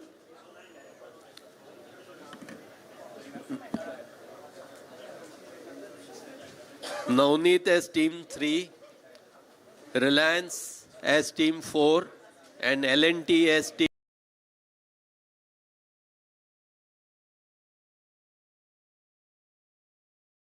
We'll get one. Third member, Anila.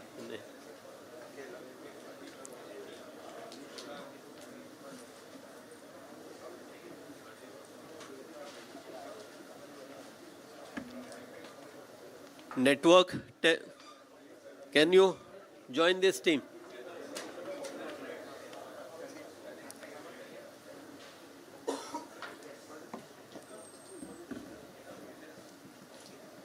So you get a chance to play one more round.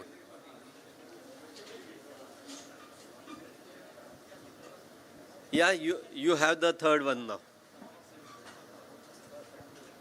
Okay. Coming. Yeah, no problem.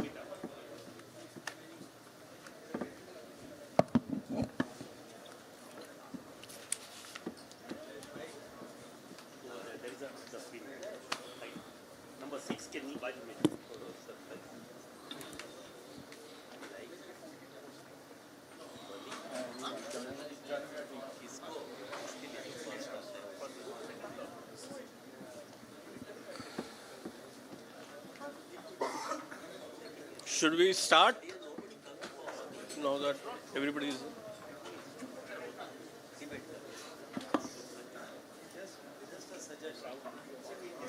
Hi guys, welcome to the third semi-final. My name is Vibhendu. I am also from Bombay Quiz Club, like my previous two colleagues who did the semi-final 1 and 2. We will have a quick introduction. Team 1, can you just introduce yourselves? So my name is Rishi Iran. I am from Wellington Institute of Management. Okay. My name is Gokul Krishnan, and we are from V School. We are from V School. And my name is Sindhu. Sorry, didn't get your name? Sindhu. Sindhu. Yeah, team Hello. 2. Can you... Hello, my name is Abhishek Shinde and I'm from Wellington Institute. This is Madhur Tikay from Wellington, Mumbai. This is Suyash Patangar from Wellington, Mumbai. Cool. So we have two Wellington teams. Team 3. Hi, I'm Harshal from Navneet. Hi, I'm Jaina Gala. Aditya from Navneet. Okay, so Navneet is also the sponsor, right? Okay, paper. Sorry, paper hasn't been leaked. Team 4. I am Padmalochan Mandal. I am Chirag from Reliance Titans. Yeah. I am Avni. Avneet. Kevin from Parley Book Center. Can you be a little louder? I'm Kevin. Kevin, yeah. Devin, Devin. working for SAP. Hello. Hi, my name is Meet Passer. Okay, cool. So just be louder on the mic so that the stream can catch it because we are live streaming it on YouTube as we speak. You know the rules. We'll just quickly move to the rules. So you saw the previous two semi-finals. It will work in the similar fashion. There will be 2 rounds, one clockwise, one anti-clockwise with 20 questions each. You know the infinite bounce, as in the way it will move. There will be one buzzer round of 10 questions towards the end. So quickly we start with question number 1, which is going to V School team number 1. Okay. So what in 1998 was explained to stand for these following 5 things? Intellect, individual, instruct, inform, inspire. So somebody gave an explanation when people asked them, what does this thing stand for? They said it can stand for any of these 5 things or all of these 5 things. It was a new thing back in 1998. So what was this thing?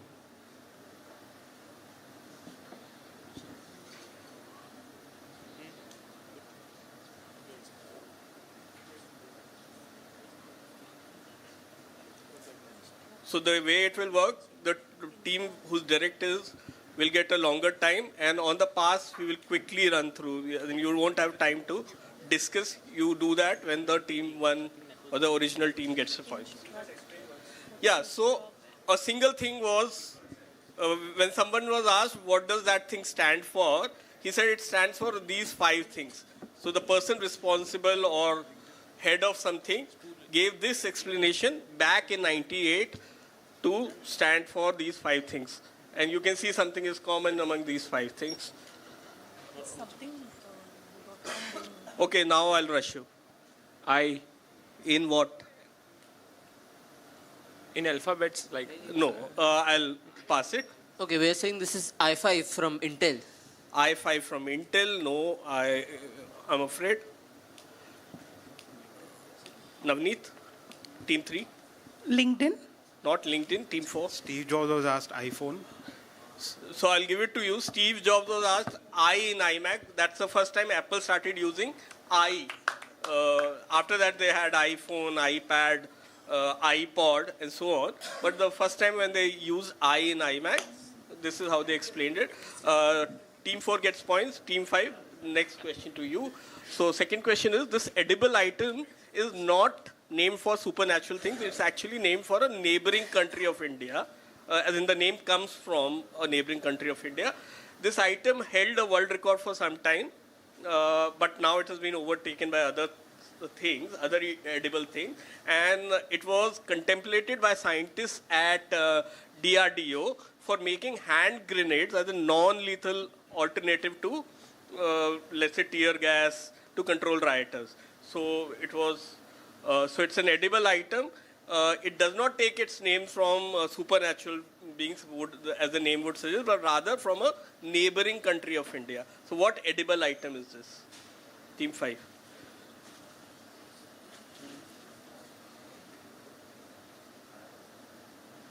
Sugar? Not sugar. Team 1.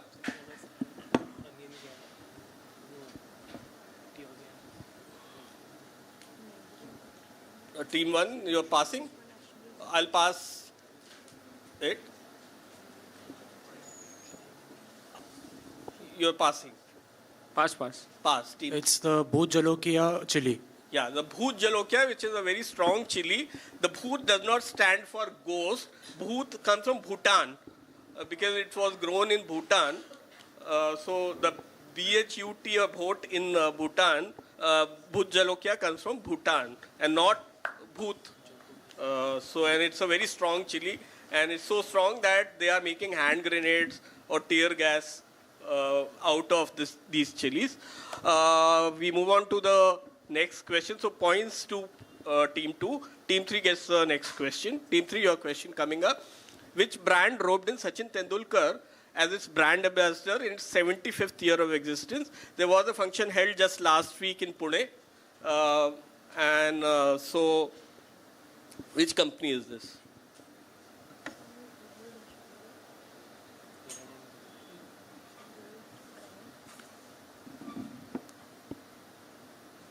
And I will add, actually, I added it to the this thing. So this is a, so it had a slogan for this function, which was called Krutadinata Sohola. So it was in Marathi. It was held in Pune, and it had Sachin as its ambassador. It's 75th year, and a very big function was held last weekend only. Which company is this? Laghu Bandhu Jewellers. No, not Laghu Bandhu Jewellers. DJ Jewellers. Not jewellers. Not whatever jewellers. Can you serve one? Chitade Bandhu. Chitade Bandhu is correct. So team 5 gets 10. So Chitade Bandhu did their big massive function last week in Pune. And they got Sachin as the ambassador. Team 1, your direct coming up. Tech entrepreneur Jim Sheeman named his venture after this picture book for his kids. He used to read out stories for his kids from this book, and he thought this name fitted very well with something that connects one person to another, and then like very fast, very seamlessly. And this was a tool which came into public consciousness. It was around for a long time, but it became very important, very prominent during the pandemic, when it was used to connect one another, people with each other. So what name in tech actually comes from a little picture book for children? Team 1.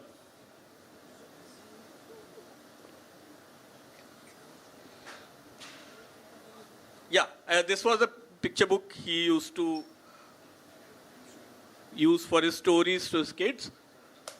And there's one short word. Zoom. Zoom is the right answer. Zoom does it very fast. Zoom can be used for cars, and Zoom was used for his tool. 10 points to Team 1. Team 2, you're direct. This company works in the field of circular economy, that is reusing materials to conserve the environment, as in recycling, reusing. So how is its philosophy reflected in the name of the company? It's written again. So it should be reused. So, but again, how is it again? Mirror image. Yeah, mirror so image. it's reusing again, recycling again. Full 10 points to Team 2. Very good answer there. So the philosophy is reflected in their logo and their name as well. Team 3, your direct coming up. Along with 10 crore rupees and many other awards from the government, who was gifted a Honda Civic car with this number plate, PAK 9297, sometime last year? A person was given this car as well as cash prize. And you can look at the number plate of the car. That will also have a clue. The colors will also have a clue. So which person in the news in 2024 got a reward of cash and a car from their government? Team 3. Imran Khan? Not Imran Khan. Nadeem.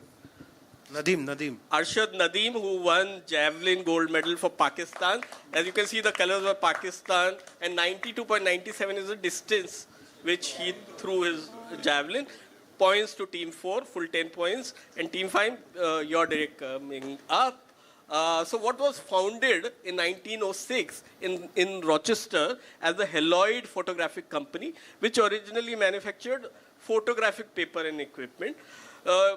It later on invented something, and that company's name has become synonymous with that activity performed by the machines made by them. And started as something photographic, but an extension of photography, and their name is now generic or synonymous with that kind of activity that company does. And like, basically, yeah.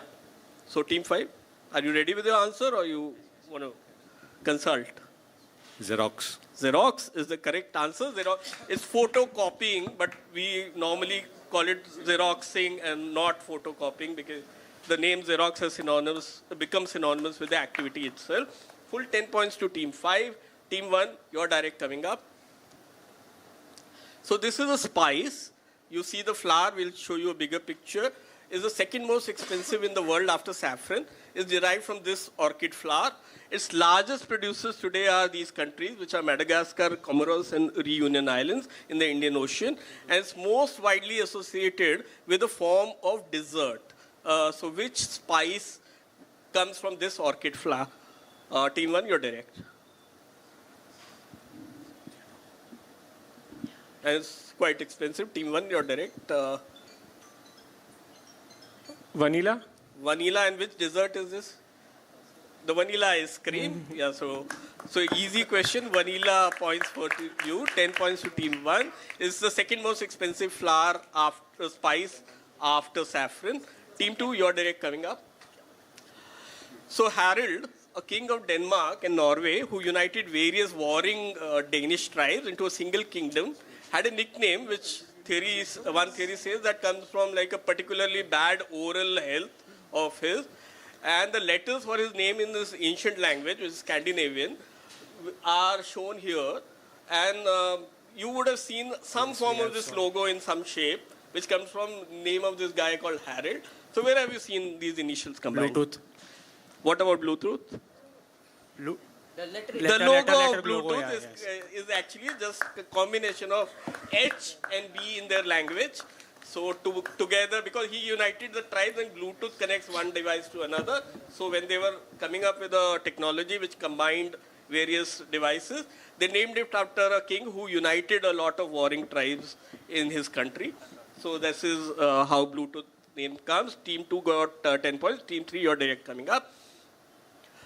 From a marketing and branding viewpoint, what is common to the following entities? Marketing, branding, as in their identity, which you see around in hoardings, etc. Kotak Bank, Phantom Films, Punjab National Bank. So what is common to their brand identity? Team 3.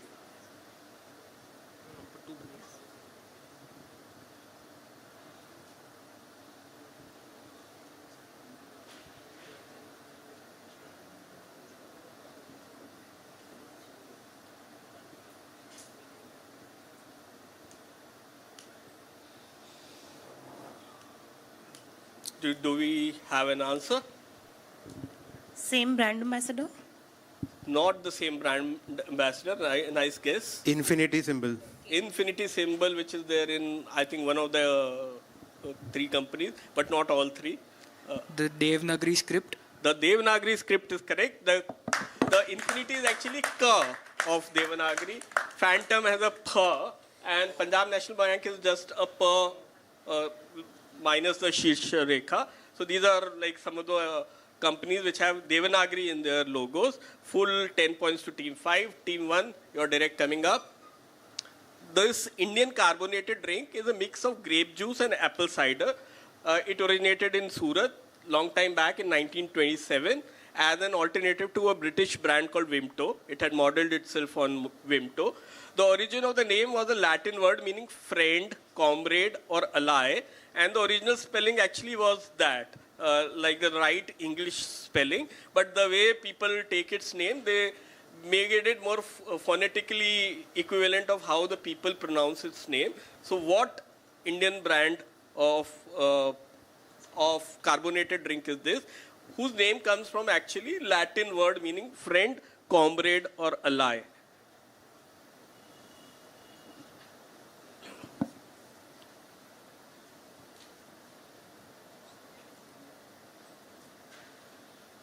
Is it socio? Yeah, socio, how would you spell it?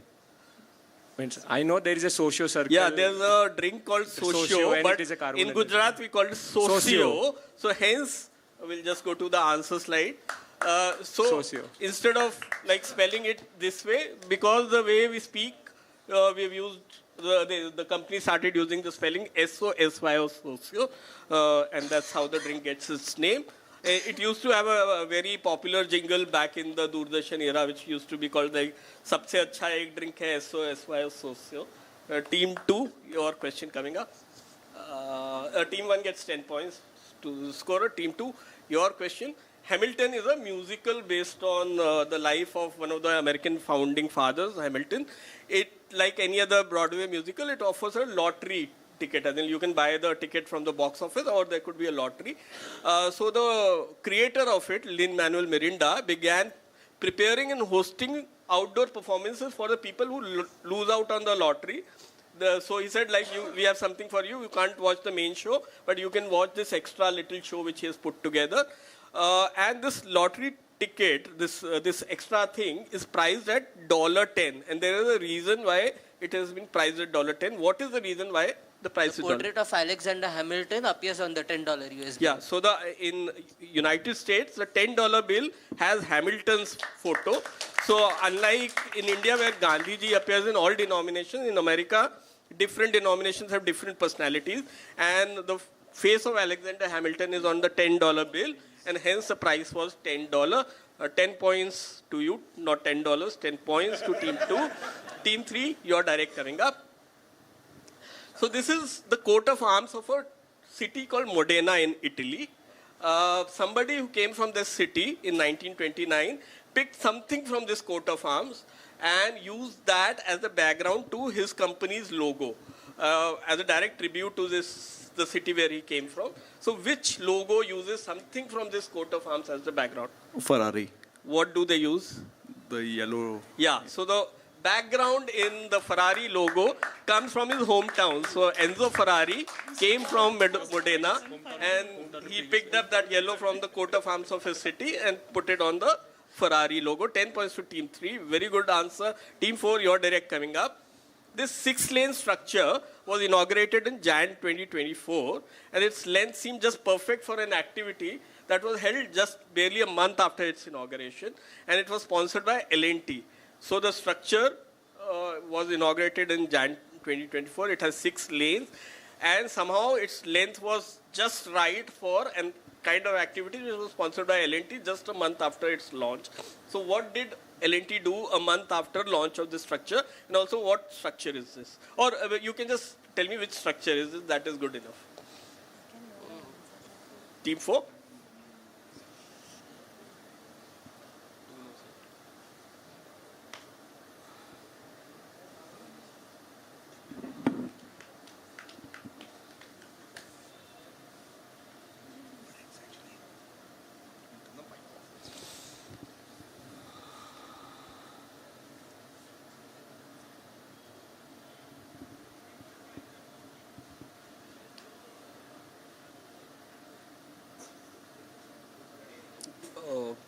Do you have an answer?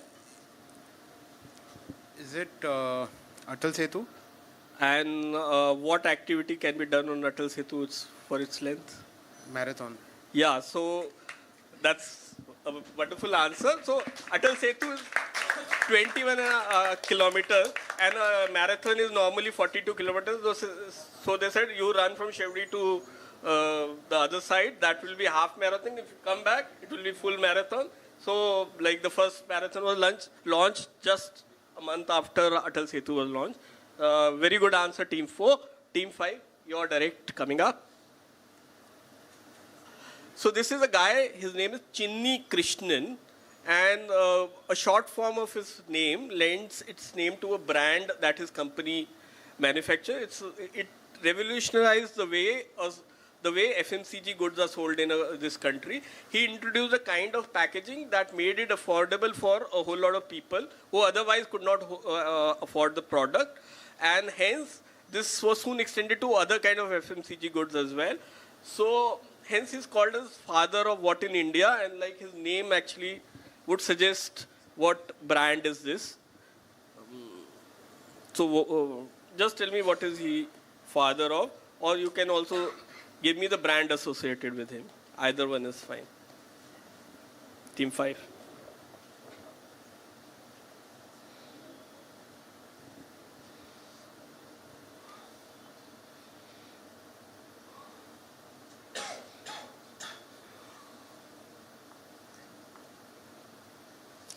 That is good enough for me. I could hear you discussing that thing. I think it's a sachet, small sachet what he has brought in. Yeah, so not this know is the first time anything was sold in sachet, and his name is Chinni Krishnan. So the Chick shampoo, it was not any of the big brands which started sachets in India. It was Chick shampoo which started sachet, and then other companies like HUL, etc. Copied it, and then now it's used for like smaller goods in several other things, not just shampoo. Full 10 points to Team 5, and very good answer. And Team 1, your question coming up. Logorama is a 2010 Academy Award-winning short animated film. It explores the extent to which logos, brand logos, are embedded into our daily life. In the film, an earthquake happens, and that results in a number of animals in a zoo escaping the zoo. And one of the animals is a marsupial. So this marsupial animal which escapes the zoo is also logo of a company, and that company actually has, its name is comprised of 2 locations of a very specific country from which this company comes from. And it's a marsupial animal. So which logo or which company is this? Team 1, your direct.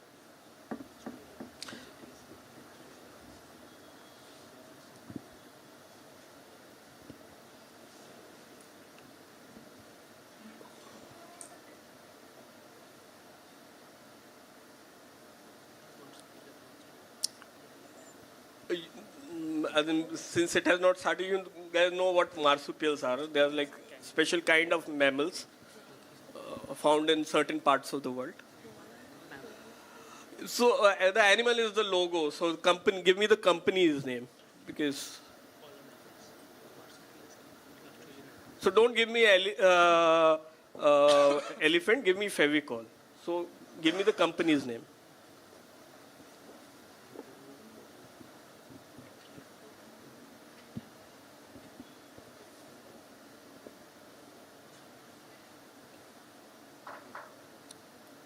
Okay. I'll rush you because I've given you time. Team 1, I'm passing you.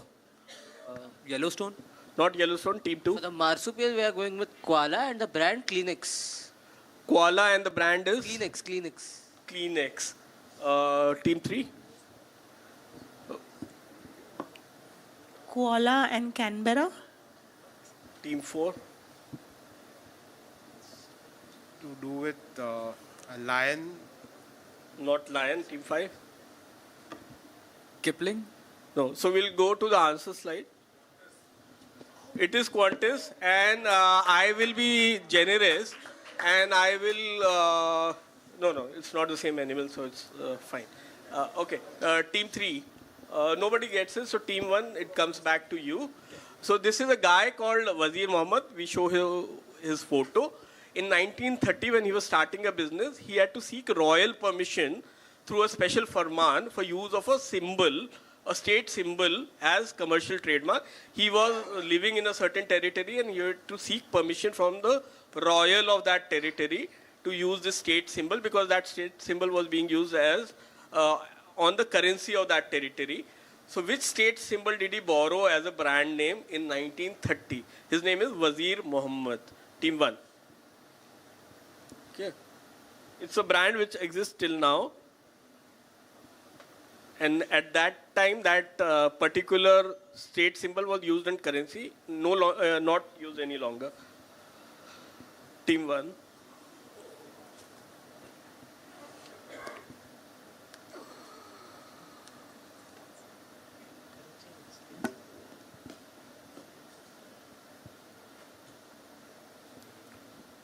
Okay, let's have an answer.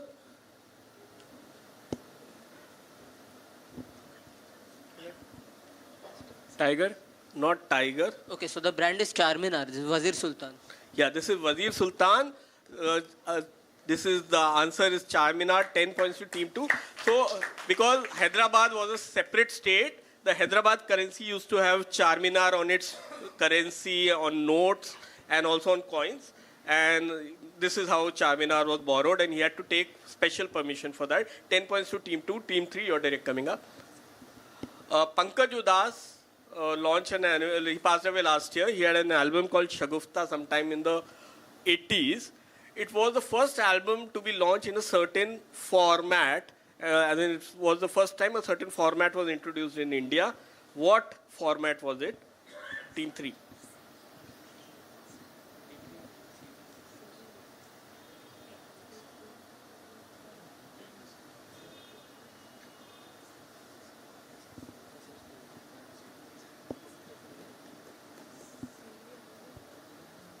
CDs? CD or compact disc is correct. So we got the first album in India was Pankaj Udas's Shagufta, which was a compact disc.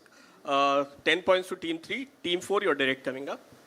What informal name was given to the 30 years US Treasury bonds issued in 1980, expiring in the year 2010? And because they were expiring in the year 2010, a movie had come just a year prior to that, which was called 10. And the heroine of that movie, 10, was so popular, and she created a sensation that they named the bonds informally after the heroine of the film 10. So I just want to name the actress who starred in the movie 10, and hence US Treasury bonds were called by her name for a long time. So who was this actress? Image, let it be. We can show the image, but might be too risky. So we'll go back to the question.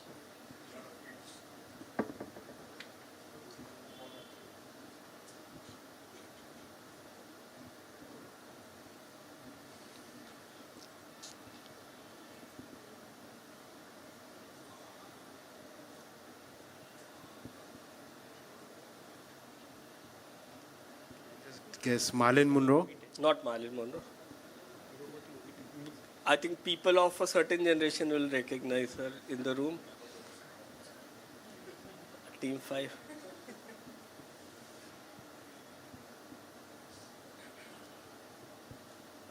Since it's a pass, I won't give you much time. We'll go on to team. So before answering, can we see the image once more? No. Let the image be censored. I guess the actress is Charlize Theron. Not Charlize Theron. Pamela Anderson. Not Pamela Anderson. So like old timers have already raised their hands. Team 3.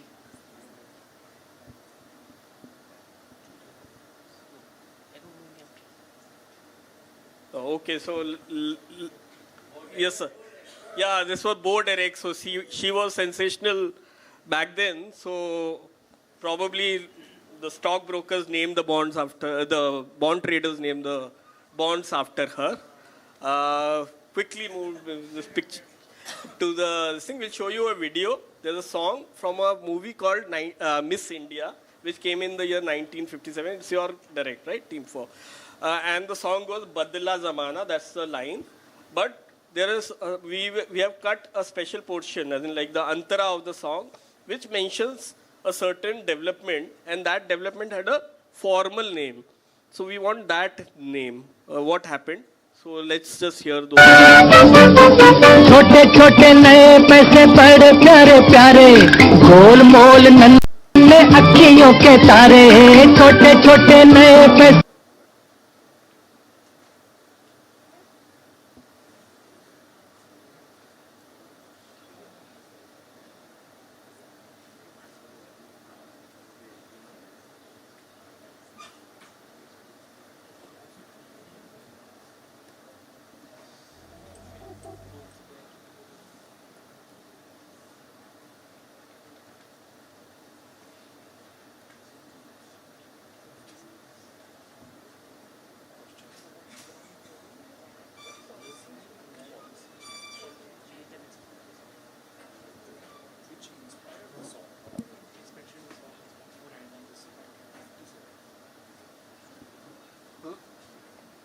Team 4.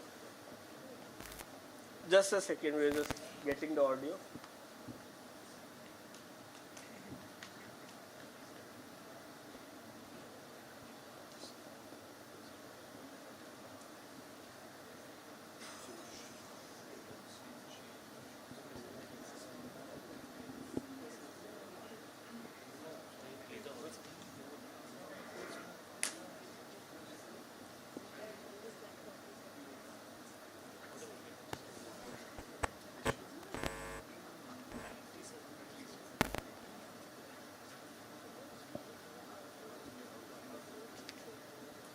Or should I just give the lyrics?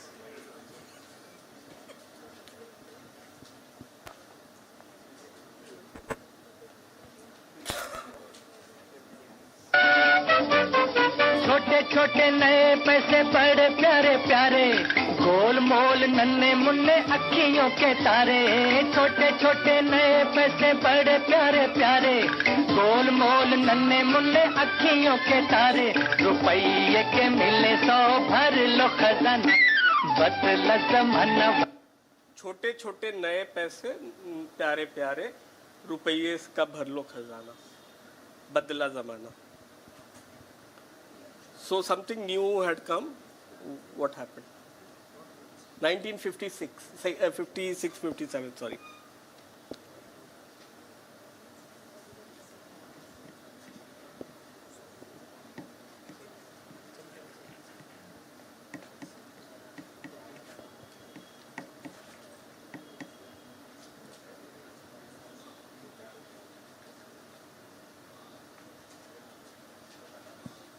I think it was a time when the annas were stopped in circulation. What do we call? What was? What used to happen in annas? 5 annas होता था ना, 4 आना But like what change happened? Like it's we still call 25 paisa 4 आना, right? नहीं, but then वो 1 आना 2 आना वो बंद हो गया आने का. 64 पैसे आने में 1 पैसा होता था वो चेंज होके 100 पे 1. So what is that process called? I'll give it to you. This is decimalization, right? So earlier 16 आने का रुपया होता था, then rupee, 1 पैसा became like a decimal unit. So 100 पैसे का 1 रुपया हो गया. This happened in 1957. So we will have scores now after 20 questions. Yeah, so very close at this point. Team 1 is on 30. Team 2, slim margin, leading with 50 points. Team 3 is on 20. Team 4 is on 40. And Team 5 is also on 40.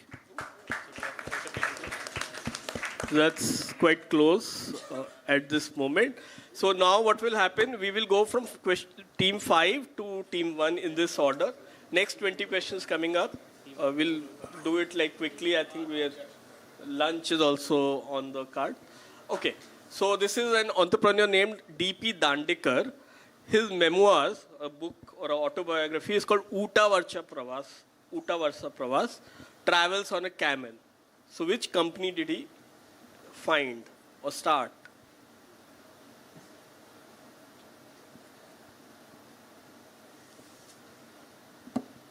Camlin, the stationery or the paints company, that's correct. So the answer was there on the question itself. Dandekar started Camlin, 10 points to Team 5. Good start to Anti-clockwise. Team 4, you're direct coming up. What was the name of the son of Ramnik Bhai Ambani, who was Dhirubhai Ambani's younger brother? I don't know, elder or younger. But his son had a certain name, and Dhirubhai named one of his ventures after the son of his brother. Vimal. Vimal, that's why we got only Vimal or Vimal. So it was actually nephew of Dhirubhai. 10 points to team 4. Team 3, you're direct. So what policy is common to certain heritage districts like older markets like Hazratganj in Lucknow or Hawa Mahal market in Jaipur when it comes to branding? And we have like specially picked up pictures where you see some element of it is there. So there's a policy which the authorities enforce in areas like Hazratganj and Hawa Mahal. Is it a black background with a white font? For? No, what do you call that? Hoardings. That's correct. All the signages have to stick to this rule of black and white, or so they want to ensure a certain uniformity. Otherwise, brands will use their own colors and that will not look nice. So they have enforced a uniform signage. 10 points to team 3. Very good answer. Team 2, your direct coming up. So Sasa was a detergent brand which was introduced in the mid-80s after the success of Nirma. And it was named Sasa because the company which was making Sasa had a very popular ad which actually featured a Sasa, a rabbit in Gujarati and Marathi. So which brand is this, which was the parent of Sasa? Lijjat. Full 10 points. So can you sing the jingle of Lijjat?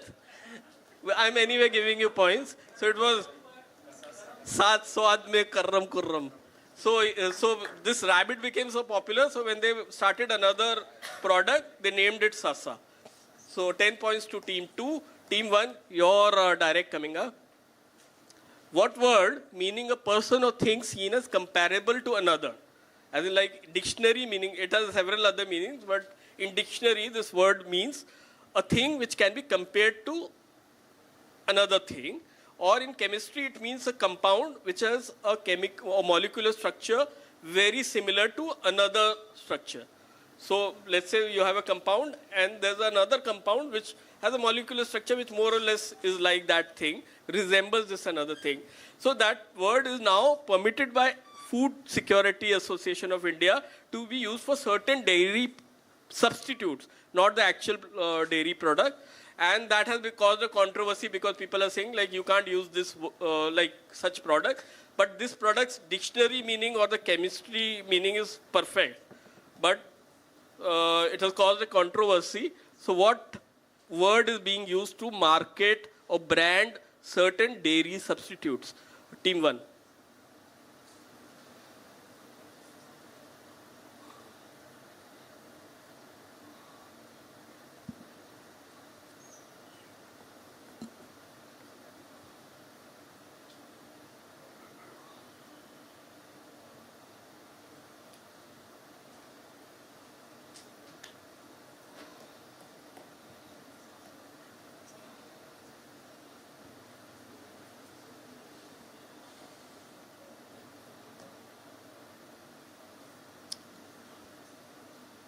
Do we have an answer?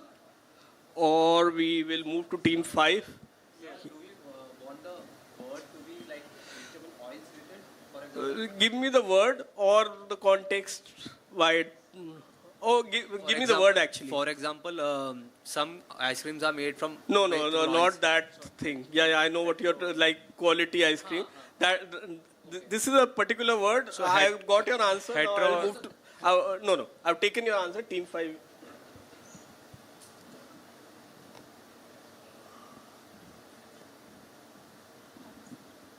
This is not the frozen dessert thing. No. Team 5. Synonym? No, not synonym. That's as in the word is emulsification and emulsifier. Emulsification. No, that's not. Isotope? Not isotope. Isotope also means a chemical structure very similar. Team 2. Comparable. Not comparable. So you will get to hear of it very soon. It's already causing a lot of controversy. This is the word which they are using for paneer. So several companies have launched this analog paneer. So what it is not made of milk. It is made of other stuff, and FSSAI has permitted the use of this word called analog paneer. It is not paneer, and very soon you will see, and it's cheaper, it's flooding the markets, and especially in restaurants, you have no way to know whether it's paneer made from milk or paneer made from these vegetable oils. So it's a very new thing. It will gain more controversy as we see. Nobody gets points. It was direct to... whose direct was this? Yours. So you will get another question, team 1. In the late 19th century, an Ayurvedic doctor, S.K. Burman, used to sell Ayurvedic medicines prepared by him for some major diseases by cycling around in Kolkata. So people used to call him by a short name. What was that short name? So he's Dr. Burman. What would people call him? Team 1.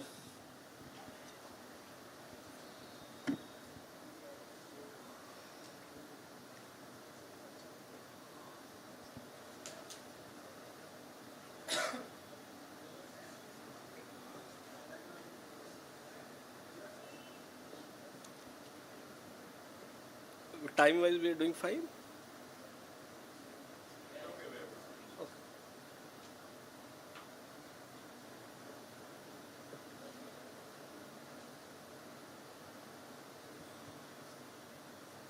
V school will rush you. Pass. Okay. Team 2. Sorry, team 5. I'm so sorry. Team 5, you are direct. Pass, we wouldn't give you much time. Huh? Okay. I'll pass you. Team 4. Shilajit. Not Shilajit, team 3. Dabar. Dabar, how did you get it?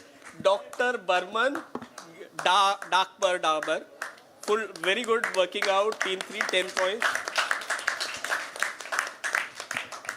They had figured it out earlier than you, but you did it on the mic, and that is what matters. Yeah. So cool. We will move to team 2. You get a chance. This is a letter of recommendation from Mahatma Gandhi in 1915 to a certain Mr. Narendra Das Desai, whom he knew in South Africa. He says that I know Mr. Narendra Desai in South Africa, where he was a successful tea planter. So Mr. Desai came back to India, started a business. What business did he start? And according to him, the logo, Mr. Desai's business's logo, stood for two entities, British and the Indian. So which business did he start, Mr. Desai? Yours. Wagh Bakri Chai. Wagh Bakri. So he wanted the British and Indian to coexist, a peaceful coexistence. So Mr. Desai started Wagh Bakri Chai. And he knew Mr. Gandhi from South Africa. Team 1, your chance coming up. Yeah. So this place in India is described as the new candidate for being the wettest place. When we were in school, Cherrapunji used to be the wettest place. Then after some time, this Mawson Ram became the wettest place. But in 2019, this particular place got so much rain that they said that this could be a record. And it's now a contender for the wettest place. And a particular fruit in India, almost 85% of that fruit is cultivated in that particular place in India. I won't qualify it. And we all know, at least in Mumbai, we associate that fruit with that place.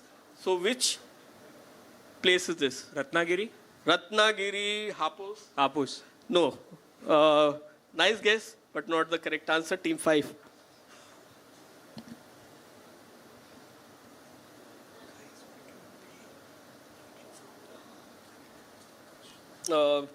Since it's a pass, I won't give you much time.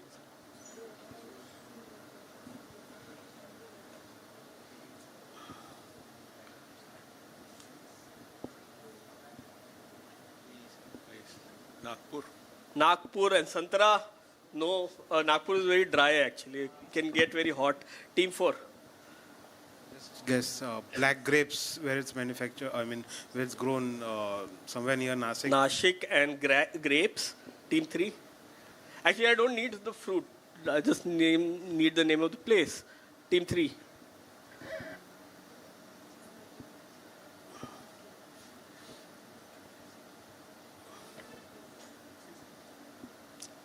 please come up with another Dabur answer. That was very nice. Okay, I'll rush you. Wayanad? Wayanad, no. Team 2? Dharamshala. Not Dharamshala. So, what fruit almost entirely comes from like one place in India? The fruit I will give you is strawberry. So, which place is it? Mahabaleshwar. Is this like, so it's Mahabaleshwar. So, whose direct was this? Yours direct, you get another chance. Following a split from his brother Addy in 1948, this founder moved to other side of the river of his hometown to start a company in the same business as his brother. So he had a fight with his brother. He started another business dealing in the same things as his brother. And his brother's name was Addy. So he called his company Ruda because that was his name. Like his brother had named his company a similar manner. So he named his company Ruda but changed it later to another name.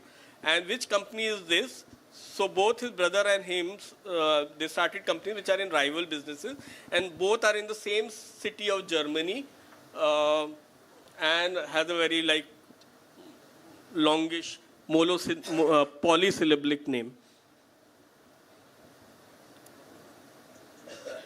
There are some clues which I won't specify, but they are there in the question. So what is this rival company which he started? Team 1.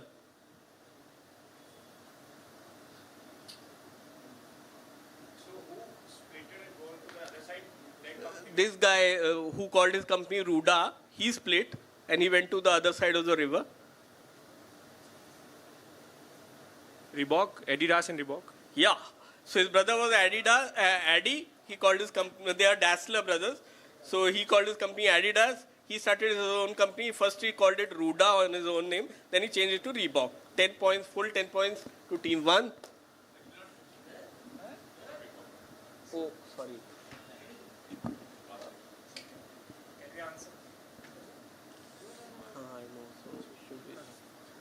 So, sorry, it's not Reebok. I'm passing.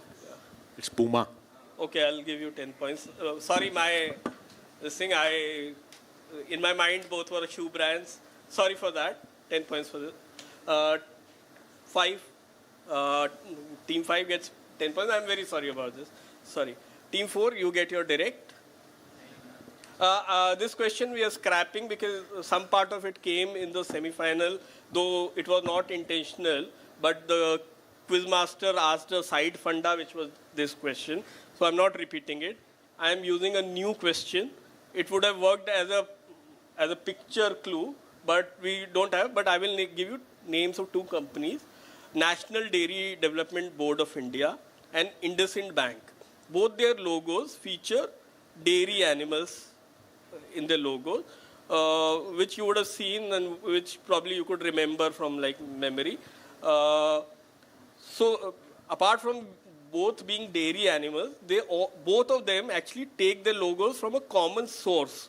So what common source is this? NDDB logo and IndusInd Bank logo both actually come from a common source. So I want a certain descriptor of the sources of both the logos of IndusInd Bank and NDDB.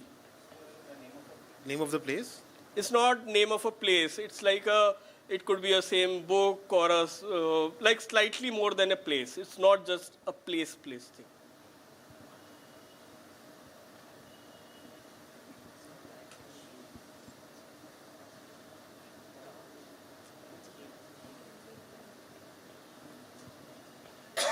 So they are not just animals, they are animals depicted in a certain manner, right? So hence they have a common source.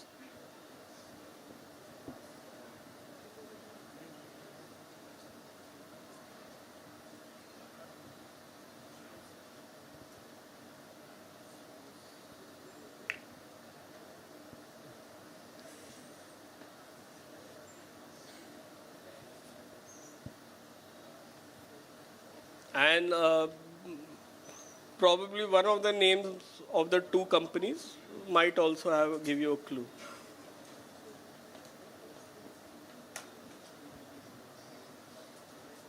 Something to do with Indus River. It's the grass of Indus River. Grass of Indus River. I'll The pass. bull, Yeah, both the bull. What about the bull? the Nandi bull from the Indus Valley civilization. So I got the words which I was looking for. Indus Valley civilization. The seals from Indus Valley civilization is the perfect answer. 10 points to team 3. Not the grass in Indus River. So both actually takes their logos from the seals from the Indus Valley civilization. 10 points to team 3. Team 2 gets your direct. So this is a musical instrument called concertina. It has it folds and unfolds when you play it. So a common everyday product used and discarded in millions every day was invented by Joseph Friedman in 1937 and features a concertina hinge in the product itself. So, and it's used and discarded every day. So what kind of product uses a concertina hinge?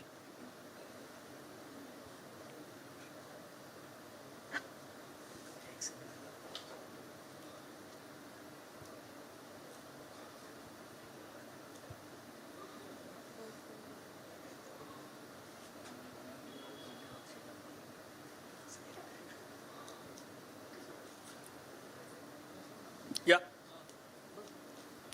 The plastic bottles for Bisleri, etc. Plastic bottle for Bisleri. Yeah, not correct. Team 1. Straws. Yeah, the straws, if you can see, we'll just go. So in the straw, the part which moves, which you fold, that is actually called a concertina hinge because it looks like the musical instrument because it folds and unfolds. Very good answer, V School, 10 points. Team 5, you are direct coming up.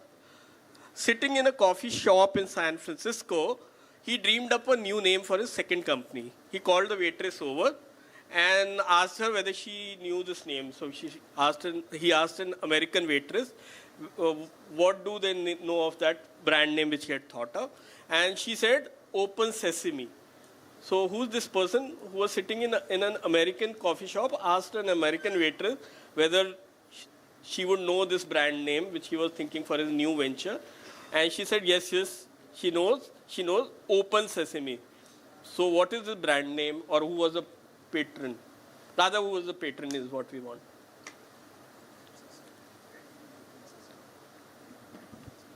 Alibaba. So who could this be? Jack Ma. Jack Ma. We are taking last names are just fine. Cool, we have Abhinav Das Gupta here. Good. So now we'll rush and because the next semi-final is being done by him. I was going a little slow. Team 5 gets 10 points. Team 4, you're direct coming up. For long, it was recorded in Guinness World Records as the world's largest advertising sign. It was over 650 foot tall, and it famously served as a billboard for Citroën. So it's an auto company from 1925 to 1934. It's basically Citroën's sign was on this structure, and hence it was called the world's largest advertising sign. So which building served as the world's largest advertising sign for some time, and from 1925 to 1934. It's not actually a advertising site, but because it had a sign of this particular company, a neon sign for a long time, it was called as the biggest hoarding of its kind. So which building is this? Very famous building. Team 4. It's a building or a statue or a monument? It's a monument, which is a building, like it's a structure. And you should know where is this company from. So that will help as a clue.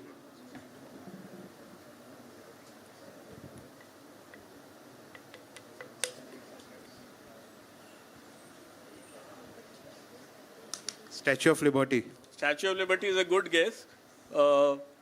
Team 3. Basically, that kind of answer we are looking for. Team 3. Pyramids? Not the pyramids. Good Eiffel Tower. Eiffel Tower. So Citroën is a French company. So they had just put a sign there. So people used to call it the world's biggest hoarding or world's biggest billboard because the sign of Citroën was on the Eiffel Tower for a long time, like a very long time. 10 points to Team 2. Team 1, your direct coming up. In 1997, PepsiCo spun off its fast food. I changed these slightly. I said I've changed these two.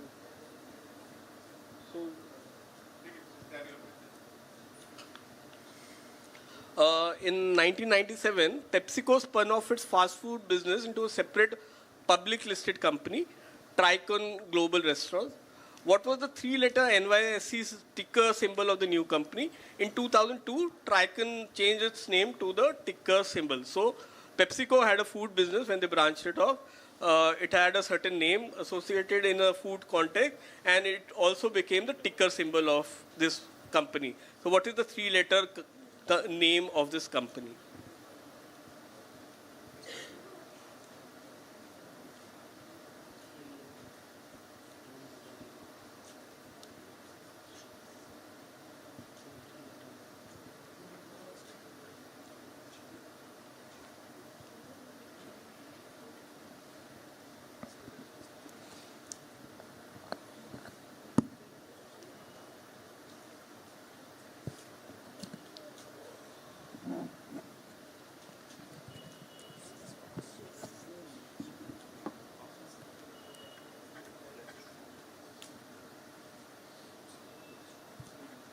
Okay,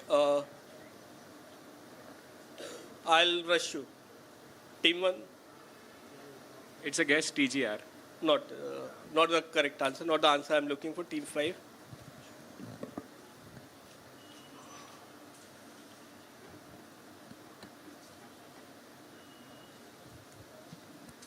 TGIF? Not TGR. Lay, L-A-Y. Not Lay, very good. It's a PepsiCo brand, that's right. But, yeah. In India also it survives at this. Not giving extra clues, but just KFC? mentioning. KFC? KFC? Not KFC, Team 2. Pass. Sorry. Okay, cool. Not a problem. Would anyone from the audience try? Yum. So in India also, all these businesses operate under Yum Foods, and Yum is something which you associate with food. Sorry about that. It was your direct. So I think you've had too many directs, so we'll have 5. Okay, I'll come back to you. Yeah. This is which pioneer in a very different field. He started in 1906 by setting up a printing press at Lonavala with R.G. Bhandarkar as a partner for making photo transfers for Raja Ravi Verma's painting. So this person actually started a business with Raja Ravi Verma for replicating his paintings, and later on he went on to pioneer another business or another art. He's a pioneer of something in India. Who's this person?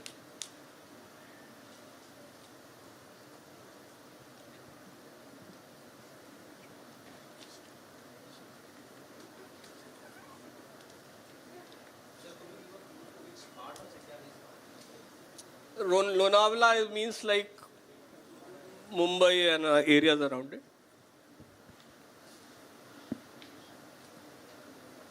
And he made photo transfers for paintings, as in like he made early posters, as in like paintings ka copy he used to make. So now we have posters, etc. But basically, early printing technology, when you used to make copies of painting, you used to use this transfer. So he used that knowledge to start another business in India, which is first of its kind.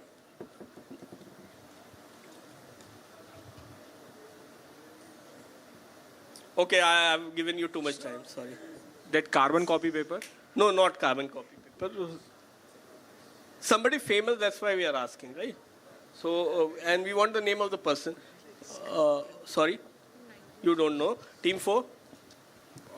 Bhandarkar is famous for BORI, Bhandarkar Oriental Research Institute. Okay. And I think Tilak was associated with him in some ways. Okay. Very good answer. At least you're working from the timelines. That's not the answer we are looking for. Team 3?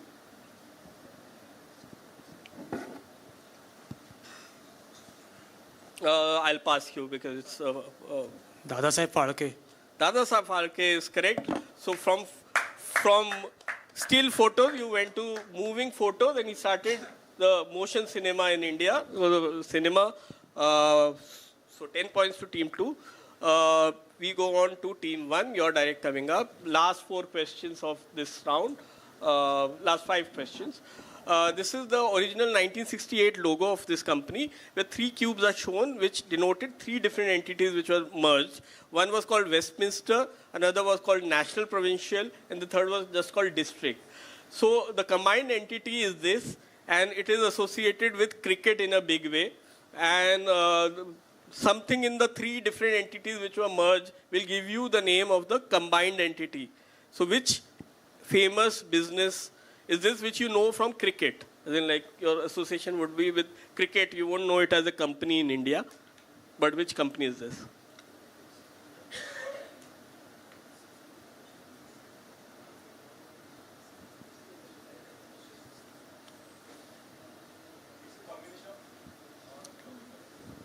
You have to figure that out. NatWest? Yeah. How did you figure that out? NatWest. So they took Nat from National Provincial and West from Westminster, came up with NatWest. NatWest trophy is what we know it by. Nice working out. 10 points to team 1. Team 5, you're direct coming up. Last 4 questions. When the Taj Mahal was being built, the workers complained that they are getting roj boring dal roti. So there was this one Sufi saint. He came up with a recipe which was a sweet dish, and it looked a lot like the something which was being used in the construction of Taj Mahal itself. Like it was different from dal roti, and in a bit it looked like an important material being used in the construction of Taj Mahal itself. So what dish came out of a result of this?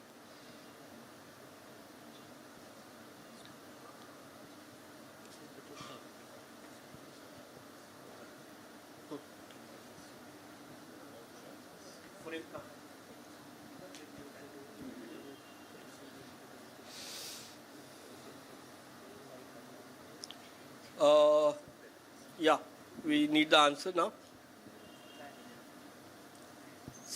Something to do with the marbles. So, Firni? Not Firni. Nice guess. Okay, 4.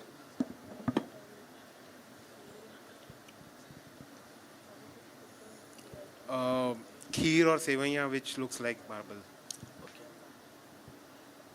I'll just, when I say dish, it doesn't need to be like served, it could be something else. Would you like to guess with this clarification, like come up with something else? Do you have another guess? Can you repeat what you said? I said, probably because I said dish, people are going with firni and kheer, etc. But it may not be served like that. It may not be served in a dish, is what my point was. You don't have another guess, so we'll move to team 3.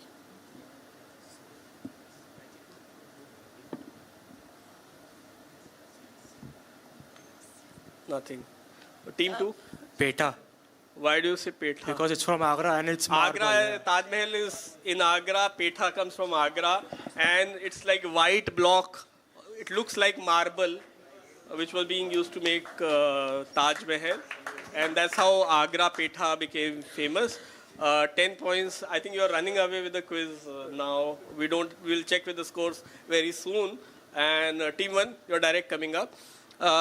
This was the principal port in Yemen in 17th and 18th century. A commodity was, this place became prominent because a certain commodity was being traded from here because it was a port. And even now, this port is associated with this commodity in certain way. Like we still associated with coffee. Sorry, it was coffee. It was used for trade of coffee, and this place is still associated with coffee. As in some form, the name of this port is associated with coffee. So which is this place in Yemen?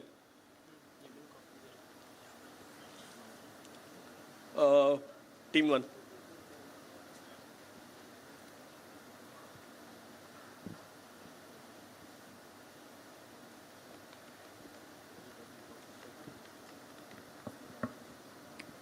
We'll do it fast now. Do you have an answer?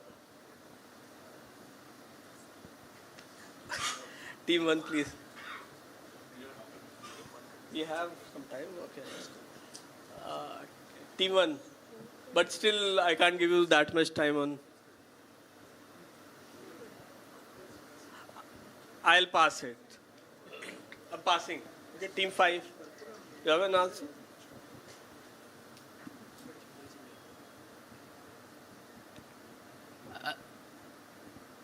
Caffeine. Caffeine is the chemical in Lavazza.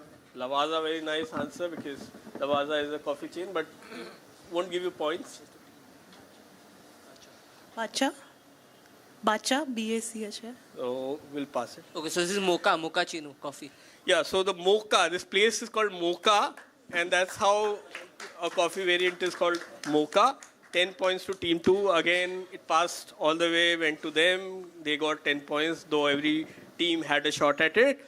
Last 2 questions, team 1, you're direct. The name of which world famous entertainment brand translates to bulletproof Boy Scouts? Okay, it's an entertainment band or brand, but their name actually comes from Bulletproof Boy Scouts. So who are they? They are currently on a break because of a mandatory military service and will be again available in some time, soon, hopefully.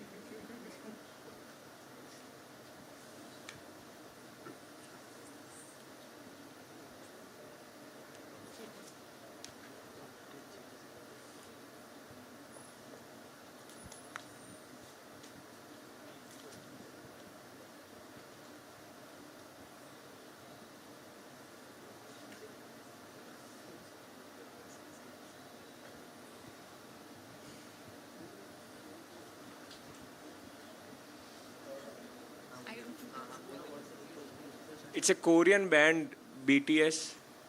10 points. So this BTS, actually that name comes from Bulletproof Boys. So it's BBS, but some way the way they spell it, it becomes BTS. 10 points to you. Last question of this round. After that we will have buzzers. And before that we'll have scores. But first the last question. This is a woman. She was from General Foods Corporation family. And so she was a rich heiress. Her name was Marjorie Meriwether Post. And she had an area or an estate between Lake Worth and Atlantic Ocean. This is the picture of that estate. And it was like big, 17 acres. She acquired it, converted into this popular resort. Later on, it changed many hands. Currently is with someone who's like hosting it for like meetings of the rich and the powerful.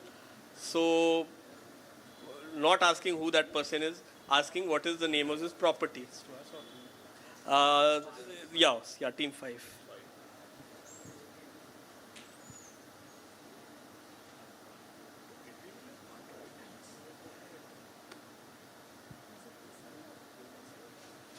I've been asked to be in the frame, so I will be in the frame.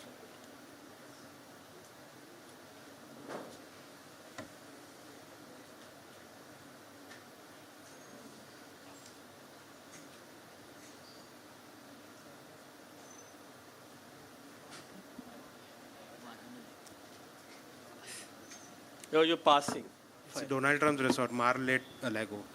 I'll give points to you. It's Mar-a-Lago, which means sea to lake because it's located right between sea and a lake. And Donald Trump hosts his pre-presidential meetings he held at this place. 10 points to you, and with this there would be score would be different. So we'll just figure out what the score is looking like. In the meantime, I will ask you to go to this site called multibuzz.app. One person from each team just log into multibuzz.app, and I would rather you use your team number, which is 1 to 5, rather than the team name of the team as your team name for the player name. It's called multibuzz.app. Room code will give you. Yeah, I have the room code as well. I'll announce the scores first. So team 1 is on 60. Team 2 leading at this point with 110. Team 3 on 50. Team 4 also on 60. And team 5 is second with 70 points.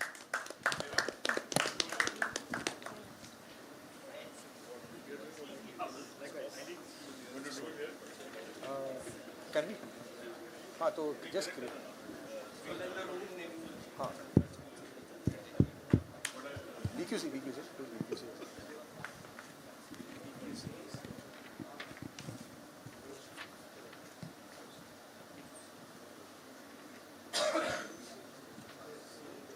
So the room name is DAC VPM.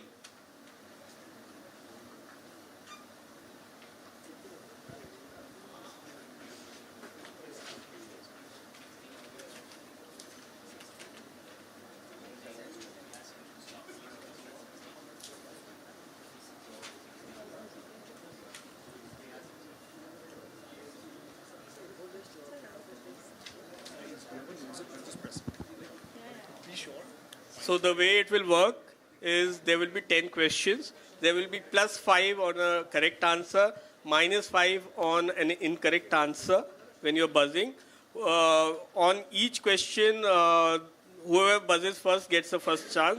Second person, if they don't get it, it goes on to the second team. But after that, it does not pass. We'll neutralize and go back to the next question. Yeah, we will reset and then go to the next one. Can you just check if my buzz has been received? Because we will just ask you a dummy question. I have this. Okay, I'll just ask you a test question. What is the capital of Maharashtra?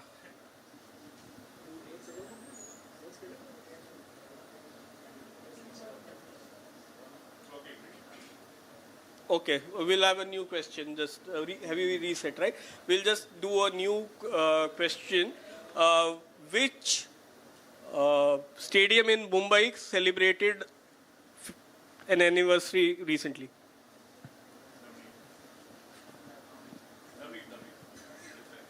Navneet. Oh, okay. So Navneet was first, then team 1 and so on. Okay, so I think the buzzers are working, right? Did you press it? What is your team? You have entered as team 5. It's not showing.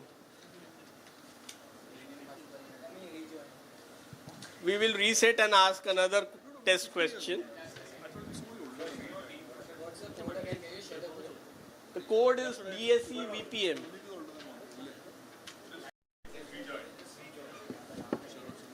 Just see if your name is there in other players also, right?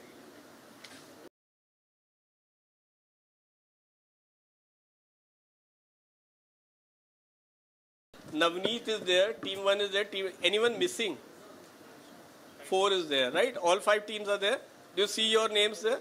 Yes. Or do you want to do another test or good to go?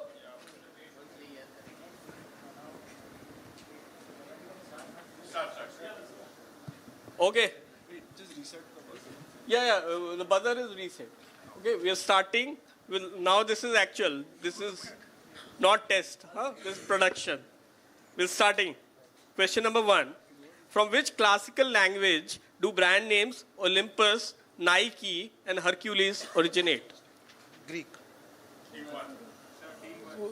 Only if your team name comes, then. Yeah, team 1. Greek. You get +5. Sorry about this. Okay, we have reset the buzzer and we are going to the next question. Question number 2 of the buzzer round. Which soft drink brand was originally launched as Brad's drink, renamed to advertise its supposed team 2? Pepsi, yeah. So it's supposed to cure indigestion and that's why it's called dyspepsia or Pepsi. That's how it gets its name. Team 2 gets +5. Third question. Which animal is common to logos of these brands? Eicher, TVS, and Mustang. I will call out team 2. Horse. Horse is correct, +5. Okay, I will announce which team needs to answer. Okay, in which country is the fruit lychee believed to have originated? Navneet. China gives you +5. And please speak on the mic because the feed will not catch it. Yeah, so team 3 gets +5. Next question, start. What currency, country and currency needed, has the ISO code BTN?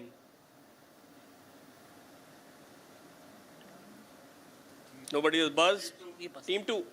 Bhutanese Ngultram. +5. Tough question. You got it. Resetting the buzzer. Next question, which is coming up. What common ingredient do names of dishes, risotto, nasi goreng, and bisi bele bhat refer to? Team 5. Rice. Rice is correct. Resetting. Which actress owns Purple Pebble Films that are produced? Priyanka Chopra. Priyanka Chopra gets you +5, team 5. Reset. Question coming up. Which state's handicrafts emporia are called Pompuhar after a Sangam era ancient port town?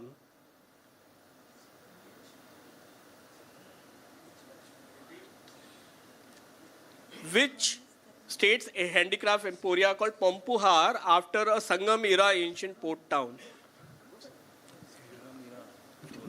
Team 2 is Tamil Nadu. Tamil Nadu gets you +5. You know, Sangam literature is from Tamil Nadu, so hence Pompuhar.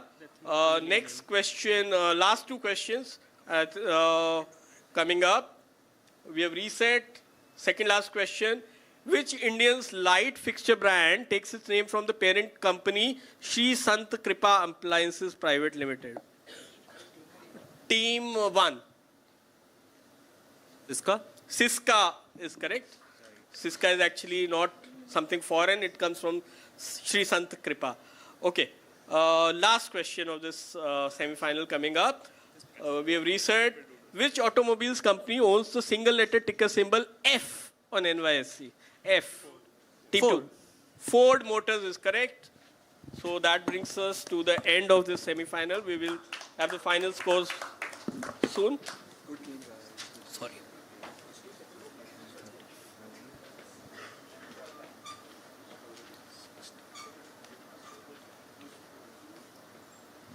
Starting with the bottom, team 4 is on 60 points. Team 3 is on 55 points. Then we have team 4 with 60 points. Team 1 on 70 points. But going through is team 5 with 80 points. And of course, team 2 with 135 points. Well done.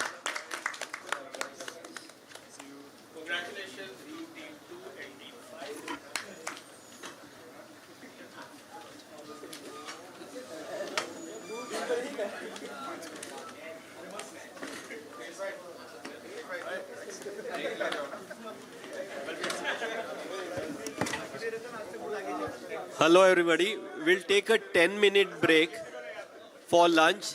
We assemble at 2 o'clock and the next round will start sharp at 2 o'clock. Yeah, specifically those who are there in the next semi-final, please have lunch fast and come back. Rest can enjoy the lunch peacefully, no problem.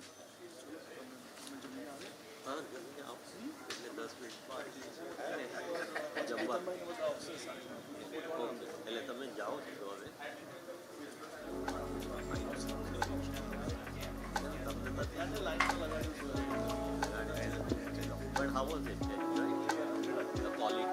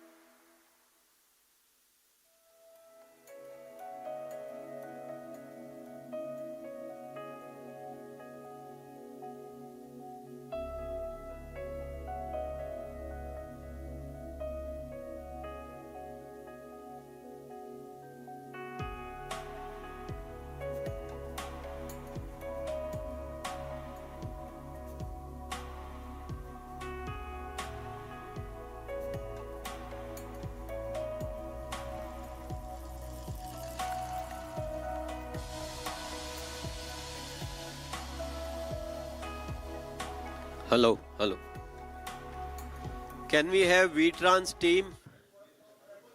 आपके लोग किधर है? VTrans is here ready. Tata, VTrans team can occupy the second team. आ जाइए. Tata, हाँ, Tata is the 4. VTrans यहाँ 3 number पे. Jito is SBI stalwarts. Yeah. And Birla team.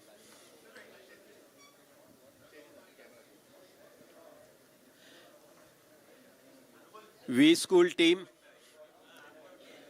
Call them fast. Birla team.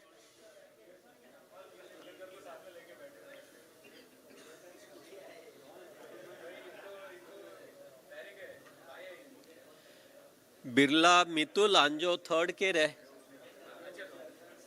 बुलाओ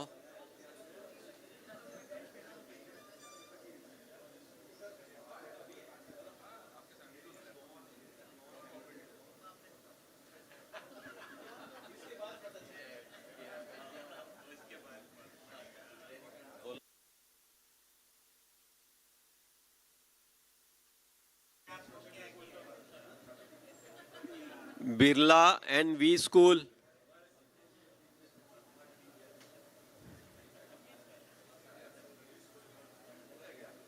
V School,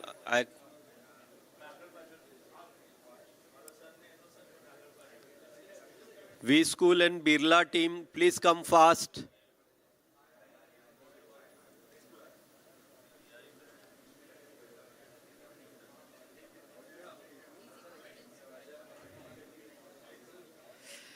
आया तो वो easy है, नहीं आया वो डिफ. He is known to ask tough questions.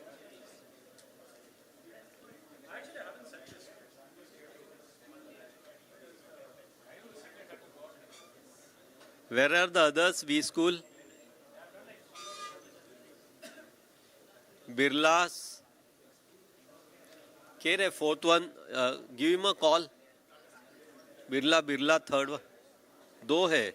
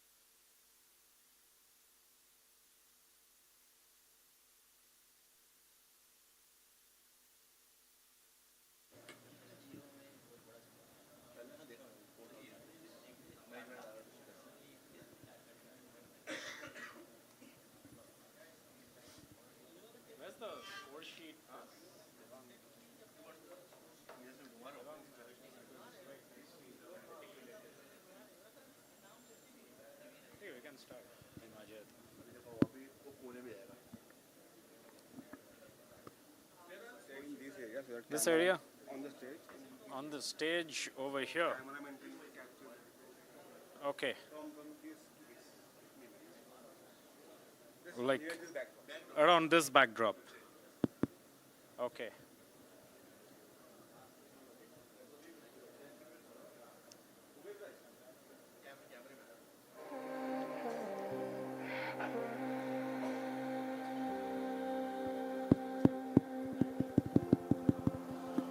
All right, are we waiting for one team member in team 5?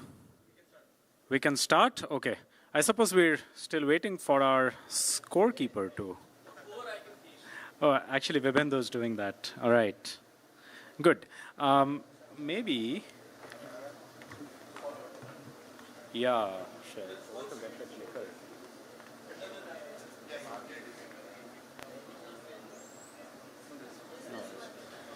Oh, there you go. Okay, but maybe we'll also... Should we have someone to run the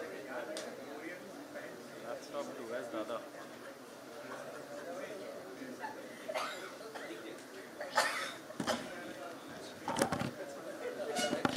Okay, while we begin, just wait for a couple of others to get in. Let me... Okay, take it, just come in. Just go to the next couple of... All right, so welcome to semi-final 4. My name's Abhinav Dasgupta, part of the Bombay Quiz Club. Now, before we begin, let me perhaps take you around a month into the future and talk about something else. So we're the Bombay Quiz Club, as I mentioned, and we're going to host the annual Mumbai Quiz Festival at Nehru Center on the 1st and 2nd of March. So those are the 6 quizzes we'll have for those 2 days, and some of us are quiz masters too. So Vibhendu, that's him, and me, the 2 of us will be part of the team hosting the Rang Bhavan experience. That's the entertainment quiz. Those of you who met Nikhil Sonde in the morning for the first semi-final, he's hosting the money-minded quiz, which is a little bit of business, a little bit of history, a quiz about money overall. Might be interesting, sort of a first-time concept. And then Ananya Deb, or Dada as he's better known, who you've seen around, he's also going to be the one to host the finals today. Ananya is hosting what is called the Sahitya Sahvas, or a written quiz on the written word.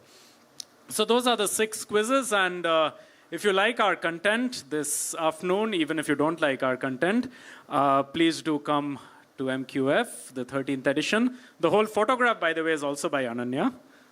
So you see this nice little copyright over there at the bottom right corner. That's Ananya's photograph as well. And the poster otherwise, I think, is designed by Sania, who's here, who's sort of the artisan who hosts Hung, Drawn, and Quartered, quiz on art, architecture, design, and so on. So that's happening at Nehru Center in 3 weekends from now. It's open, oh yes, most importantly, it's open for participation. Anyone can participate.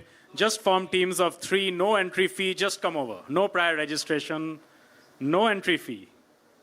Just come in, walk in, absolutely.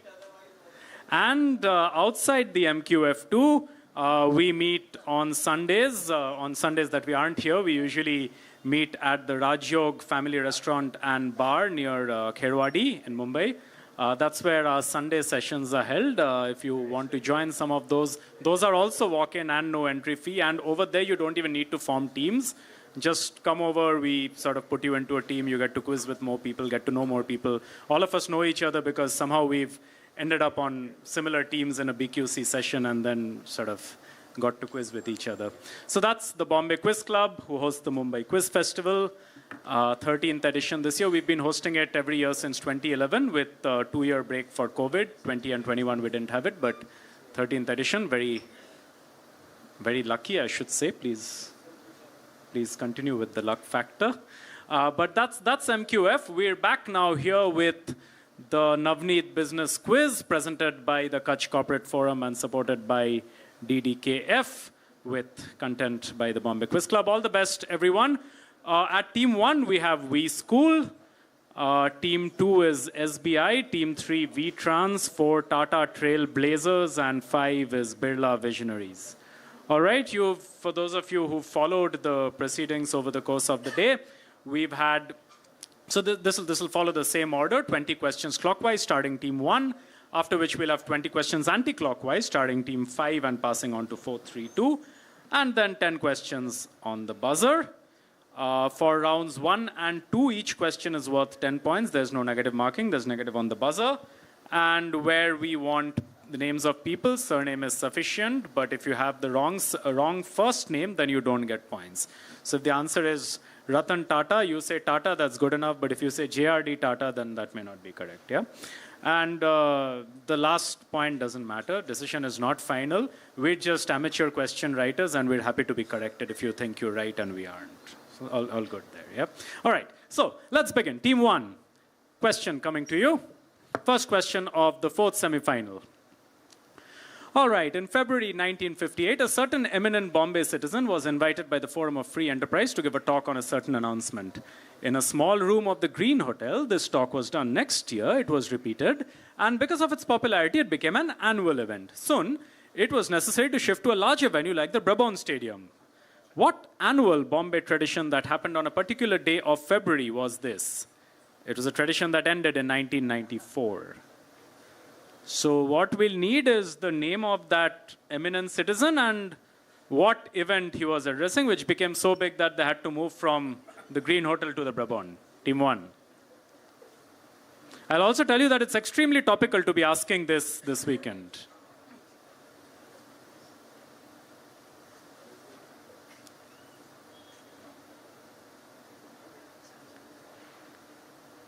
Team 2 is waiting with bated breath for the question to come their way. Team 1.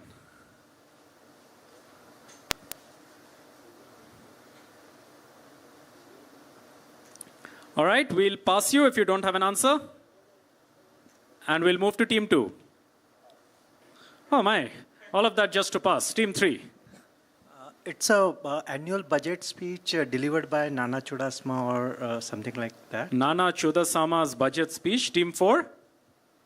Nani Palkiwala. Nani Palkiwala. Ye Nana nahi, Nani hai.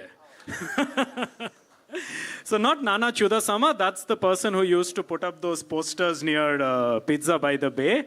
No, that's not him. But Nani Palkiwala's analysis of the budget is what we were looking for. But here's what we'll do. We'll be kind and give 5 points to Team 3 for getting the budget part of it, and the remaining 5 points to Tata Team 4 for getting Nani Palkiwala. So well done. Both teams open your accounts. Team 5 now, this is your question. All right. In 2015, this Jaipur-born one-time Ranji cricketer who's achieved fame as a leading professional in advertising and marketing published his memoir or autobiography. The title of the book uses his surname along with a slight modification on a word which means wild uproar or unrestrained disorder, tumult or chaos. Who is this person who happens to be one of the foremost in his field in India, and what is the name of his memoir? So we need the name of the person, and if you get the name of the person, you should be able to work out the name of the book.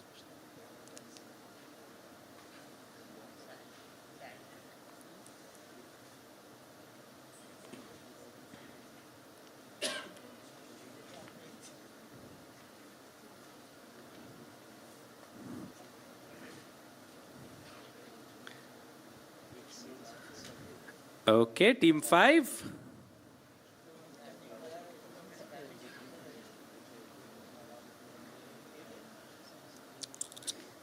All right, we'll pass you if you don't have an answer. And yeah, go ahead, try. Prasun Joshi. Prasun Joshi and the book? Prasun Joshi's famous book. Okay, never mind. We'll pass you. Team 1. Just a guess. Rajyavardhan Singh Rathod. Not R.S. Rathod, no. Team 2. Passing. 3. And 4. Passed everyone? Anyone in the audience? Not Tiger Pataudi. Prasun Joshi is a good guess. It's not Prasun Joshi, but it's Piyush Pandey. And if it's Piyush Pandey, what would you call? Yeah, that's pandemonium, right? It's a pun on pandemonium, which means tumult, chaos, disruption. You know, the word comes from John Milton's Paradise Lost, pandemonium. And Mr. Pandey calls his memoirs Pandemonium, capturing the tumult of his life and work. So no points to anyone, but question back to Team 5. What we'll do is, if there are 2 questions that go unanswered, we'll then move to the next one. Yeah, but this one's still yours, Team 5. Here's the next one. While some corporations have moved their annual reports online, not that I like that too much, older print copies have actually gained value and can fetch a premium today, especially if they're from notable names. This is the 1980 annual report, you'll see that on the next slide, of which company whose New York Stock Exchange ticker symbol is BRK.A and BRK.B. That's being offered at $2,050 on eBay. So you'll see, if you go to the next slide, that is the 1980 annual report, which is a copy of which is being sold at $2,000, which is probably more than the stock price of the company right now. So which company is this? There are useful hints in the question. Look carefully. Berkshire Hathaway. Berkshire Hathaway is absolutely correct. This is the company started by Warren Buffett, Charlie Munger. It's Berkshire Hathaway. Good 10 points to Team 5. All right, that's the Berkshire Hathaway. And question now to Team 1. Which brand, extremely popular in Indian kitchens in the last century, got its name when HUL, which was then HLL, Hindustan Lever Limited, wanted to add the L of lever to the name of the company that initially imported the product from the Netherlands in the 1930s. So the company was called something, and Lever said we wanted to add L to it, and that led to the name that we know it as, right? So it's a, I don't think too many people use it these days, but in the 80s and 90s, it used to be a fairly popular brand in Indian kitchens. It was almost genericized in the sense that for the longest time, I thought it was a common noun. I didn't know it was a brand.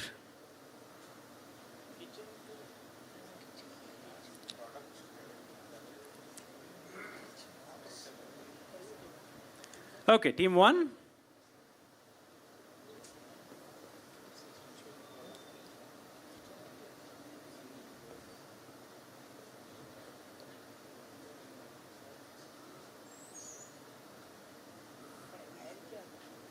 So is it something edible or?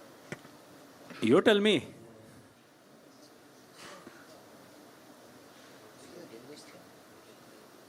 Okay, let's pass you. Don't suppose you have an answer. Team 2? Pass. Not surf. 3? Hawkins? Not Hawkins. You need to have an L in the name somewhere, right? Look at it. Team 4?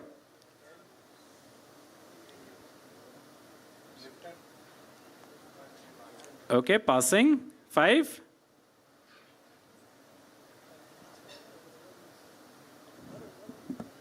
I need to move faster. It's the last team on the pass.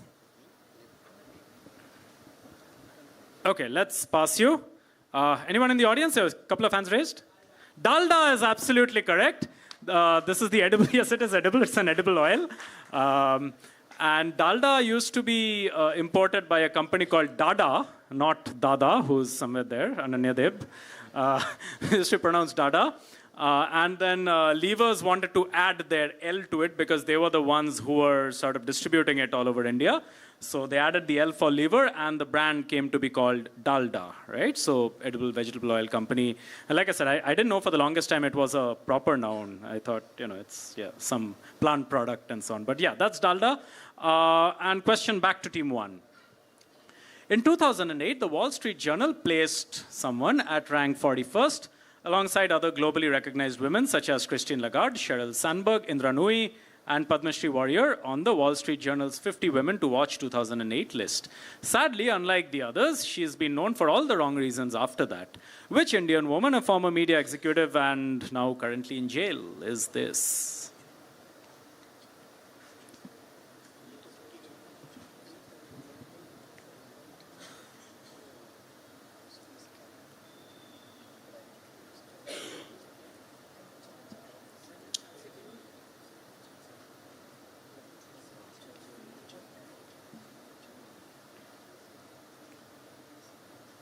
Okay, team 1, go for it.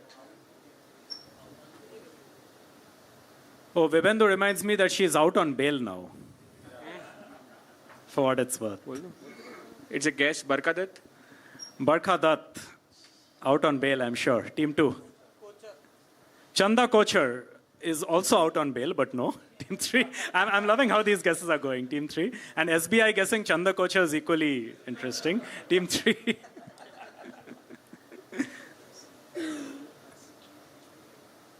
Passing 4. Indrani Mukherjee. Indrani Mukherjee is absolutely correct. This is Indrani Mukherjee of Star fame, who was Peter Mukherjee's partner and known for all the wrong reasons, including murder and you name it, incest, I believe as well. But yeah, that's Indrani Mukherjee. A question now to Team 5, the Birla Visionaries. In 1992, the editor of the Times of India telephoned one of Mumbai's most prominent businessmen. The editor asked him, as a Muslim leader, his opinion on communal riots that were taking place in the city. Why aren't you asking me as an Indian Jew? Because my name is blank. My mother was Jewish, he replied. And also to be noted is that his maternal grandparents perished in the Holocaust, right? So it's not like Muslim, not like just as a Muslim leader, he was also an Indian Jew by lineage. So name this famous businessman who was the son of an aristocratic Muslim scientist from India and a Jewish communist from present-day Lithuania, and name the company founded by him. Team 5.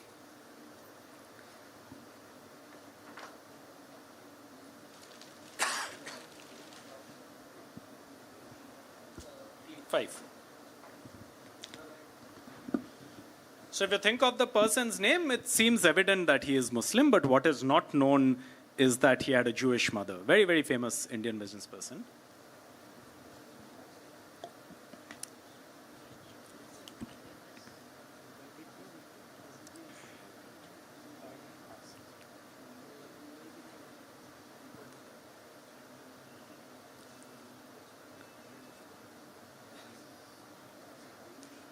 Okay, team 5. Azim Premji. Azim Premji, good guess. No, team 1.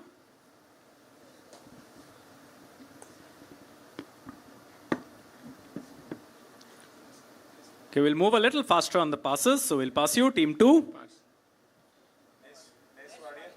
Not Wadia. 3. Passing 4. Hamid Sipla. Yusuf Hamid and Sipla is absolutely correct. Yes. Okay, Hamid. Full plus 10. That's Yusuf Hamid, the founder of Sipla. Interestingly, the guy who set most of these questions for whom I'm filling in, Shubhajit Chakraborty, he used to work at Sipla for a very long time. This is Yusuf Hamid, yes. And question back to team 5. 4 answered it. All right, question 7. Founded in 1998, this brand is a contraction of 2 French words, which is the French for equipe, meaning team, and the French for stade, meaning stadium, which can be translated as stadium teams. So if you kind of put these two together, it means stadium teams, right? So which sports brand is this that's part of the Decathlon group? Team 5.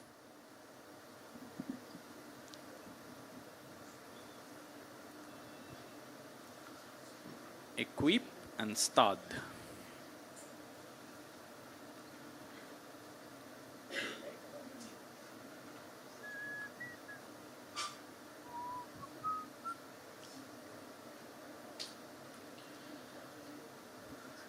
Okay, team 5.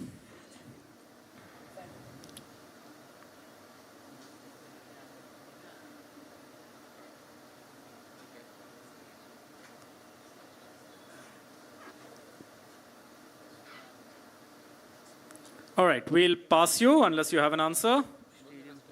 Skechers. Skechers, 1. Passing to 2. Artengo. 2. Speak on the mic, please. Aces. Aces, no. It's a nice guess, no. 3. And 4. Quecha. Not that either. Anyone in the audience? Kipstar is absolutely correct. Person from Wellinger has that. This is Kipstar. So Kip from equip, which means team, and star from stade, which is stadium. So that's Kipstar. Question back now to 5. This book is written by a former CEO who was at the helm at Pepsi and Apple. Name the author. Just go to the next slide, please. The book is called Moonshot, Game-Changing Strategies to Build Billion-Dollar Businesses. And that's the name of the author, former CEO of Pepsi and Apple, mentor and entrepreneur. Who's the author?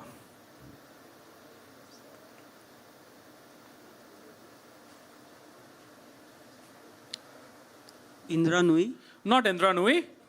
Team 1.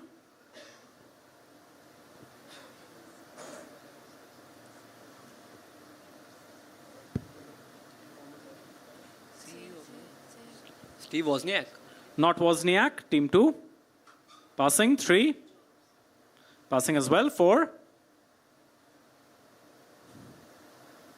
Okay, this seems to have passed everyone. John Scully is absolutely right. Well done. They're from the audience. This is John Scully who wrote Moonshot. Became CEO of both Apple and Pepsi. That's a little bit of Indra Nui, a little bit of Wozniak, Jobs, Tim Cook, everyone put together. So well done there, John Scully, Moonshot. And we'll now move to Team 1. You've got 2 directs. Team 1. This digital media portal was founded by Sahad PV in the year 2005 when the Indian market began to witness a significant boom in venture capital investments.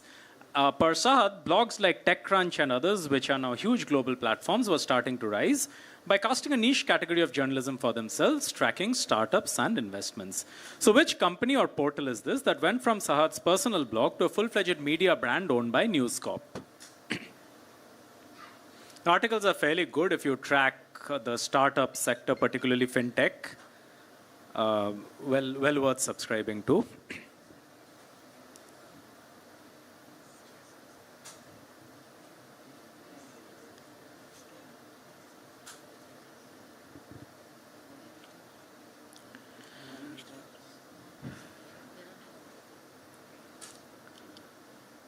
Okay, team 1. It's a guess. Mint. Not Mint. 2. Passing 3. Money control? Not money control. 4. VC circle? This is VC circle, absolutely. We spoke about venture capital investments. This is VC circle. Sahad started this. Fairly good thing to subscribe to, particularly if you're tracking fintech. Their daily pieces are fairly informative. So that's VC circle. Good answer. And back to 5. Okay. This entrepreneur from Kerala shares his story below. After the death of his parents, the ornaments and jewelry belonging to his mother was melted and made into 9 rings, one for each of his 9 children. He being the 8th child, he received the 8th ring, and hence the title of the book called The 8th Ring. Very intuitive. Name the author and the business group that he started. Quizzers, people appearing for competitive exams, and general knowledge enthusiasts have always sought after one of their annual products. I can't think of ever reading any of those, though. Don't judge me. But nonetheless. It's like hashtag not all quizzes, you know? Okay, team 5.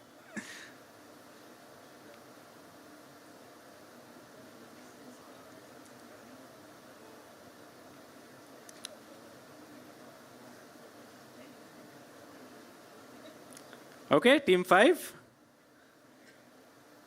Useful hints. Look at the first line.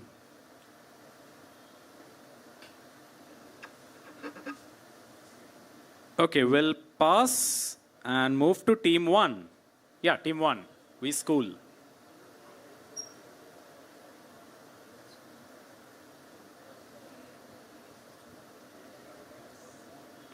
So, is it Malayalam Manorama? And who's the author? I don't remember his name, but... Surname's fine, just saying, if that helps. Okay, let's pass to... Something like that. Okay, no, team 2? 3? And 4?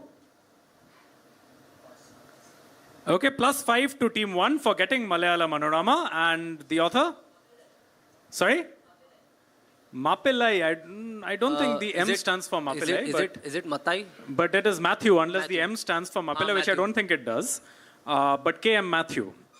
Yeah. Yep. Oh yeah, that's right. Yeah. So this is the Malayalam Manorama group. And yes, if you like quizzing and civil services and all kinds of things, then please do look at it. But good plus 5 there to team 1. And team 2, this is now your direct. Which element, fittingly, is used in the euro currency as an anti-forgery measure to prevent counterfeiting? Shining ultraviolet light on a euro note results in red fluorescence from this element. So, to figure out whether a note is genuine or forged, you can shine UV light, and the presence of that metal in a genuine euro note kind of indicates that it's not a forgery. Not silver. Jump the gun, team 3. Copper? No, 4. Zinc? No, 5. Mercury. 1.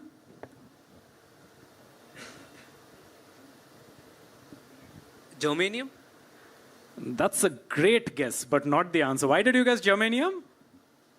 One's euro and germanium is, I guess, a little reddish color. Okay, that is like very deep scientific knowledge, but... Sorry? It's a what, sorry? Color, a dye. Oh, a dye? No. We were looking for an element. All of you got the fact that all of these are elements, but germanium would be a good guess because I think all of you missed this one word, fittingly, right? What would fittingly be an element on a euro note? Germanium, yes, because Germany is in Europe, but... It's europium, right? What element would you put in a euro note? You'd put europium, atomic number 63, right? That's the element that kind of lights up when you shine UV light. Not germanium, not francium either, or there are a few others too. But yeah, like gallium, yes, also named after France, and hafnium after Copenhagen, but no, europium. All right. Back to team 2. Okay, should get this. The term blank, it's a two-word term, I'll tell you, is commonly heard when a company plans to buy out another company. It first came into common use as a result of the United States Security Act of 1933. This act included a defense at Section 11, referred to as the blank blank defense, which could be used by broker-dealers when accused of inadequate disclosure to investors of material information with respect to purchase of securities. It found usage in 1666 in M. Wigglesworth's Day of Doom, where he says, "Then will I draw all sorts of men to me, or wait upon him with blank blank." What two-word term? Amalgamation. Two words, I said. No. Team 3? Acquisition. Again, a one-word term. We need two words. Team 4? And look, okay, fine. Team 4?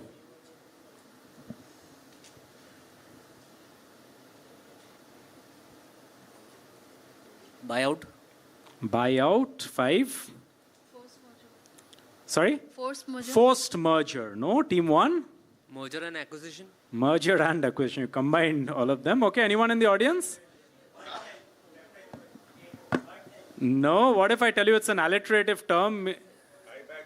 No, that, you know, both the words start with the same letter. No, not bankruptcy, but let's just say it is something that you'll end up doing in advance before a buyout. This is due diligence. Right, due diligence. So that's the answer. So you've got 2 in a row. Let's move now to team 3. Question 13. Headquartered in Howrah, West Bengal and founded in 1993, this brand was the brainchild of Amit Ladsaria, who was still in college. He started a garment store with his maternal uncle Sanjay Jhunjhunwala with an investment of 40,000 rupees and 2 employees. His reasoning for choosing the name was that there used to be many brands with animal names like crocodile, camel and so on, so we too wanted to use an animal name. And this animal had connotations of long life, adaptability, hard exterior and soft interior, characteristics that looked good for a clothing line. So name the brand or fill in the blank. So it's the same. The name of the animal is the name of the brand. And be very careful about what you answer. We know prompts. Turtle? Turtle is correct. Well done. I was hoping someone wouldn't answer tortoise to that. But turtle, the garment line based in Howrah, West Bengal, is absolutely correct. Plus 10 to team 3. Well done. Team 4, yours now. Among his other quirks, Theophilus Van Kannel, I don't think we have the picture anymore, but he hated locking horns with other men at front of buildings and getting into a game of, oh, you first, I insist, you know, pehle aap, right? He hated it. So he invented his way out of this social phobia by creating what? The first of which was installed in a restaurant called Rector's in Times Square, London in 1899. Team 4.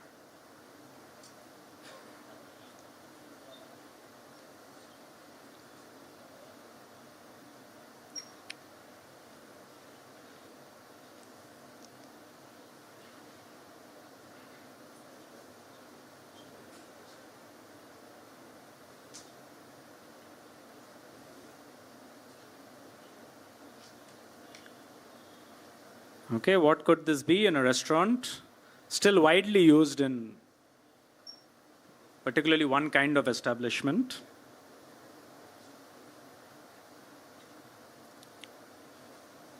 Okay, team 4. Passing, team 5. Auto sensor doors. Auto sensor doors. Okay, it's a nice guess, no? Team 1. 1899 would be too early for that kind of thing. It's a guess. Revolving gates. Revolving doors is absolutely right. Good, guess away. Oh yeah, we had the picture, not that it would have helped. But revolving doors is correct. That's what Theophilus Van Kannel did, and he was awarded a US patent for that.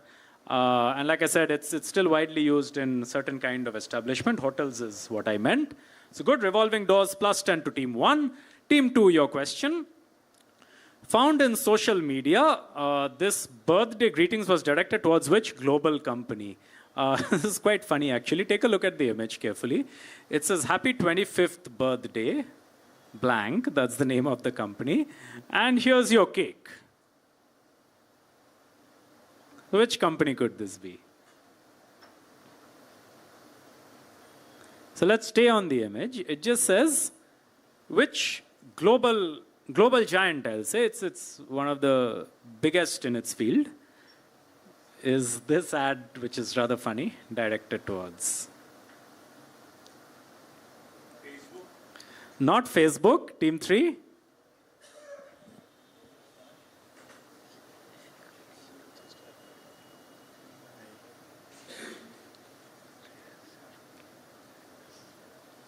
Okay, we'll pass you. It's Google. Not Google, for? Snapchat. Snapchat, no. 5. I don't know why all. Anyway, come to that. Team 5.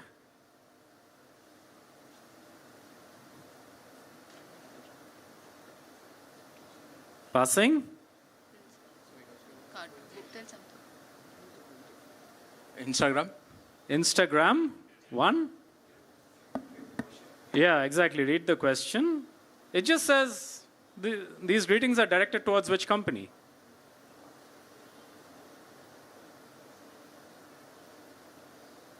Yeah?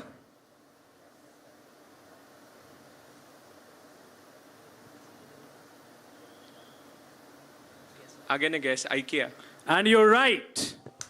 Absolutely. It just says it's found on social media. Doesn't have to be a social media company, right? It's IKEA because they've not given a cake. They've given the ingredients of a cake. Do it yourself. You bake your own cake, IKEA. Go for it, right?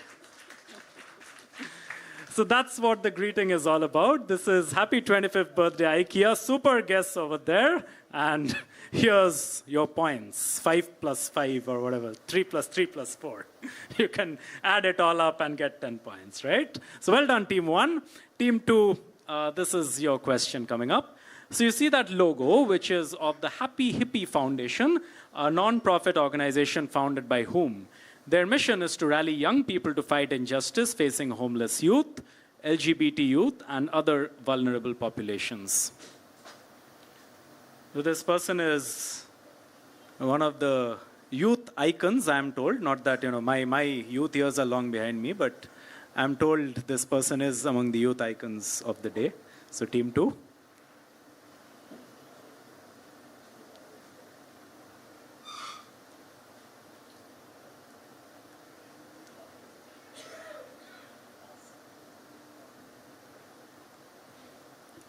Passing? Okay, 3.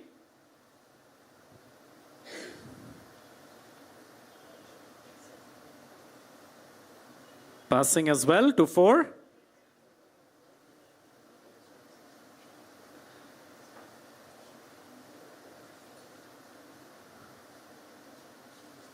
Passing unless you have something. Mark Zuckerberg. Mark Zuckerberg, 5. Coldplay's Chris Martin. Chris Martin of Coldplay, no. 1. It's a YouTuber called Mr. Beast. Oh, Mr. Beast. No, not Mr. Beast. Yeah. Miley Cyrus is absolutely right. Happy Hippie Foundation started by Miley Cyrus. Well done. And question now back to team 2. Okay, a blank sail is a favorite way for non-be the same 2 words that you need. Yep. It's your direct. Yep.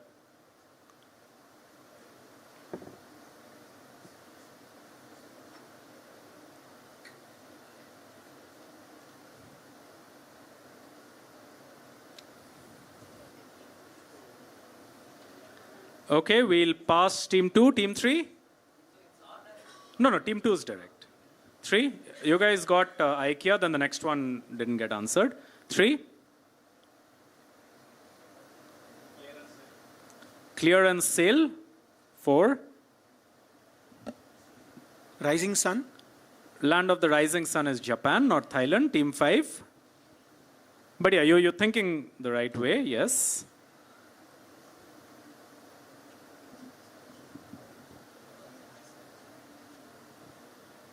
Beach. Sand and beach. The land of sand and beaches, which is true, but no. Team 1. White elephant. The land of the white elephant. This is a white elephant sale, absolutely, which is very high maintenance, but has absolutely no intrinsic value. This is what a white elephant sale is.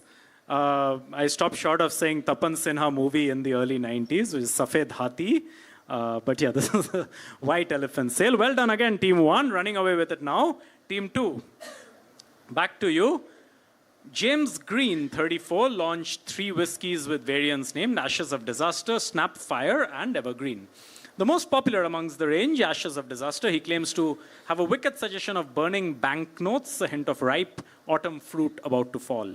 Green filed in 2013 with the US Patent and Trademark Office to use the label blank. Again, I'll say it's a 2-word name for bars and spirits, but received objections from Barclays Bank. So what is the name of the brand of whiskies that James Green launched? So it is, sorry? Not Johnny Walker. It's been around much longer. Team 3. So read the question, burning banknotes, ripe, whatever. Like, why would Barclays object to this? Team 3. Jack Daniel. Jack Daniels, no. Team 4. Passing to 5. 2 words. I mentioned 2 words. I have one operative word, but the full name has 2 words.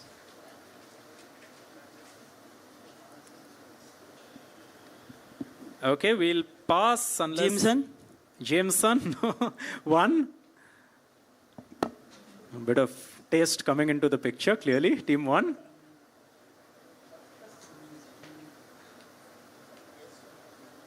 Hoping someone doesn't say Amrut after this. Okay, 1. It's Bourbon. Sorry? Bourbon. No, does anyone have this? Okay, so obviously it has burning banknotes and things like that, and Barclays objected. So why would Barclays object? Barclays would object because these guys wanted to have Lehman Brothers as the name of a whiskey. And it's not unusual because, I mean, in 2013, Lehman Brothers was long gone. So it's like, look, the company doesn't exist. What if I want to trademark Lehman Brothers now as a whiskey brand? But obviously, other people had problems with that.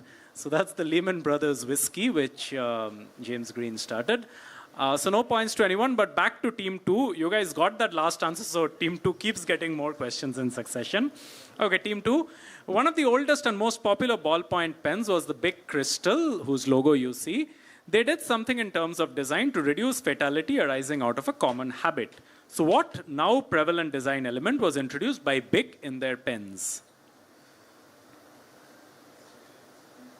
If this pen has it, oh, it does it. And therefore you don't choke at all.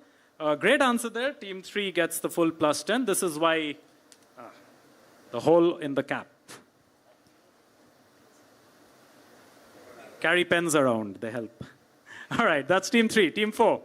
Last question of the clockwise round. Compass Coffee, a small coffee shop in Washington, D.C., incubated from the small business programs of a certain organization. Located in the Shaw neighborhood, the shop, owned by former Marines Harrison Suarez and Michael Haft, uses an innovation initially developed for the organization's line of work in the roasting process of the coffee to maintain consistency and quality of the espresso shots.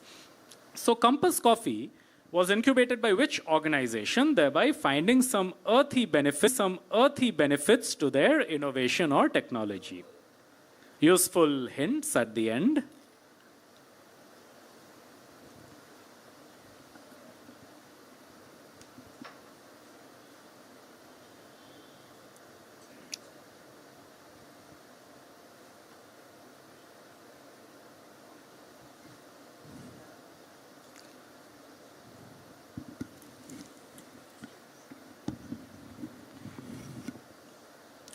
Okay, Team 4.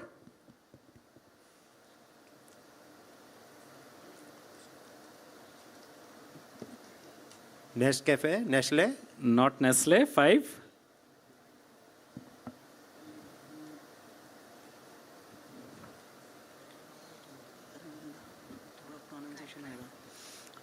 Michael Short something. The spelling of the The second name, Michael, and the first name, surname, like the Michael Suarez. Okay, something like that. No.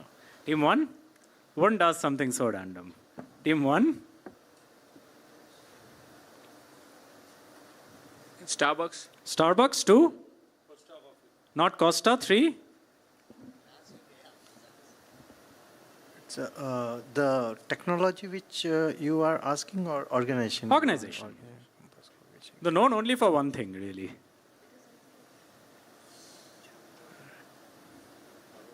It's a Sun Microsystem? No, not Sun. Does anyone have this? No? No. The story is it's not a coffee brand, right? No, let's take a look at the answer. These guys do coffee as well, right? That's NASA. So it's not Nescafe, but NASA Cafe in that sense, right? So Compass is NASA's coffee brand. So that brings us to the end of half the quiz, half the semifinal. Let's go to Devang now for the scores. Okay, so team 1 is in the joint lead with 35. Team 2 yet to score. Team 3 is on 25. Team 4 is the other team that's leading on 35. And team 5 on 10. Okay, good. Thank you. Thanks, Devang. So, 2 teams on 35, 1 on 25, still wide open. And we will now start with Team 5, the reverse round.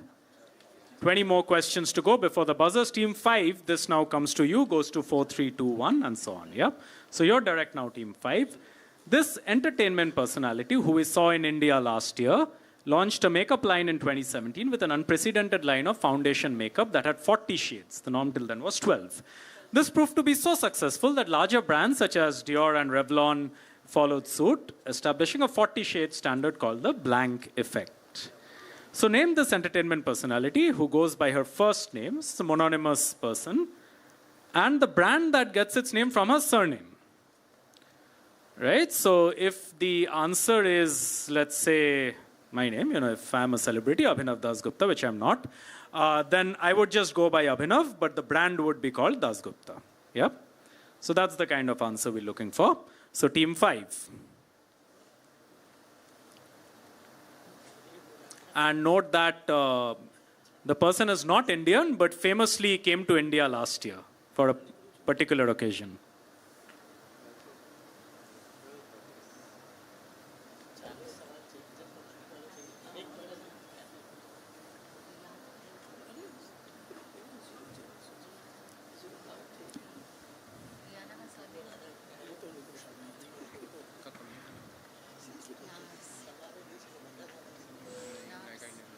Okay, team 5. Entertainment personality would be Rihanna. Okay, and the brand? Is it NARS? No. Team 4?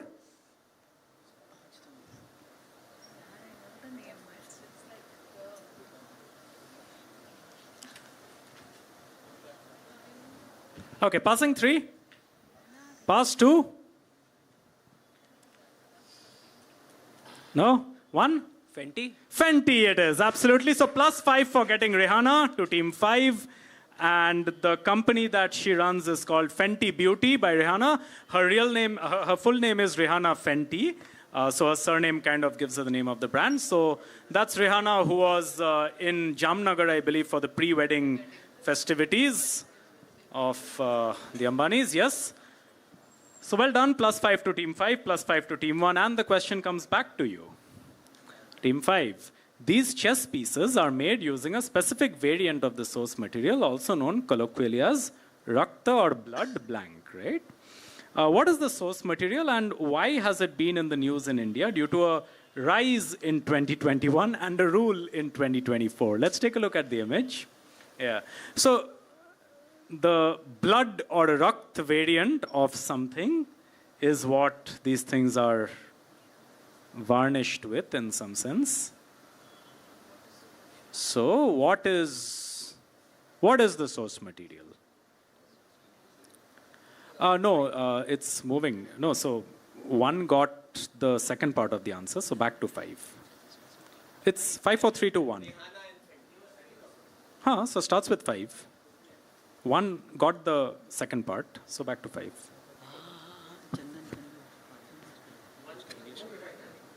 Chandan, sandalwood. Yeah, I'll give it to you. That's good enough. Rakta Chandan or blood sandal is good enough. So red sandalwood, but sandalwood's fine. I think blood, one would assume that it's red. So red sandalwood, and seen in Pushpa, the rise and the rule, you would have got it from there. So, so well done, Rakt Chandan, red sandalwood. Plus 10 to team 5. And team 4, your question now. In 2019, P&G collaborated with a certain organization in a sustainability drive for a global event scheduled for 2020, but delayed by a year to 2021 due to COVID. The overall goal was to collect 1.5 million pieces of plastic to produce recycled plastic resin. This is akin to other similar initiatives for the same project, the results of which stood on a daily basis in 2021 with a delay for a few weeks. So what was this initiative specifically for? Something found in sets of 3. You'll see useful images on the next slide. Yeah, so if you look at these very carefully,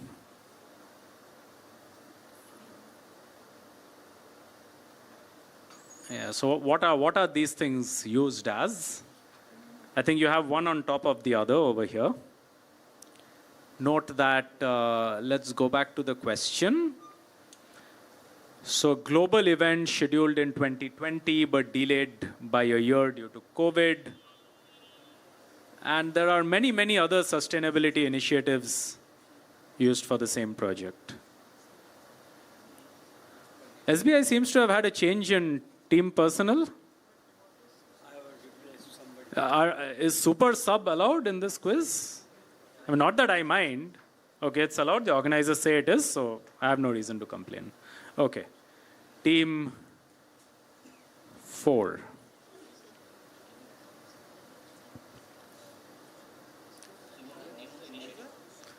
You just tell me what all of these things are, that's good enough. No, the initiative doesn't have a specific name. If you can just tell me what these things are, that's good enough for points. Recycle, reuse. And reduce.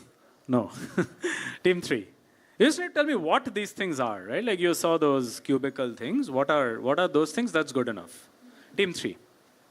The 3 separate garbage collector boxes. Garbage collector boxes. No. Team 2. Toiletries or the bottles of shampoos and all. Shampoo bottles. No. Team 1. On the mic. Reusing, recycling, and... which is what Team 4 said. Reduce, recycle, reuse. No.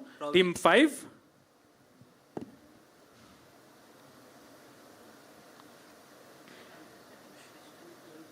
So it's basically 3 products what is been shown, or it is available in the sets of 3.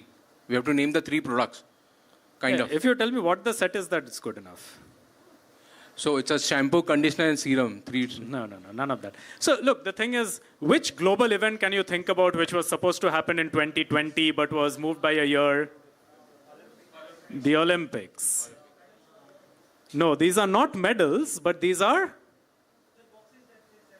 That is right. They're called the podia, right? Or podium in singular, podia in plural. These are the Olympic podia, right? So these are the things that you stand on exactly to get the medal, which is what leads to the phrase podium finish, right? So people who are first, second, and third, they're said to have reached the podium, finished on the podium. These things are actually podia made of recycled plastic, right? Even in 2024 in Paris, where everything was around sustainability, they had similar sort of biodegradable podia as well. So that's what these are, the Tokyo Olympic Games podia. And question now back to Team 4. This company or brand was established by Turkish brothers Isaac and Nama Nandic, who came in their early teens from Istanbul to Barcelona. Despite the company being Spanish, the majority of stores are found in Istanbul. And during a visit to Philippines, Isaac chanced upon a fruit at the hotel he was staying at. On finding out the name of the fruit from the waiter and running the name by his family, they chose the name for the brand. What is the name of this brand? You can find it all over Mumbai, for sure.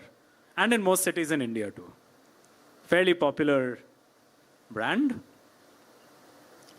But what may not be widely known is that it's Spanish.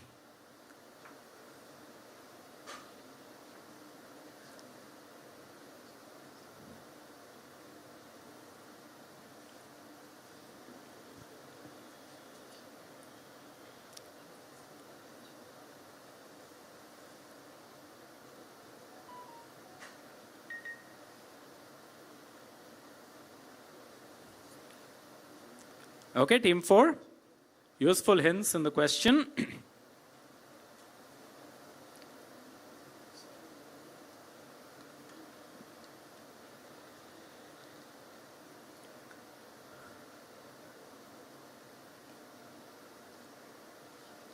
All right, we'll pass. Team 3.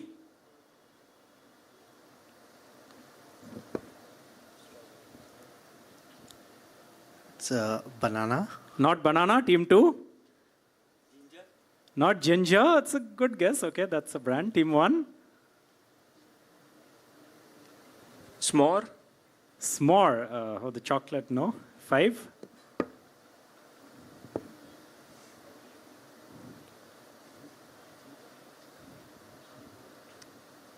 Okay, we'll pass you. Passion. Oh, passion fruit. No? Anyone else in the audience? Okay, it's not a banana. It is a fruit for sure. What kind of exotic fruit would a Spaniard not know about? No. It's mango. Right? This is the luxury apparel brand. Right? Mango is actually a company based in Barcelona. You'll see it practically at all malls in Mumbai. This is how it gets its name. He liked the fruit, had no clue what the fruit was. Asked a waiter. The waiter said, "This is a mango." And he said, "Oh, this name looks nice. Probably rhymes with Van Gogh. So let's just name this, name our brand that." So that's mango. No points to anyone, but back to team 4. One of the many industries that moonshine or illegal liquor gave rise to was from the need to transport the liquor through difficult terrain. After prohibition ended in the US, these transporter people were left jobless and started a new activity to retain their skills, right? So they were good drivers, basically. So what is the modern day sporting activity developed by these people? It was seen in a Saif Ali Khan Rani Mukherjee film and is known by an acronym. An acronym is an abbreviation that you pronounce as a word. Right? So USA is not an acronym, but NASA is an acronym, to be clear.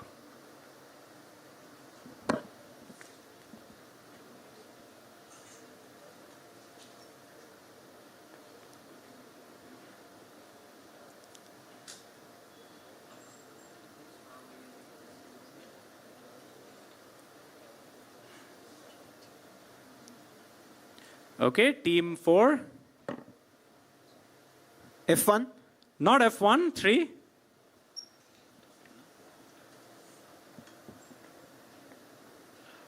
It's a car racing. Which one? Pit stop. 2. No, team 1. NASCAR? NASCAR is correct. Well done. This is the NASCAR rally, yeah? Movie was Tara Rampam? I think so, yes. Yeah. Our resident movie expert is Vivendu here. Yes, that's right. Well done. Plus 10. Team 5, now your question. All right. Just on the next. Yep. Okay, Musa Keita the first, 1280 to 1337. The 10th Mansa was referred to as Mansa Musa in Western literature. Musa held many titles, including Emir of Melil, Lord of the Mines of Wangara, Conqueror of Ghanata, and at least a dozen others. It's said that he had conquered 24 cities, each with surrounding districts containing villages and estates during his reign. Apart from his conquests, he's said to hold another famous title or distinction in the world. When he went on a pilgrimage to Mecca, he would throw gold coins at the people around him, causing the value of gold to fall. This is what RBI has been trying to do, you see. Anyway, so what title in history is given to Mansa Musa? He used to rule his kingdom from a place called Timbuktu, which I guess you've heard of. But this is the actual Timbuktu in present-day Mali. So what title in history is given to him? And it's a descriptive title. I'll tell you, it's not a proper noun. So he was called the something, whatever, yeah? So this is team 5. Yeah, you guys got NASCAR, so team 5.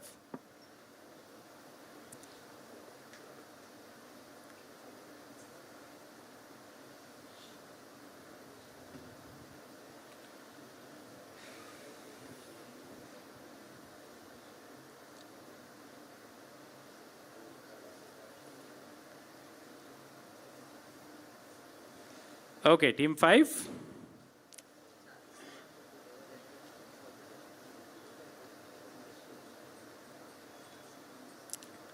Passing to team 4. 4. Passing you as well, 3. Passing to 2 and to 1.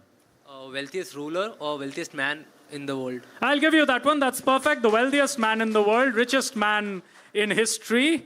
But that's good enough. Mansa Musa, the richest man in history. Well done. Full plus 10 there to team 1. Very good.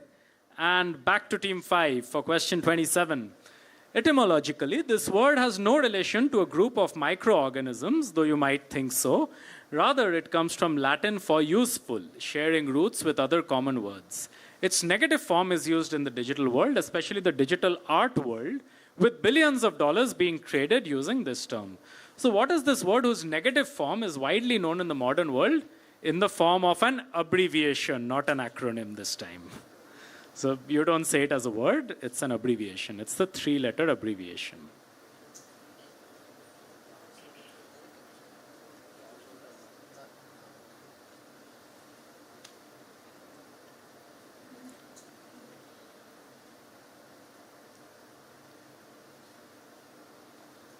You can give me either the full form or the 3-letter short form. Either is fine. Became very famous in, I think, 2021. That's when, 20 or 20, I think it was 21, early 21.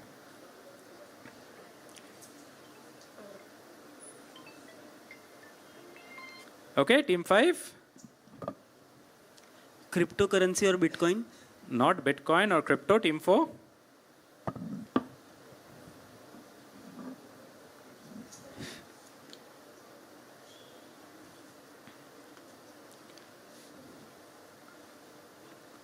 Passing 4, team 3.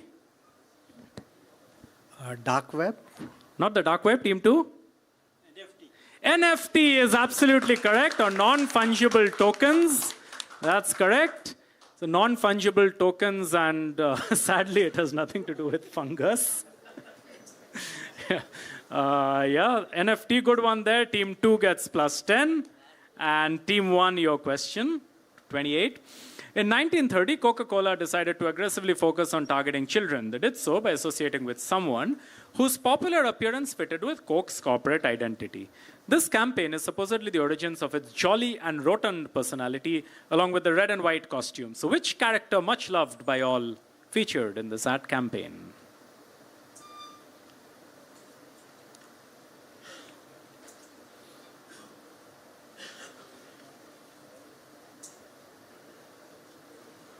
Lots and lots of hints. Let's go for your obvious guess. Santa Claus? Why would you say that? Red and white. Red and white and rotund and jolly and children. Yes, Santa Claus. Right? And this is how the popular imagery of Santa Claus was born. It was actually a Coca-Cola marketing campaign which led to the rise of Santa Claus as we know him today. So that's one of the earlier Santa Clauses. So well done, plus 10 to team 1. Team 5, your question now.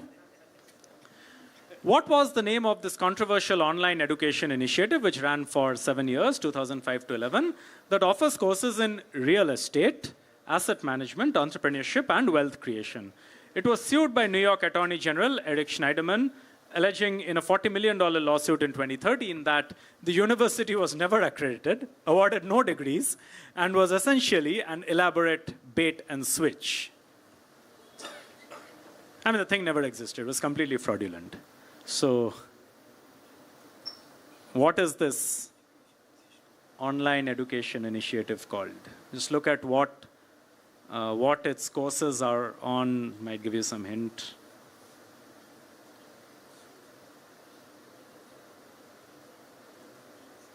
Okay, let me make this easier. If you give me the founder of the university, that's good enough. Founder or the name of a person who is associated with this university, that's good enough too.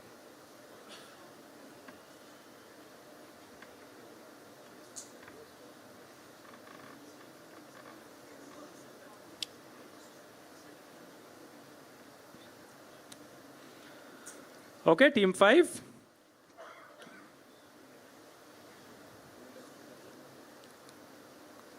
Passing you to team 4. Lehman Brothers. No, that question's over already. Team 3. Warren Buffett. Not Warren Buffett. Ouch. Team 2, no answers. 1. Peter Thiel? Peter Thiel. No? Donald Trump. Yeah. So, real estate and all that kind of thing, right? And yeah, it never existed. Like a whole lot of things, like a whole lot of words in Trump's vocabulary. Coffee and stuff like that, right? This university didn't exist either. So that's Donald Trump. Well done. Back to team 5 for the next one.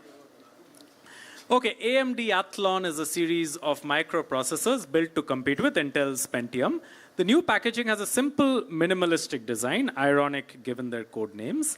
Their performances are indeed surreal, leading to a lot of popularity among gamers. Which two artistic Spaniards from the last century give their name to these? So we need the names of 2 Spanish artists for your answer.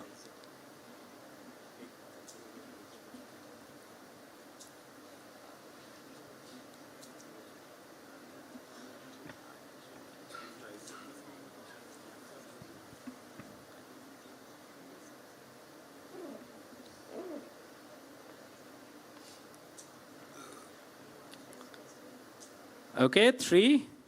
I mean 5. Ryzen. Rizal. AMD's Ryzen. The only guy I know called Rizal was a Philippine head of state, but no, team 4.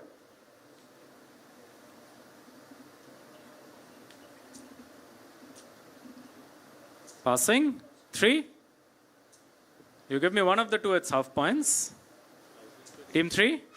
No. 2. 1. Michelangelo?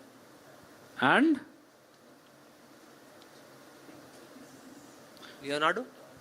Okay, Michelangelo and Leonardo were neither Spaniards nor were they from the last century. They were contemporaries nonetheless, but 500 years ago in Italy. Anyone? That is correct. Pablo Picasso and Salvador Dali, both Spaniards. Yes. Athlon, Silver, Dali, or Picasso based, yeah. So Dali and Picasso are the 2 iconic Spanish artists. Surrealist, Dali, Cubist, Picasso. And back now to, actually you've got 2 questions. To team 4, you're direct. In the 1920s, the then director of the Zoological and Anthropological Survey of India wanted to analyze the body measurements of Anglo-Indians. No clue why. And asked someone to take on the task. This was one of the first major projects for this individual, and he also gave a speech at the Science Congress about the analysis of race mixtures in Bengal. So who undertook this project, and what did this experience and other such analysis on surveys inspire him to do in 1931?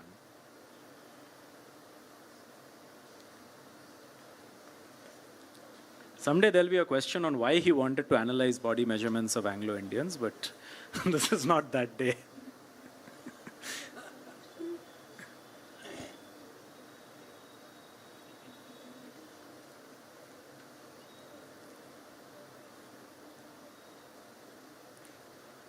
Okay, team 4. Passing to 3.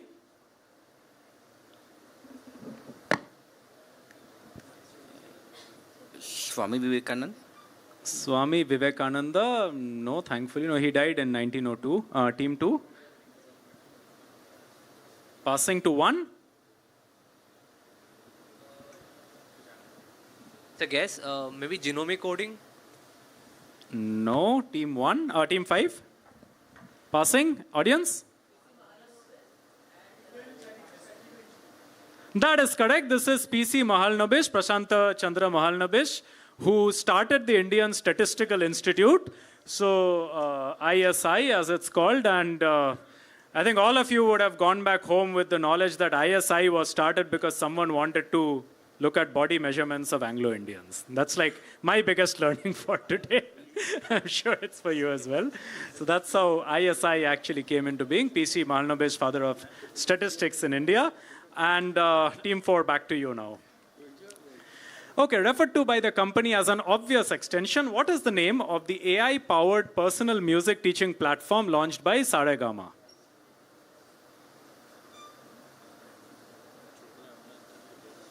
Obvious extension.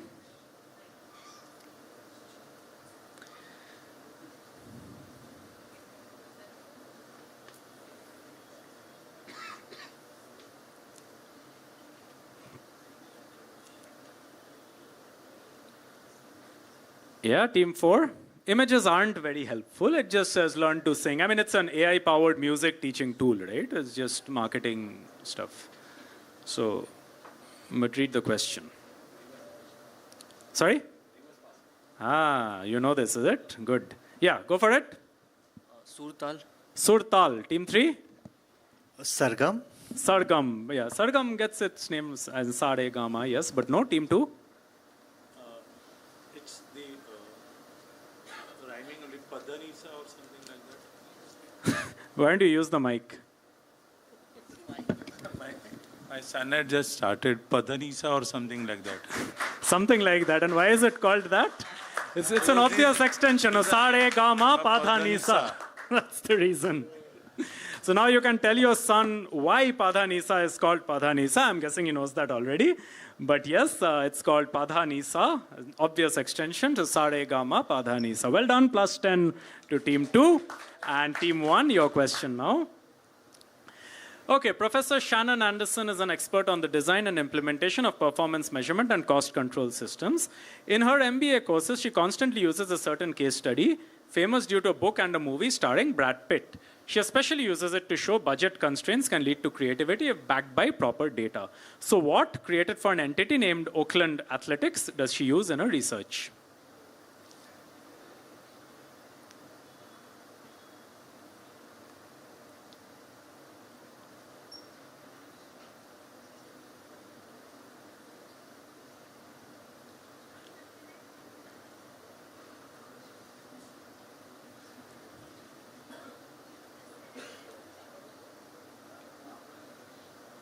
Okay, Team 1.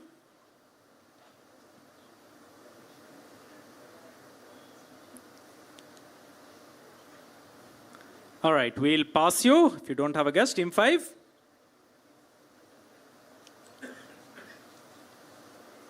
Passing you as well. 4. Zero-based budgeting? No. 3. 2.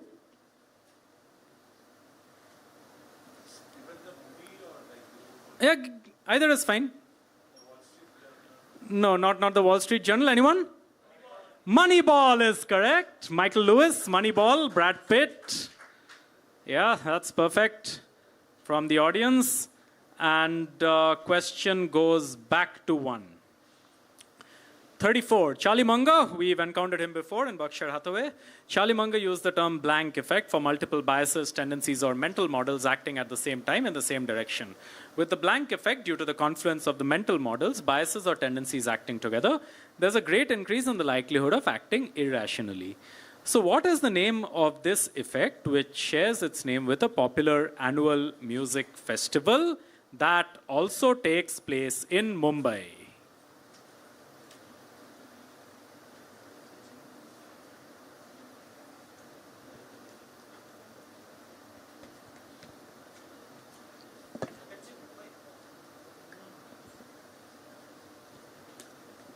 Among many other cities in the world, it also takes place in Mumbai.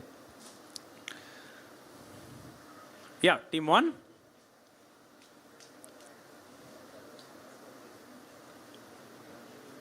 Okay, one. Lollapalooza? Lollapaloozas, right? We spoke about the Mumbai Quiz Festival happening on the 1st and 2nd of March. If you're in Mumbai, the weekend after that is the Lollapalooza Music Festival in Mumbai, giving them some free publicity here. That's on the 9th of March. So do go for them, but more importantly, come for the MQF the weekend before. That's Lollapalooza. Well done. Plus 10 to Team 1. Team 5, yours now. The name of the company means salt warehouse in the local language. It's said that the founder, Surya Vonovich Jojo, had a dream featuring the old salt warehouse, which stood across the way from his uncle's tobacco and sauce company.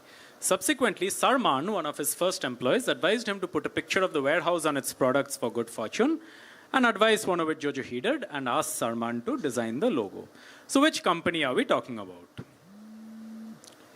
So if you figure out which part of the world that guy could be from, that should give you a hint.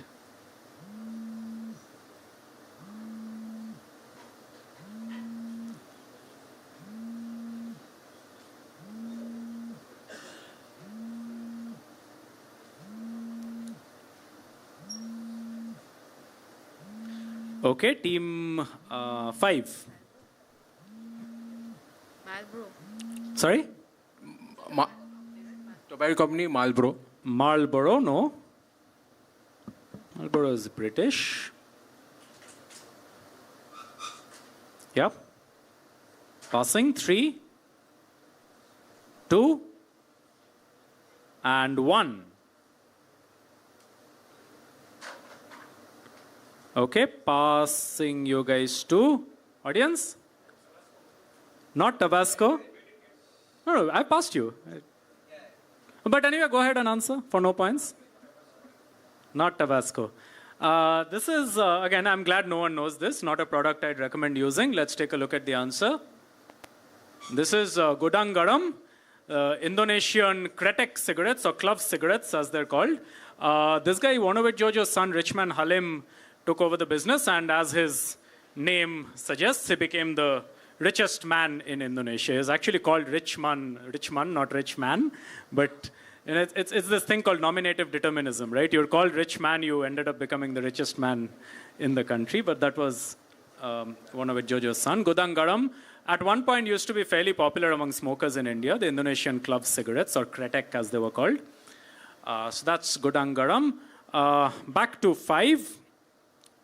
In a recent episode of the Kapil Sharma show, this person's wife wore a sari by a certain brand. However, this made the owner of the sari brand talk about how this action actually exposes this person's own hypocrisy.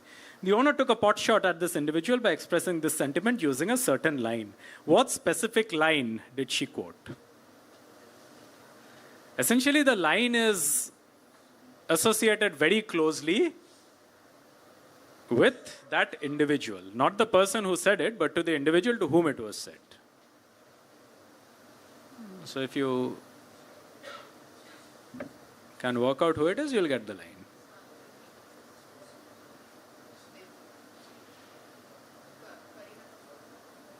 Yeah, go ahead, use the mic. You're on YouTube. She wore a sari which had Bebo written. Oh, Bebo and Kareena Kapoor. No, team 4.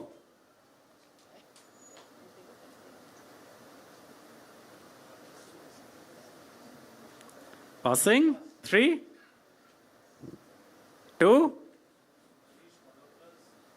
Manish Malhotra, no. Team 1. Sabyasachi, no. Does anyone have this? It's got nothing to do with any sari brand. Let's see. Oh, yeah, go ahead. All right, let's see the answer. That's the guy. Who's this? And therefore, what is the line? Correct.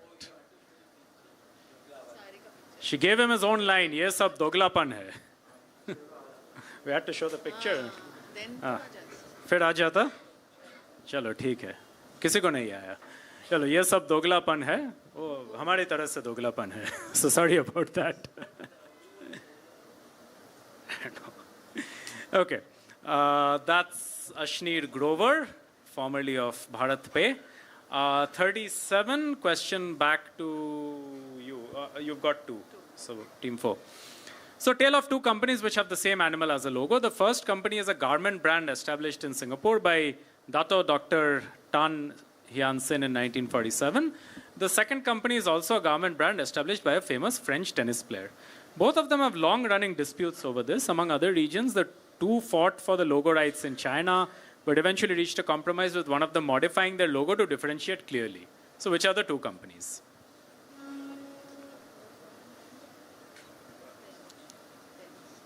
Again, if you know one, chances are you'll get the other.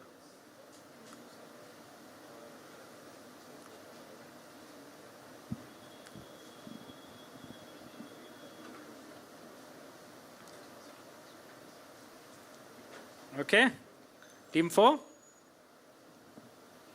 Crocodile. And?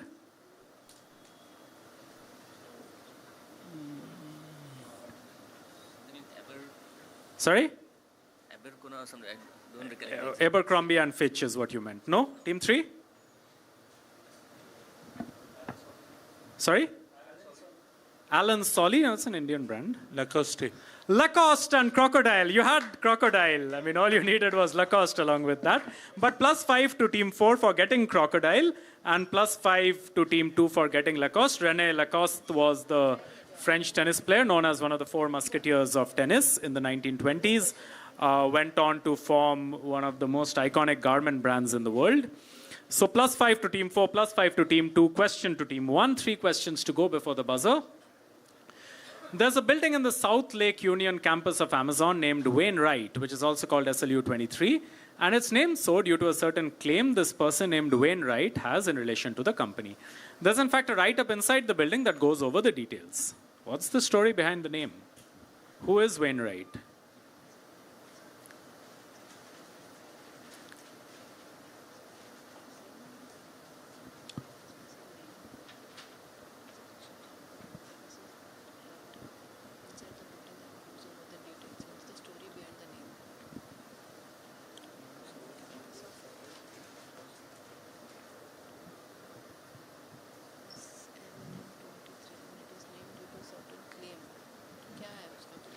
Okay, Team 1.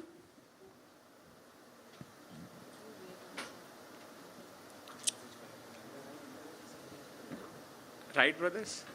Typewriter, no? No, Wright brothers. Wright brothers. Just a guess.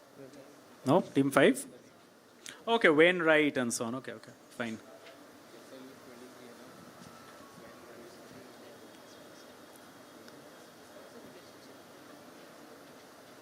Okay, passing you, Team 5, Team 4, 3, and 2. Yep. First?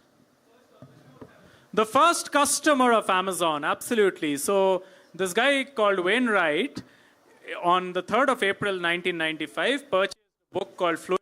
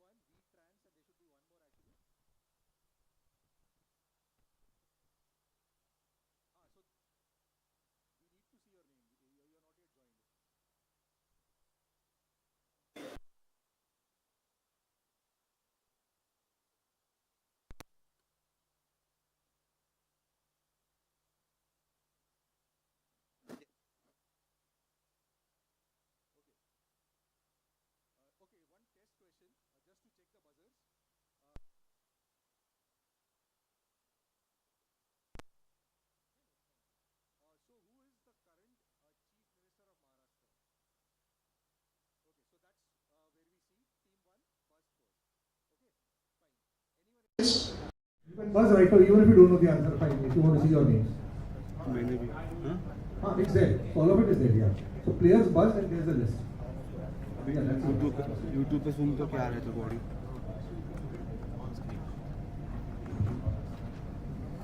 Okay.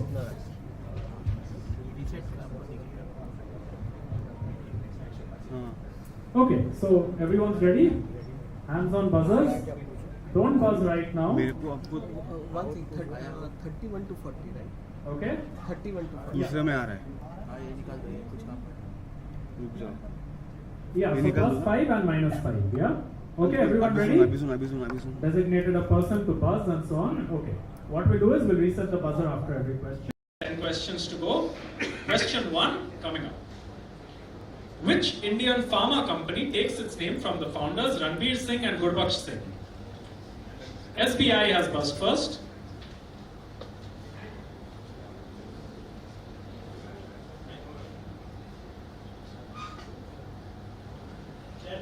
Ranbaxy is correct. You need to answer faster if you buzzed. Do not buzz if you don't know the answer. What I'll do is I'll wait for 5. Such company, that's Visa, yes. Okay, next one. Which animal is common to the logos of Peugeot, MGM and Make in India? Lion. Team 1, V School, that's, yeah? Lion. Lion is correct. MGM, Metro Goldwyn Mayer, yes. Absolutely. The Peugeot and Make in India, the Lion, yeah. Okay, reset, good. Next one, question 4. Which currency, you need to name both the country and the currency, has the ISO code KRW? KRW. Will close in 5, 4. Okay, SBI has gone for it. Yes, go for it. Kuwait and Riyal. Not Kuwaiti Riyal, team 3. Korean won. Korean won is correct. That's plus 5 to team 3, minus 5 to team 2. Okay, number 5. Which soft drink brand was sold as the temperance drink and named for its 2 primary ingredients by the Pemberton Company?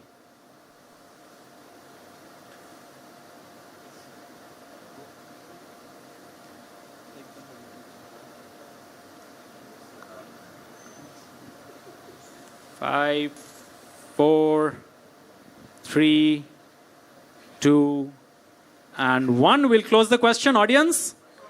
Coca-Cola, simple as that. 2 primary ingredients. John Pemberton was the person who sort of developed it. Okay, question 6.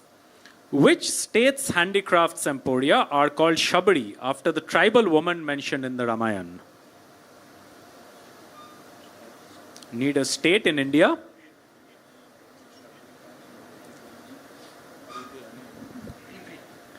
Team 3 is gone for it. Jharkhand. Not Jharkhand. Anyone else? Tamil Nadu. Out of turn, minus 5. So team 2 and team 3, minus 5. You need to buzz before answering. But you answered anyway and it's wrong because it's not Tamil Nadu either. Yeah. So which state? No? No. So this is, MP is a good guess. This is Chhattisgarh. Chhattisgarh. Shabari was from there. So that's minus 5 to teams 2 and 3. Question 7. What do the names of the dishes pastrami and dabeli mean from a process also used for preparing sushi? Pastrami and dabeli mean roughly the same thing. What does it mean? Gets its name from a process. Dabeli, as someone very helpfully reminded me, not dabeli, dabeli. Smashing and pressing. Yeah, that's fine. Smashing, pressing, good enough. Pressing is what we needed. Team 3 plus 5 to you. Okay. Which film production company owned by a superstar started off as Dreams Unlimited and was then transformed into the spicy name by which we know it? Shah Rukh Khan. Minus 5 into the spicy name by which we know it today. Red chilies. Tata, go for it. Plus 5. Yeah, do not answer out of turn. You buzzed first. Yours, you got it. +5. Good. Because we asked for the film production company, Shah Rukh Khan is not a company. Listen to the question. -5 to team 5, +5 to team 4. Okay, penultimate question. From which artificial language do the brand names Mirinda and Yakult originate? Come again. From which artificial language do brand names? Team 3.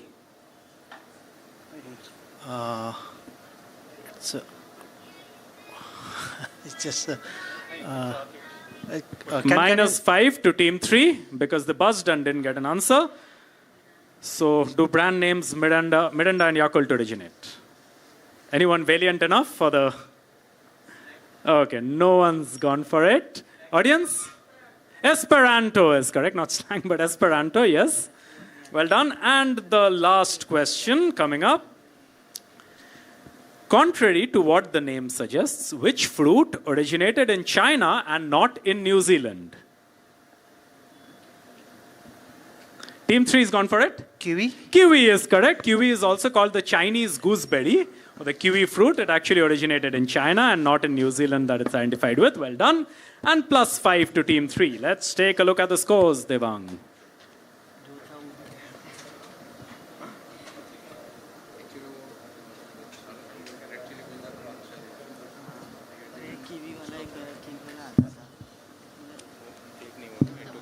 The results are pretty much the same. I'll start with the bottom. Team 5 on 15, 1-5. Then we have team finally with 90 points. Their third shot at it. All right. Thank you very much to all the teams. And yeah, this is what is called repechage in sports. So well done. And we'll now go to the final, which Ananya Dev will be hosting. So my name is Abhinav, and thank you once again for joining us.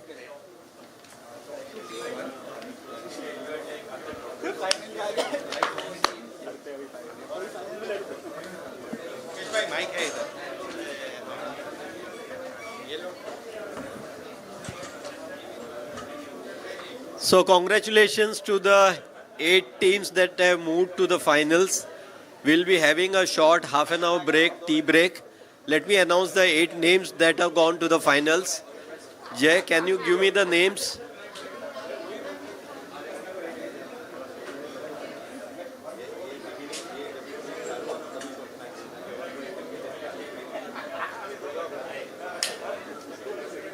Jay, can you give me the names?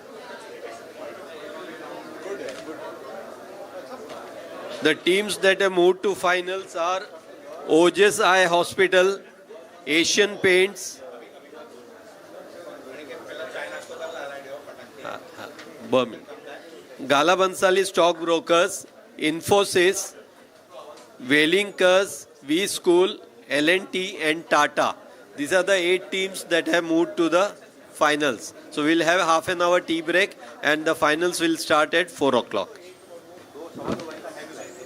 Oh, it's already 3:15. So 4:15 we start the finals. 4:15, half and 25 minutes तो है.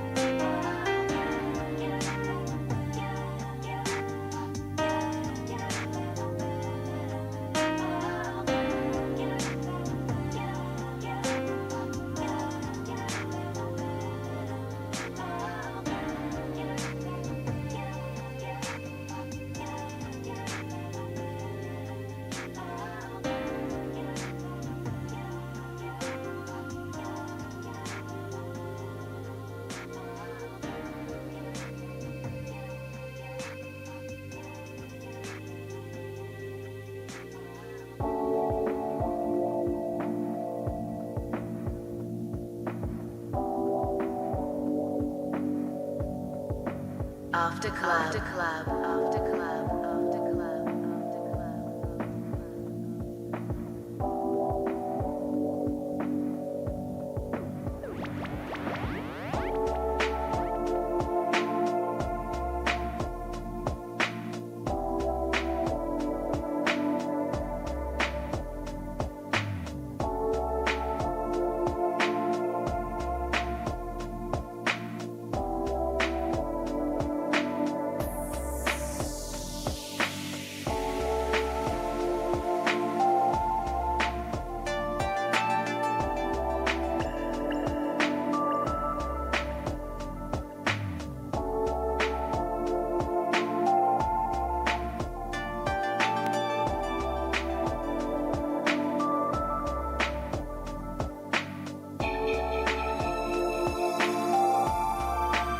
After club. After club. After club. After club. After club.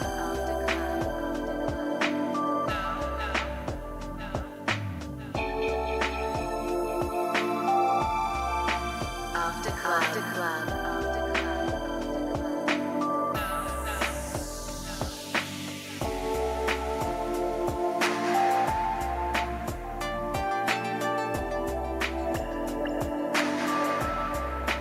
After club. After club.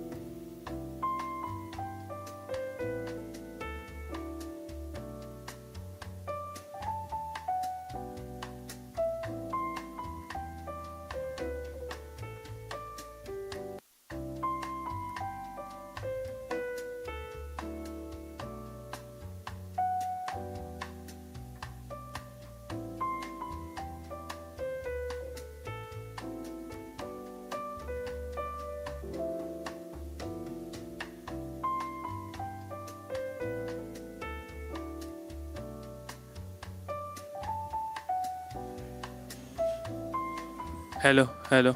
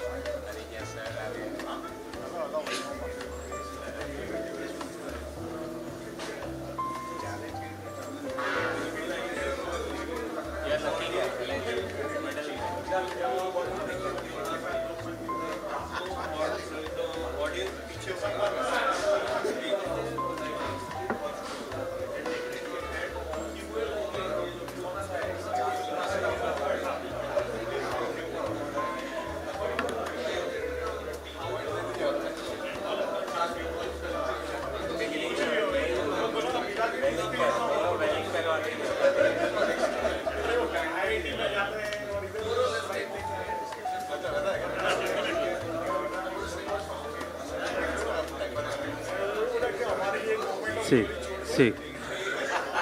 Sí.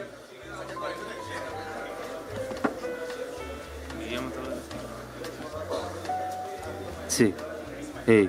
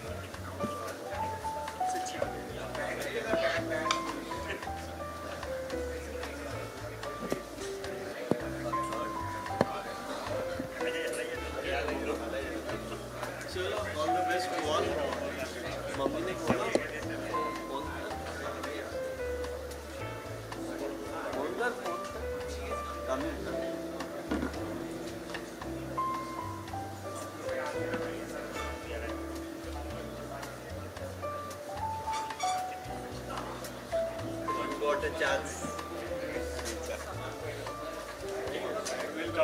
Tell your boss that I'm in finals. Nobody's coming. Atul bhai and the other guys, Harish bhai. Tell them Mukesh bhai was saying that we miss you.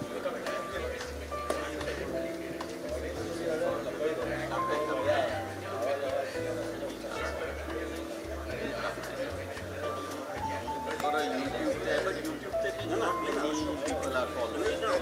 People are not following.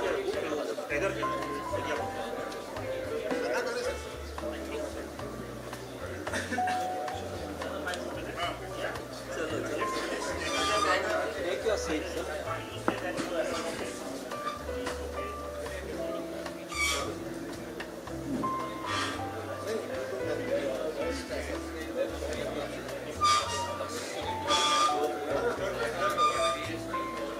आगे पीछे करो आपको आगे लेना पड़ा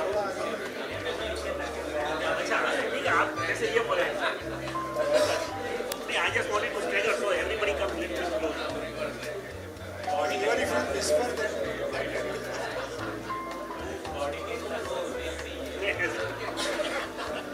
ऐसा नहीं भाई ऐसा ही कोई दिक्कत नहीं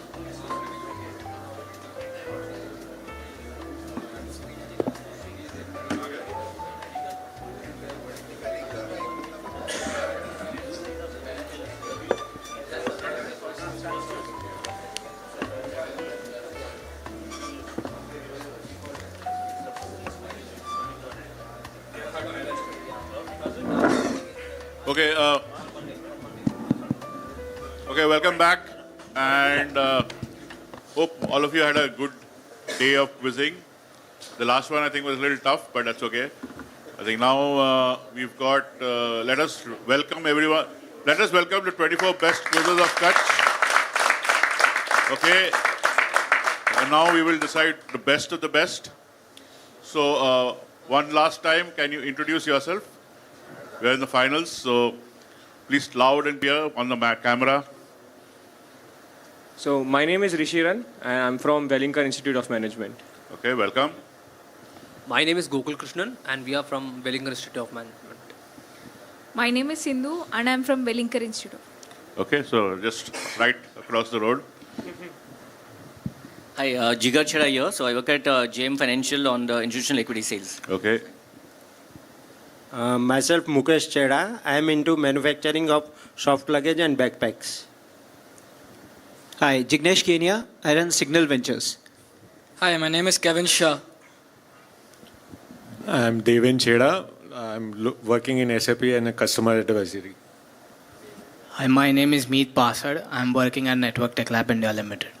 Hello, my name is Abhishek Shinde and I'm from Wellinger Institute of Management. This is Madhur Tike from Wellinger, Mumbai. This is Suyesh Patangar from Wellinger, Mumbai. I'm Ketan Kataria. I'm an investment banker. My name is Mitesh Gala. Head advisory at Kanandoshi Go. I am Rajul Vora dealing in marble and granite. Myself, Bhavesh Bhatt with Gala Bansali Stockbrokers. Hi, I'm Rohan Gala with Gala Bansali Stockbrokers. Hi, I'm Ketan Shah. I work with HSBC Bank. My name is Yug Shah. I work at a venture capital fund. I'm Bhavik Chera. We do payroll processing and labor law consultancy service. Hi, this is Sagar Dedia, practicing chartered accountant. This is Tanush Shetty. I am in the strategy team of Continuum Green Energy. Hi, Pranav Dedia from Ojas Eye Hospital. I'm Nitin Dedia. I'm an eye surgeon. Okay, welcome back, everyone. So now we shall get into the final end. So this is where everybody, gets into no holds barred, cutthroat competition. Okay, no inch given. So grand finals it is, and let's get into the finals. Okay, same concept. We have 20. Okay, we have I think 40 questions only, not 25. Sorry, and there'll be a buzzer at the end, and all the rules are the same. Let's get started. Team 1, V School. All that is same. So team 1, V School. Your questions. First question is, okay, Amazon has a subsidiary called Amazon Lab 126, involved in R&D as well as computer hardware development. So explain the name 126. What does 126 refer to?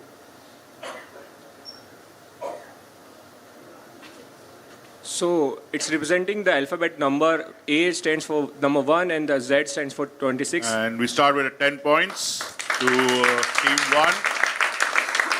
A to Z. So it's there in the logo itself.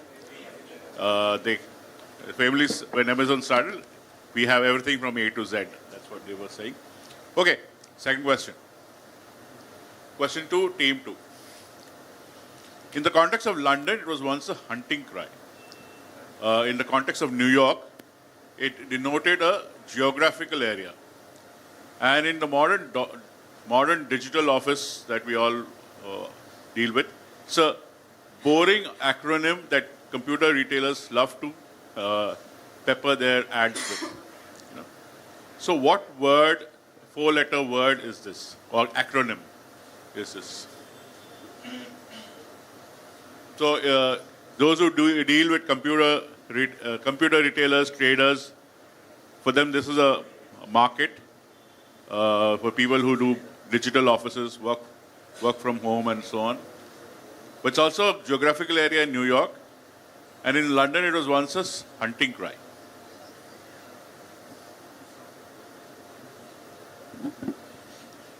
Team 2, your question.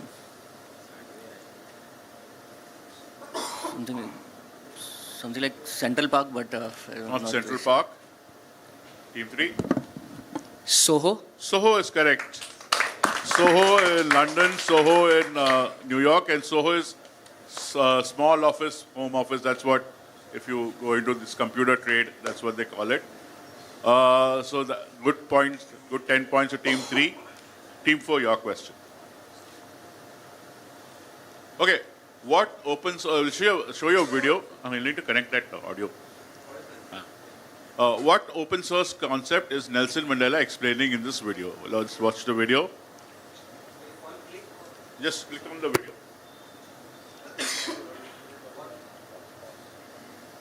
Traveler through a country would stop at a village.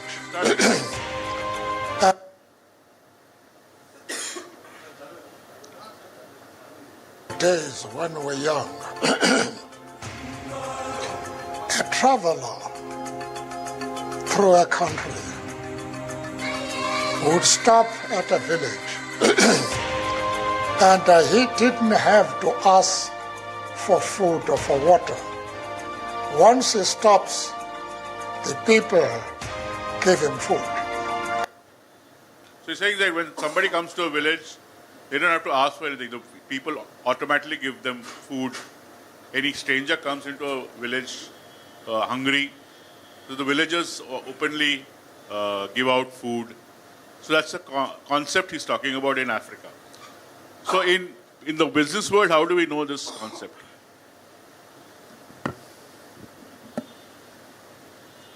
Incubation. Not incubation. Blockchain? Not blockchain.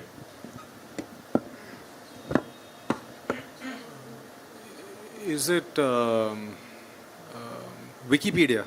Not Wikipedia. Good guess. No. Philanthropy. Not philanthropy. Paying forward. Not paying forward. V-School. Ubuntu? Ubuntu, and what does it mean? Means giving, you Yeah. don't need to ask. 10 points to you. So Ubuntu is an African concept. It means, sharing. So, and the open source community, those who use Linux, there's a famous flavor of Linux called Ubuntu. And so all open source community, it's openly available, free software, everything. So it comes from this African social concept called humanness, which Mandela was explaining. 10 points to team 1. Team 2, your question. Which D2C luggage brand, which featured in this movie called Crew, starring Kareena and all, gets its name from a type of face tattoo that the Maori tribes sport. It's a tattoo that they have. And the Swedish word for carry. So there's no video, just... Mukobara? Mukobara is correct, yes.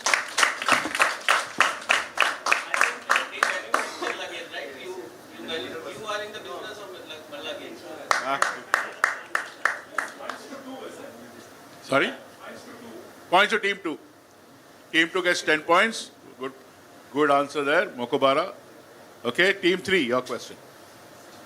One of the earliest studies to demonstrate a link between lack of exercise and increased risk of cardiovascular disease. Basically, everyone who sits in office all day, that's a problem for you. Lack of exercise and increased risk of cardiovascular disease took place in London in the late 1940s and looked at 2 groups of subjects in an identical work environment.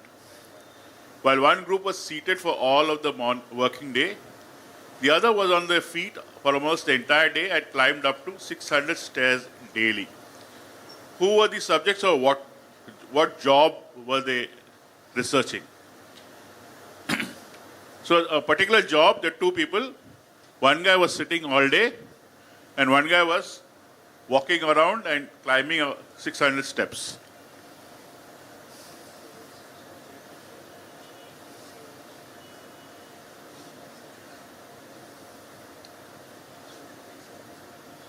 And one guy automatically, obviously had higher risk of disease.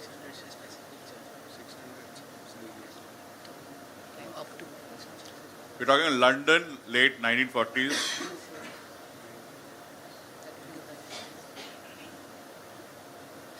Sales. Not sales, good guess.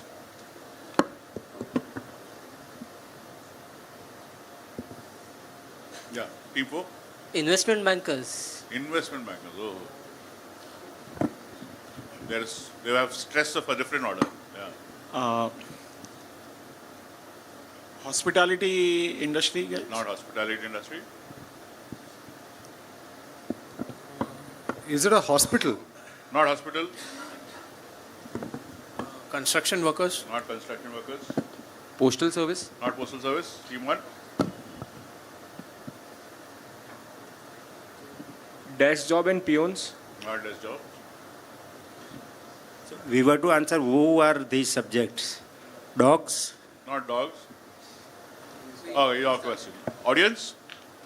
So they were there in Bombay also till some time back. Let's see the answer. There are 2 groups of people. Yeah. So there's double-decker buses. So there's a driver is sitting and the conductor is going up and down. So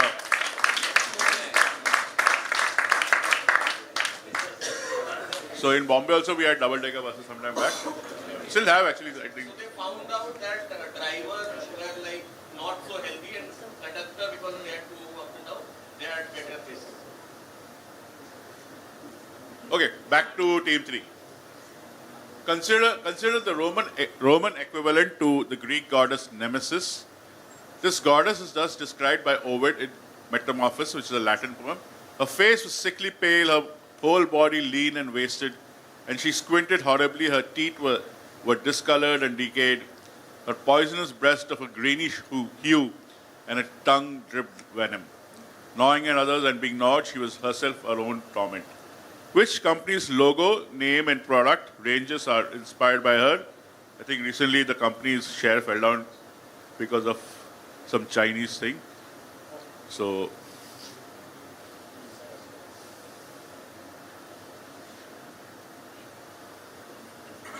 in the news company, last few years, highly valued. Versace? Not Versace. But I think last week, the shares tanked a lot. NVIDIA? NVIDIA is correct, yes. Okay, NVIDIA, chips guys. 10 points to team 4.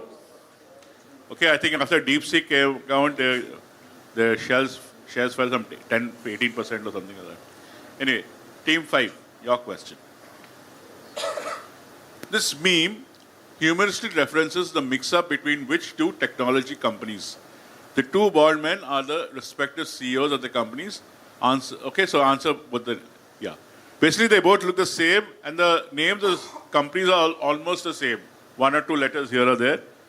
So basically, it says corporate needs you to find the difference between this picture and this. So these are the 2 CEOs, and you can see they all look very same. So people think they're the same company, but actually they're 2 different CEOs of 2 different companies. So name both the companies.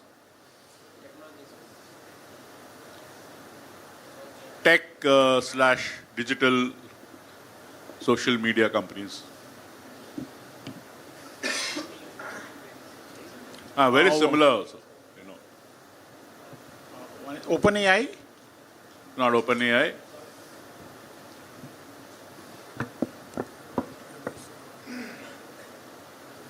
Yeah, it's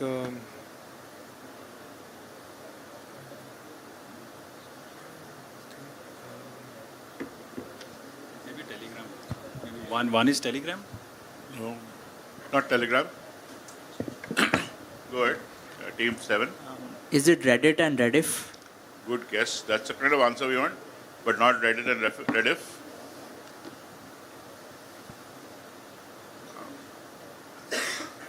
Yeah, teammate. WhatsApp and Dropbox. Not WhatsApp and Dropbox. Dropbox. Team 1. Technology is also same and the name is also same. Almost similar. I mean, it's digital. Okay, on the pass, your answer? No? Okay, team 2. One is Uber. Not Uber. Microsoft and Ubisoft? Oh, good guess. No. Twitter and... no. No, passes. This is your good. Audience? Okay. Let's see the answers. Shopify and Spotify. Okay. So,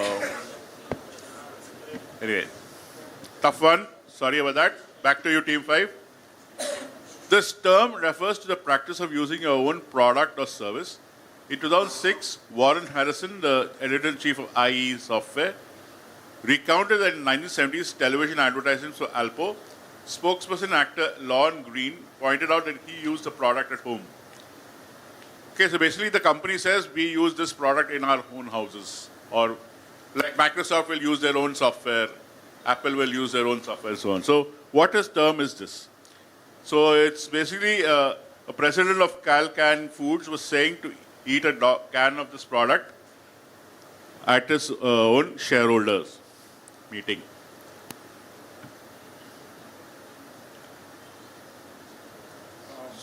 Yeah, team 5. It's a very American term, but it basically this president of this company was supposedly eating this at their shareholder meeting. So after that it came on term. It's like a slang term.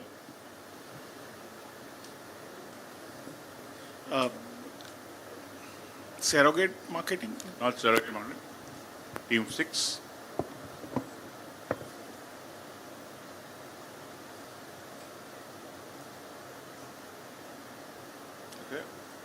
Is it kaleidoscope? No, passes.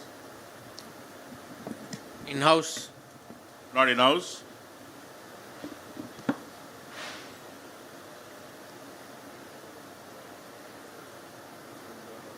Shall I pass? Cheerleader. Not cheerleader. Team 1. Walk the talk. Not walk the talk. Captive. No.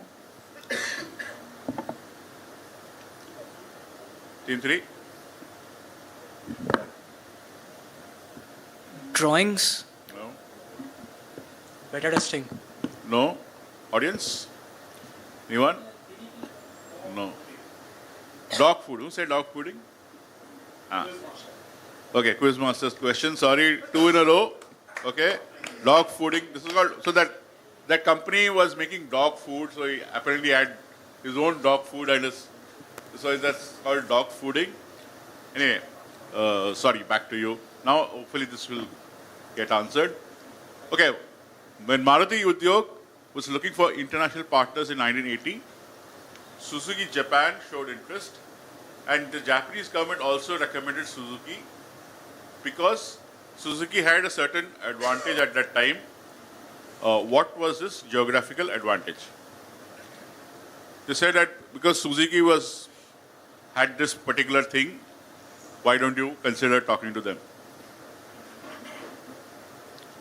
So what made it, advantageous for Suzuki to be in India with Maruti?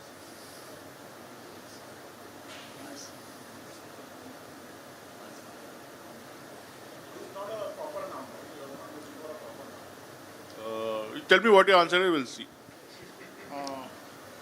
Basically, small cars and congested areas, so they were specializing in... No, but Japan had other companies. Why is Suzuki? There's something they had which allowed them to come into India easily.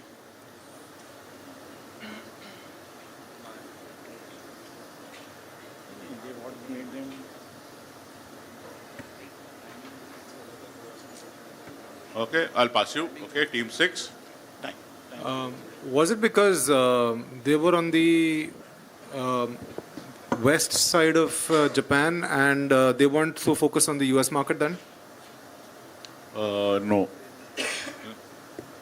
I mean, it might be, but that's not the reason. Team 7.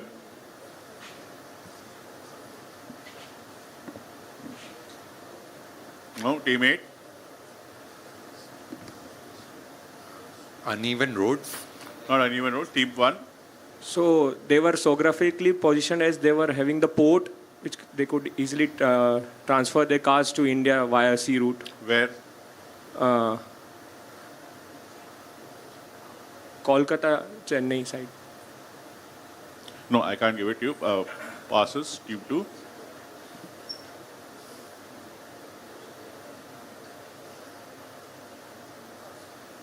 Team 3.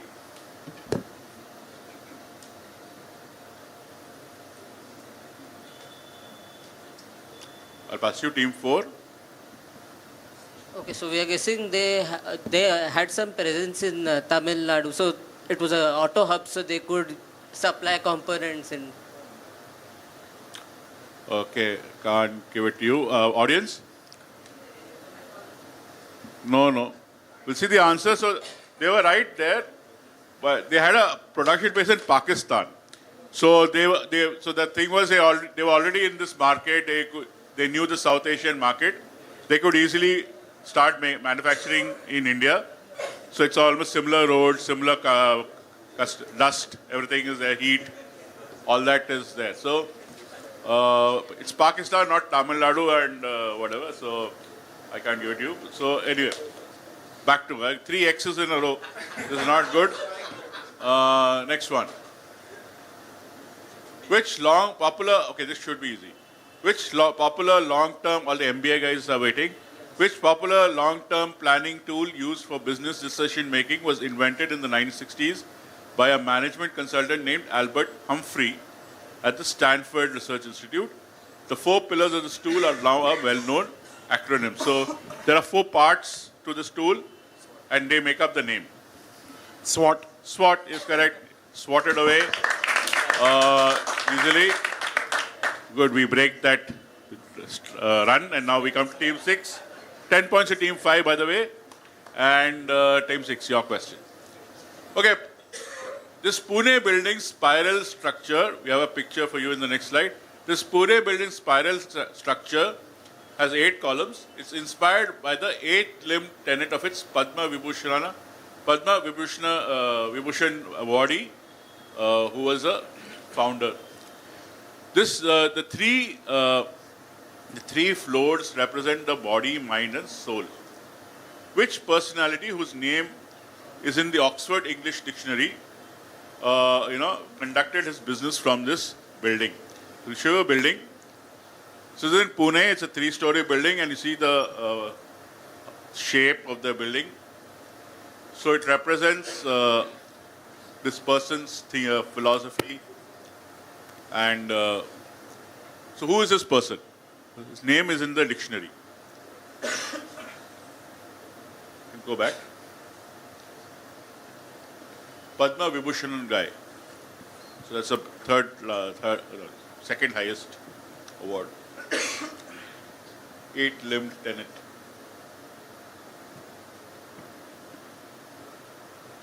Yeah, team 6.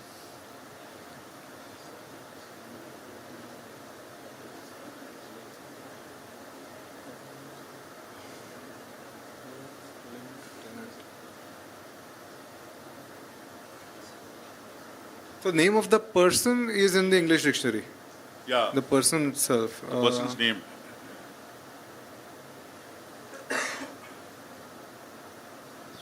Famous person. I think whatever this guy has promoted, I think many of you may be doing at home also. Is it yoga by Shankaracharya? Not Shankaracharya. It is Osho. Not Osho.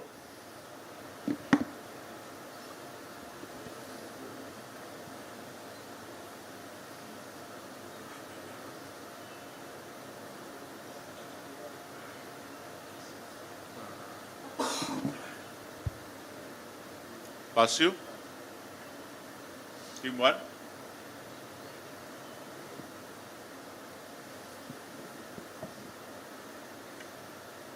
Yeah, come on. Team 1. Okay, I'm passing you. Team 2. Bajaj. Not Bajaj. Team 3. Vipassana. BKS Iyengar. BKS Iyengar, yes. Bikram Yoga, BKS Iyengar. His name is there in the English dictionary. It means Hatha Yoga, a type of Hatha Yoga and all. So BKS Iyengar's institute in Pune. That's where you can go and learn yoga. Team 4 got that, right? Team 4 got 10 points. Team 5, back to you. This, Team 5. Who answered this? Team 4, right? So Team 5 got question. This iconic American brand developed the first self-contained refrigerator in 1916 and was practically synonymous with the product. So the brand actually became the product. From 1979, it was owned by General Motors and is currently owned by Electrolux. Which brand of fridge is this?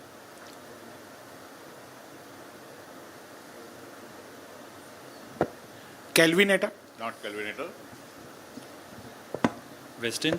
Not Westin. Westinhouse. Team 7. White Westinghouse. Not Westinghouse.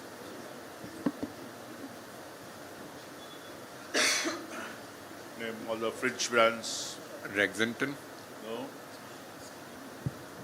Eureka Forbes. Eureka. They make fridges. I don't know. Whirlpool. Not Whirlpool. It's a near band also. Fridgeware. Frigidaire is correct. So Frigidaire is from where you get fridge, not from refrigerator. You get frigid. Fridge comes from Frigidaire. So that became so popular that. So back to again team 3, right? Team 4. Okay, team 4 is answering. Who answered this? Team 3 got 10 points. Correct. Team 4, your question. In the case of drugs, this term refers to medicines that can be purchased without a prescription from a doctor. In the case of financial securities, it refers to those that are bought or sold through a private dealer or a bank rather than on a financial exchange. What term? This is OTC, over the top. OTC is correct, yes. So थोड़ा सा लड्डू एक दो लड्डू आ जाता है. 10 points to team 4, team 5. In Indian mythology, Sharaba is a mythical creature having a body of a lion and a head of an elephant. It is also adopted as a logo of a popular soap brand. Which soap brand? As a visual. So this is the mythical creature. Head of an elephant, body of a lion. You'll also see it on a famous soap.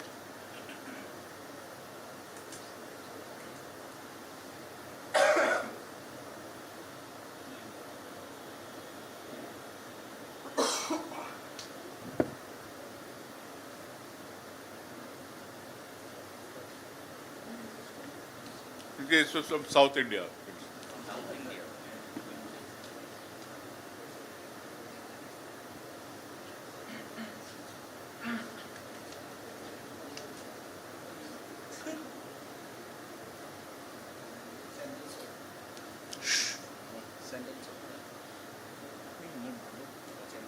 Yeah, team 5.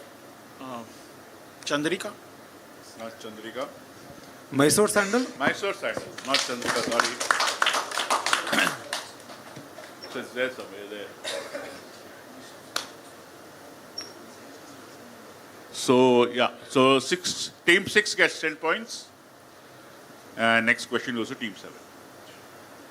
What term did C. Rajagopalachari, Rajachi, create to describe and criticize the strict government control of Nehru of the Indian economy between 1950s to the early 1990s? So obviously he wasn't there. It was in the 50s only he said something.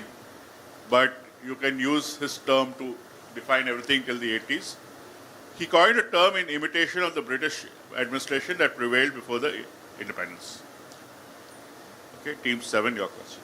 So basically, Rajaji was commenting on the general economy and he created this term.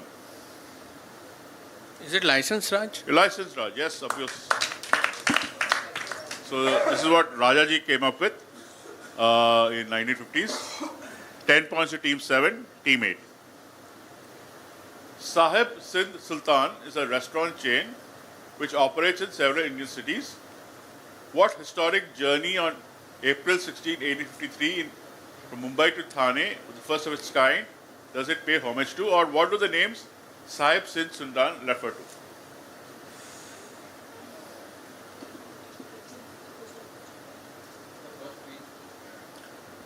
Train journey. First train journey is good enough. And what are Sahib Sultan? They're the engines actually that were used.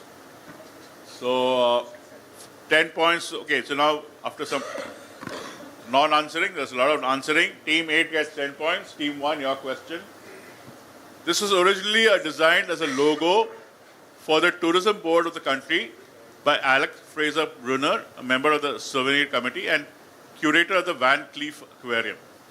And it remained the logo of the country from 64 to 97, post which it was adopted as a mascot of the country. So I'll show you a figure. What is this figure called and which country does it represent? So if you go, yeah. So, what is it called and which country? Singapore and Sea Lion. Singapore and Sea Lion passes team 2. Merlion is correct, yes. So, I'm telling 5 and 5 or no, full 10 I'll give it to because it's so simple, yeah. Full 10 to team, after you said Singapore and you said Sea Lion. 10 points to team 2. Merlions, team 3. Okay, the founder of a world-leading retail store was inspired by the layout of the Guggenheim Museum in New York. On his visit there, he noted that the museum design ensures the visitors see all or most paintings before exiting through the gift shop.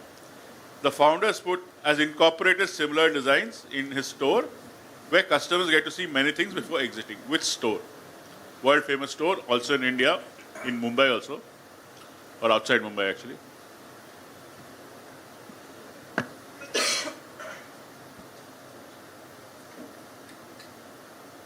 So basically, he's designed the store so that you have to end up seeing everything before going out.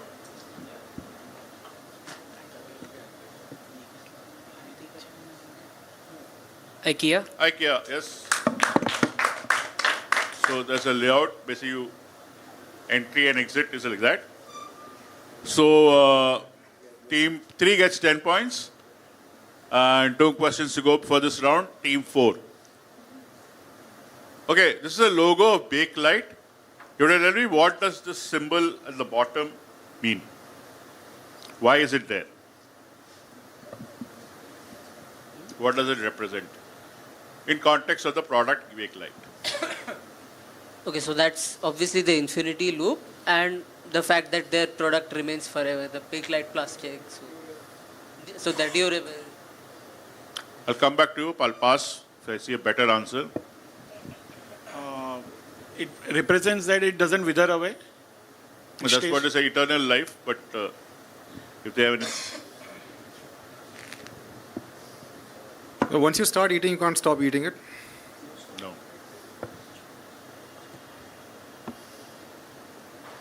Teammate?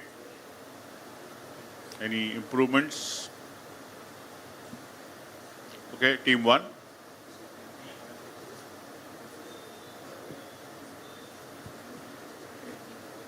Because the product is insulator, so it keeps... No. Because the shop is open for 24 hours? It's an evergreen product? That's basically what they said. Let's see the answer. Basically, it's infinite uses of plastic. So you can use it for as many possible applications. So I don't think I should give that. No, I said infinity. No, I didn't ask for the symbol. I said, what does it represent? Okay. So, infinity, everybody knows. Everybody's done maths here. So, okay. Last question. Back to you, team 4.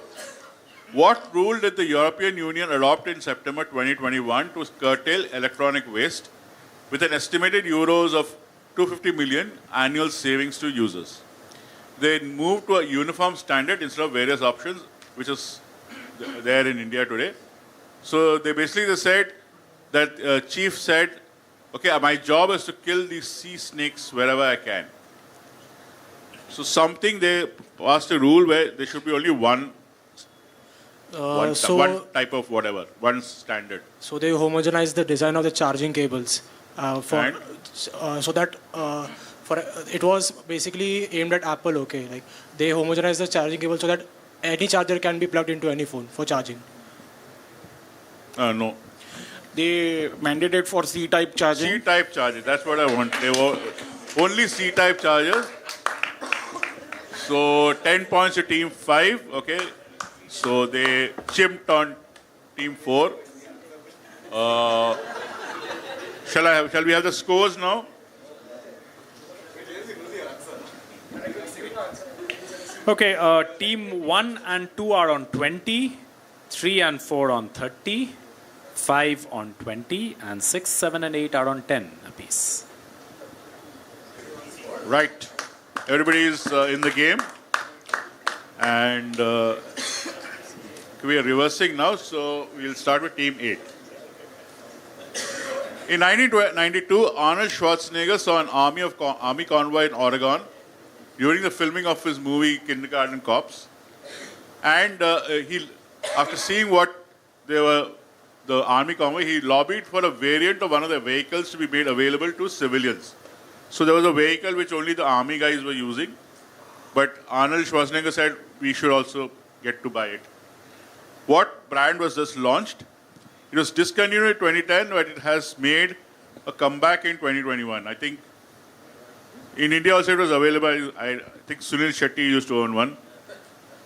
Team Hummer. Hummer is correct, yes. Hummer or Humvee, yes. 10 points to Team 8. Team 7. Which Greater Mumbai establishment, so it's available in Mumbai and suburbs, serving fiery fare, started off as a canteen in a local court in Thane. It now has many franchises serving a delicious set of Maharashtrian dishes. Mamledar misal. Yes, 10 points. Okay. So this is a good set. Everybody is answering. 10 points to, there's one in Chembur also, I think. Team 7 gets 10 points. Team 8, your question. Team 6, sorry.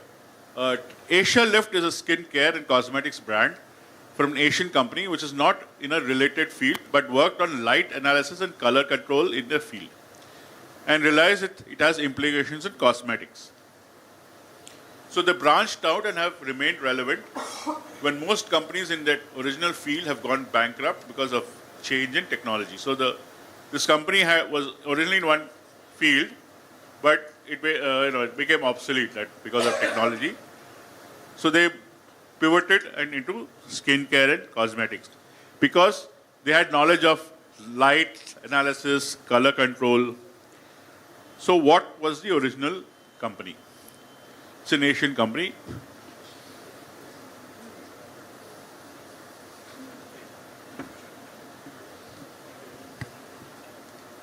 Is it Fuji? Fuji is correct. Very nice. Fuji film. So obviously nobody makes films anymore, camera films. So they just pivoted to cosmetics and are doing very well. 10 points to Team 6, Team 5. Okay, this venture capitalist firm broke away from the parent company. So in India actually, the Indian partners broke away from the parent company. The original parent is named after a record holder plant species, while the Indian arm is also named after another different record holder, natural record holder. What is the new name? The new name of the Indian venture capitalist firm.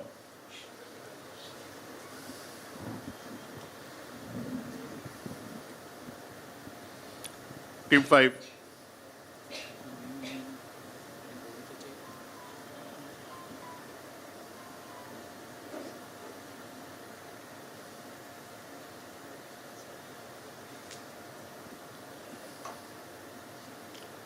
Any answers?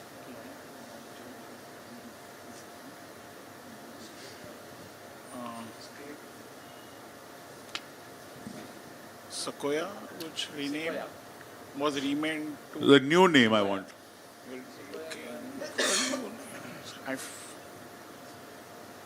Okay, I'll pass you. Okay, so the new name is Peak XV, which is the original for Mount Everest, and this is Correct. Sequoia Capital. Correct.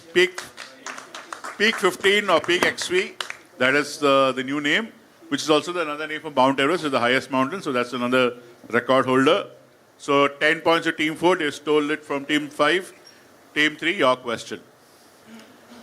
In what innovative way did HUL advertise their products and also emphasized hygiene during the 2013 Kumbh Mela? Not this time, but 2013. So they did something there which, they made them very much present in the Mela.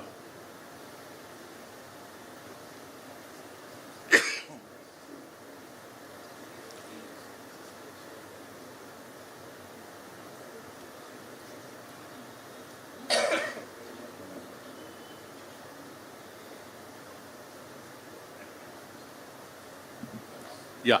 L&T. Passes. Wash their hands before food. No.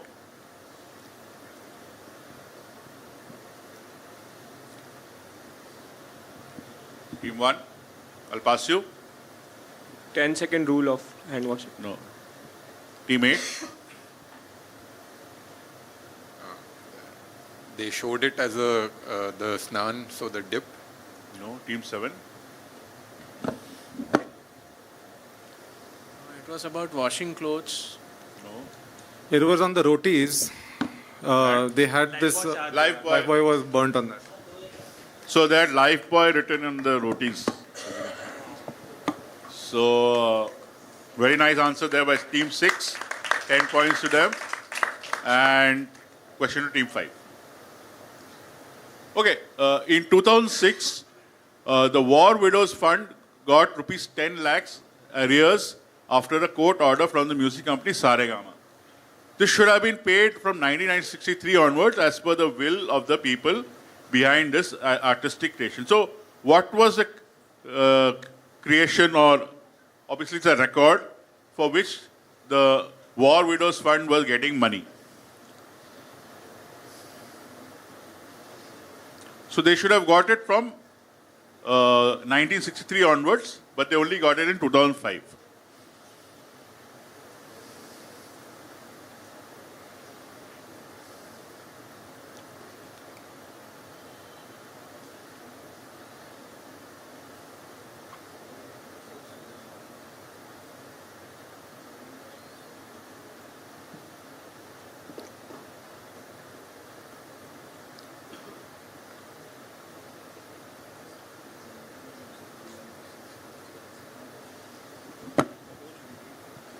Yes, please. This was for a song.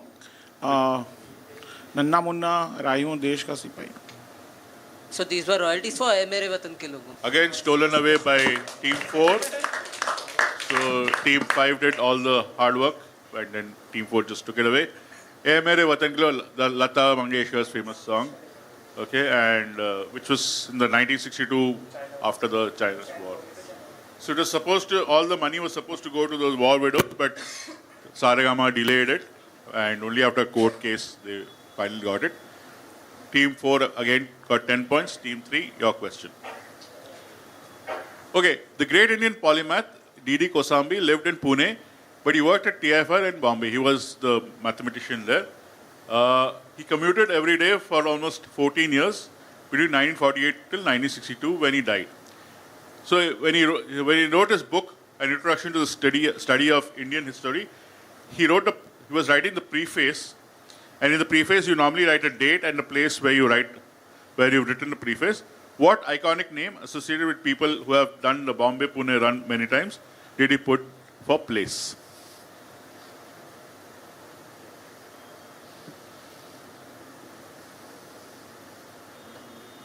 So he lived in Pune. He worked in TFR Bombay. He was a mathematics, the only mathematician there actually. He and Baba, they had the 2 cabins in the office.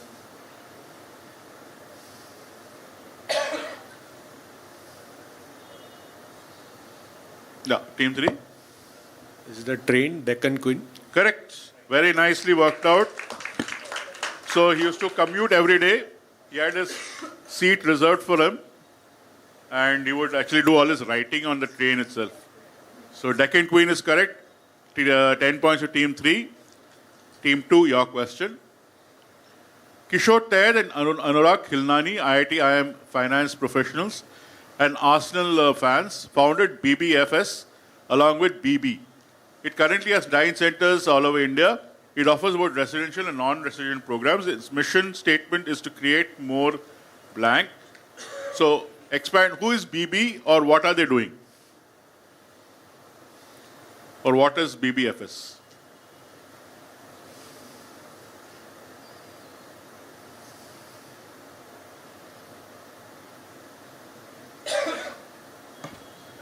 Bachelors in business? Better in business, no. Many bachelors. Bachelors in business, no. Baichung Bhutia Football School. Baichung Bhutia is correct. This is a football school started by Baichung Bhutia. So, very nicely done. Team 1, 10 points. Team 8, your question. Okay, circa 831 AD, two Muslim travelers in their Chronicles of Travels to the East provided the first ever description to the Western world of what commodity, which was a herb or shrub more bushy than the pomegranate tree and only of a pleasant scent, but somewhere bitter to taste. This infusion keeps them from all distempers. It's one of the top 10 traded commodities in the world. So what commodity for the first time did the Western world hear of from the chronicles of these travelers in 8th, 9th century? Till then, nobody knew about this commodity.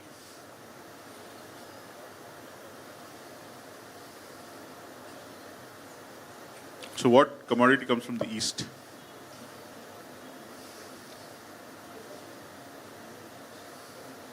Cinnamon. Cinnamon. Cinnamon. Okay, not cinnamon. It's turmeric? Not turmeric. Tea. Tea is correct. So tea from China. So these travelers, they were coming from China and they discovered tea, which then went all over the world. So one of the most traded. 10 points to Team 6 again. Team 5, your question. Vikram Doctor says these legumes or beans, they were originally from Africa and they were transported to the New World as comfort food for the slaves. So when the slaves were being taken from Africa, so these beans were also taken so they could eat them. So it was grown in the New World, in America and so on, and it's become a staple for them. It's part of their soul food. It is a main ingredient in Hoppin' John, which is a soul food preparation with rice and pork. Okay, what is the common name of this legume, which is also the name of a hip-hop group?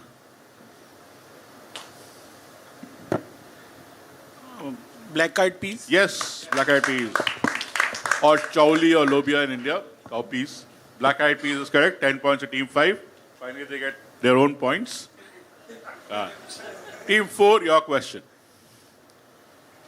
In a paper presented at the International Conference of Human-Agent Interaction, Sapporo, these scientists, after studying 6,000 plus specimens from 1978 to 2010, write, since 1989, the variety of facial expressions increased with anger and happiness being the more common ones. Over time, the proportion of happy faces is reducing. Toy design is now a world where heroes are scared and villains can have a superior smile. So basically, they studied some 6,000 plus articles of a certain kind, and the villains are becoming more happy and smiling, and the heroes are becoming sad and scared. What did they study?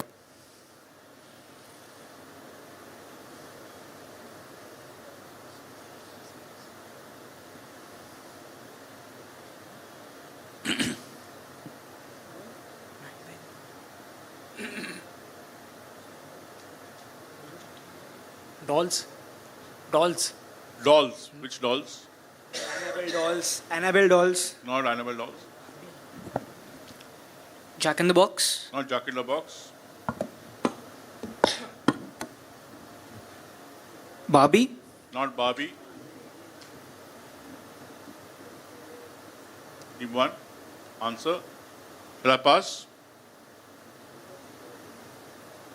Okay, I'm passing. Team 8. G.I. Joes. Not G.I. Joes.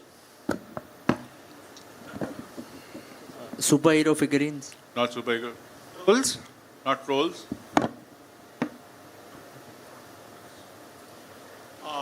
Stacked dolls? No. Audience? Okay. It's a kind of toy, but I need the brand name. Go to the answer. It's Lego toys. Lego minifigures. So the villains become more fashionable and so on. Okay, back to you, Team 4. Okay, when Masao Yoshida died in July 9, 2023, due to cancer, the Prime Minister, then Prime Minister, tweeted, "I bow in respect," and so on and so forth. Yet allegedly, Yoshida went against the orders of his immediate bosses, who might have been advised by the PM then. His statements at the time have become a bit of a legend in Japan. I fear we are in acute danger, but let's calm down a little. Let's all take a deep breath, inhale, exhale. So, who was this guy, or what? What did he do that made him so famous?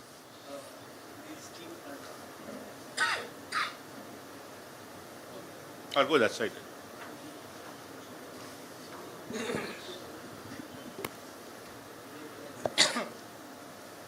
Yeah, team 4, right? Sir, this is related to Fukushima nuclear tragedy. And he disobeyed the order. Which order is he? I can't frame it properly. So who was this Yashudya? So he was basically the in charge of the Fukushima Daiichi power plant. Okay, fine, I'll give it to you. He was in charge. He was told to leave with everybody, but he stayed back to try to stop the whole thing. And in the end, he only got radiation and he got cancer. But 10 points to team 4. Team 3, your question. Okay, in the late 18th century, ceramic craftsmen in England, like Minton and Turner, they were influenced by some images of China. And they introduced a new pattern in their work. This pattern consists of a particular kind of tree, couple of doves, and a typical Orient country setting, has become over the years a kind of template. And in India also you'll see this. Okay, so ceramic means China, the cups and saucers. But there's the particular kind of pattern which came in the 18th century, when this, and it has a kind of tree and pigeons or doves or something like that. So what is this pattern called? And in India, there's a particular place where you'll see 1,100 pieces of this imagery on the floor put together. So which place will you see that?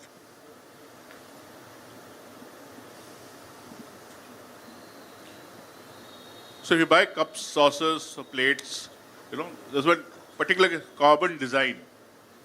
So what is it called? And in one particular place in India, one location, 1,100 such tiles of this kind are placed.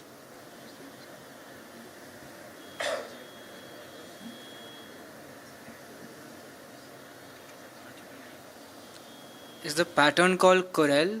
Not Corel. And any idea of the place? I'll pass you.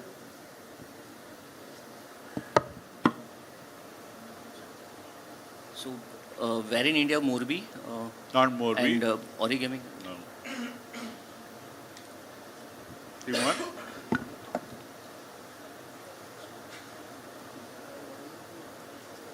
It's in Rajasthan? Not Rajasthan.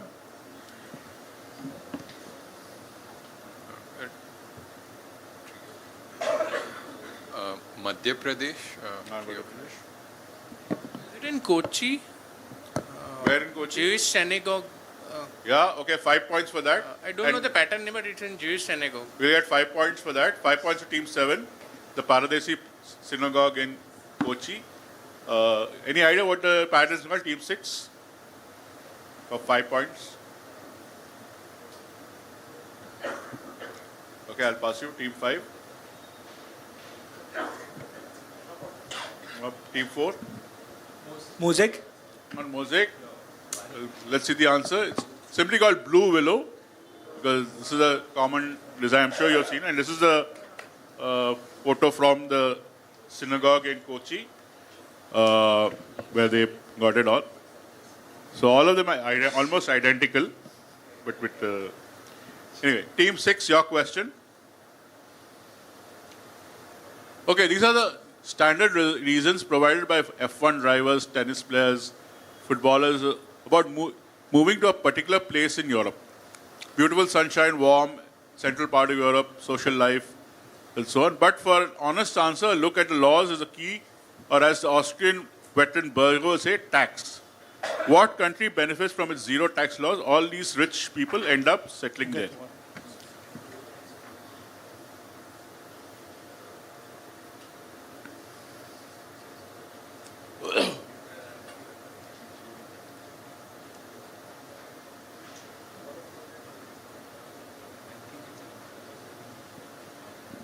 most of the Formula One drivers, the successful tennis players, beyond Borg, they all moved here. Spain. Not Spain. Monaco. Monaco is correct, yes. So Monaco has zero tax and they all end up living there.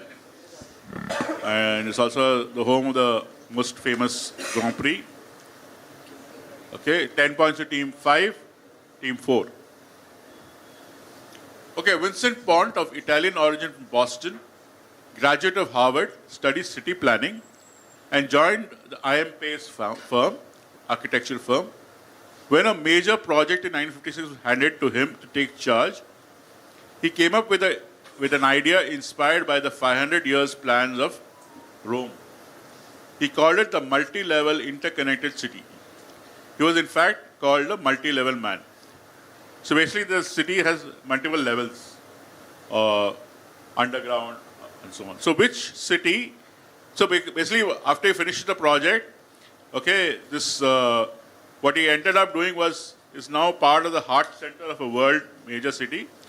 Name the city and the specific feature that originates from Ponte's plan. So if you go to a city, this is the main attraction of the city.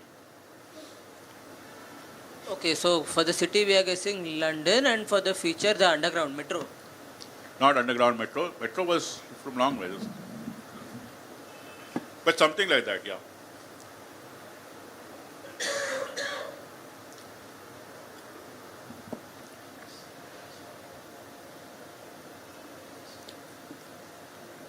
Team 3. Pass you. Venice. Not Venice.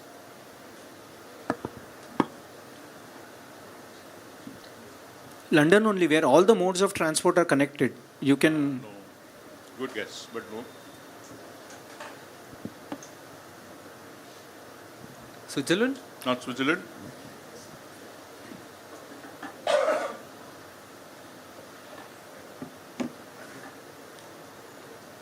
Is it a Chinese city which... Not Chinese city. Is it the line in Saudi Arabia? No. Pass. Is it LA? Not LA. Tokyo and the Super Bowl? No. It is underground. Let's just see the answer. It's Montreal as an underground city, full underground city. So not London, but Montreal. So it reduces traffic on top. Everybody is out downstairs, you know. So, okay, nobody got their points. Back to team 4. The first woman to graduate out of medical school in Italy, she was nominated for the Nobel Peace Prize in 49, 50, and 51.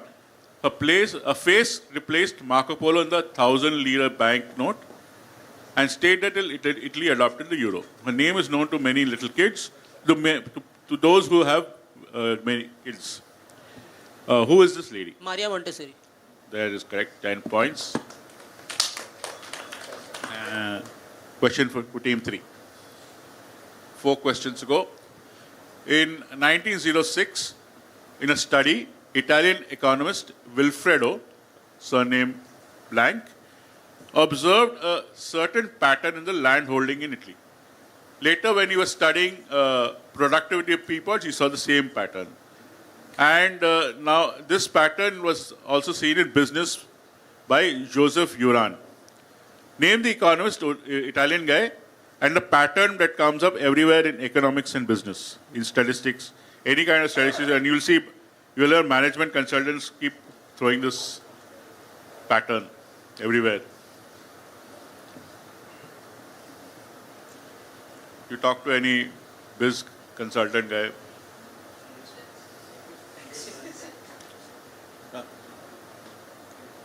So, who's the guy? Italian guy. And what is his pattern or rule? Team 3.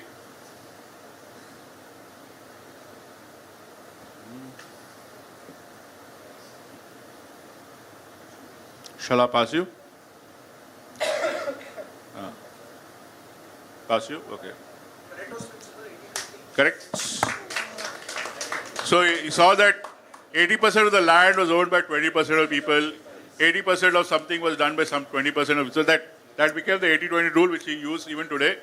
I think most sales guys know that 80% of your product is sold by 20% of the guys. So it's like that. So anyway, 10 points to team 2. Team 1.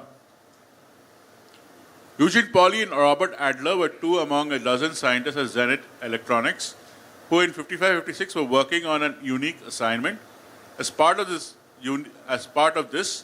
Eugene Pauly invented the Flashmatic, a wireless device using photocells, while in 1956, Robert Adler improved upon it using ultrasonics.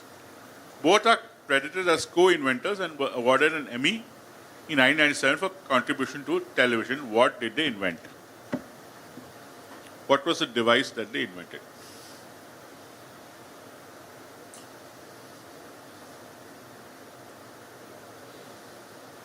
A very important device.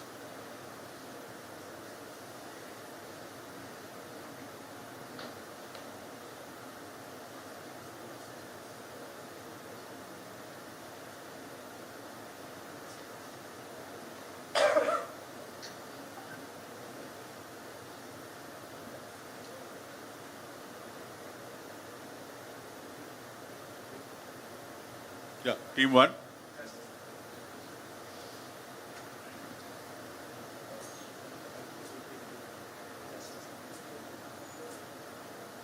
Shall we move on? X-ray? Not X-ray. X-ray was much earlier. Team 8. MRI? Not MRI. There's a sound that's... Contribution to television, by the way. no, video, the sound with video. Not Remote control. Remote control. The TV remote, the good old, without which nobody watches TV today, and end of advertising also, so you don't have to watch ads. But TV remotes is what they invented. 10 points to team 6. Well, I think they must be leading the quiz right now. No? Okay. 2 questions to go, team 5. In 1896, Swami Vivekananda was traveling on a ship on his way to Chicago. On board, he met this Indian industrialist on board the ship. They had many deep conversations. Based on this encounter, the industrialist created a vision document.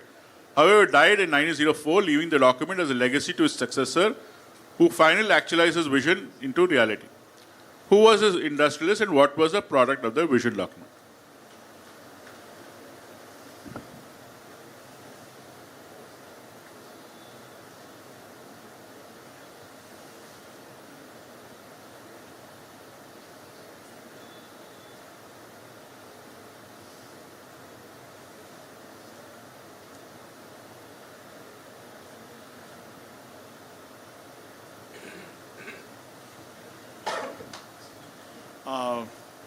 Tata and the steel plant? Tata and the steel plant. I'll come back to you. Okay, so the industrialist is Jamshedji Tata and the product is ISC in Bangalore, the Indian Institute of Science. Okay, I'll split point 5 and 5.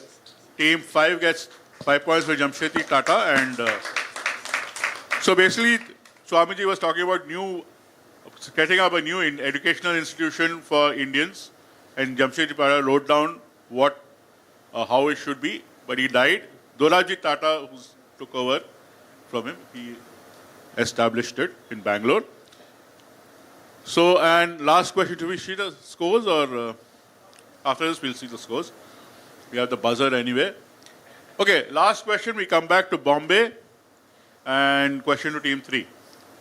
Supertex Sarex is a chemical manufacturing company producing various types of textile, pharmaceutical, dye stuffs, etc. The chairman of Supertex Sarex, Mahavir Prasad, is known as the Dash Man of Mumbai. At last count, there are 16,481 items that he has installed all over Mumbai, which are named for his parents, with the first one installed outside Cooper Hospital morgue. Okay, Limca Book of Records has a listing of this achievement under roadside hospitality. Okay, so I just fill in the blank or tell me what is this, what am I talking about?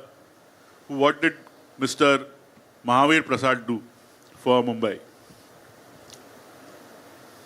It's all over Mumbai. I'm sure everyone here would have used it, used one of his 16,000 pieces.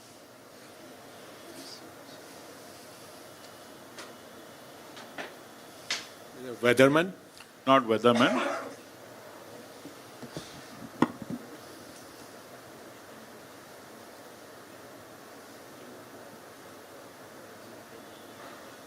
It is a sitting man, something वो बाकड़ा बनाते हैं बैठने के लिए सब जगह पे benches, benchman. Benches is correct. I'll give it to you. These are all the pink benches all over Bombay.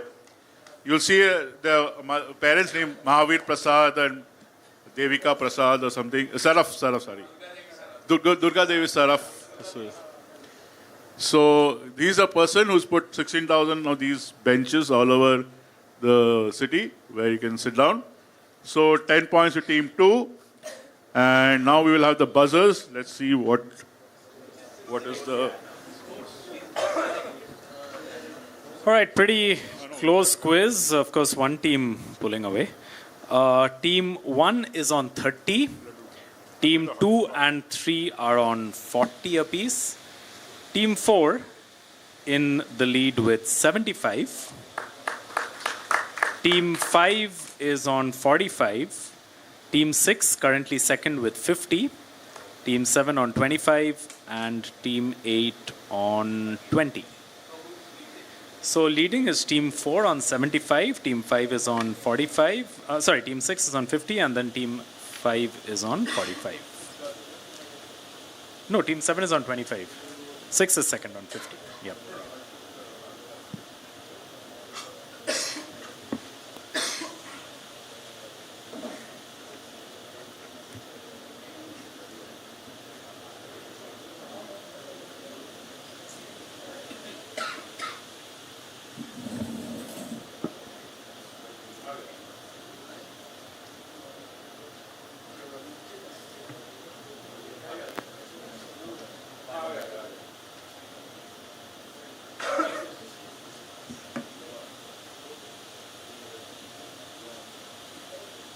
So you guys know the drill. This is SMPJEX.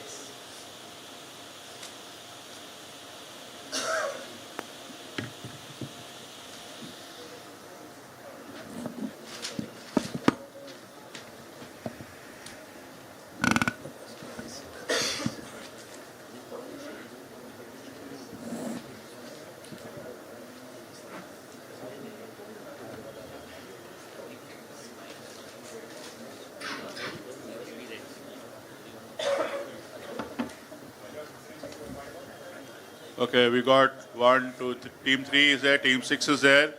Infosys.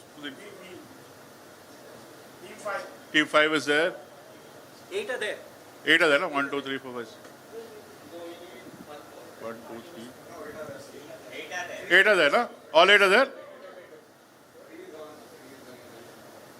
Okay, 3, you have to log in again, I think. Team 3.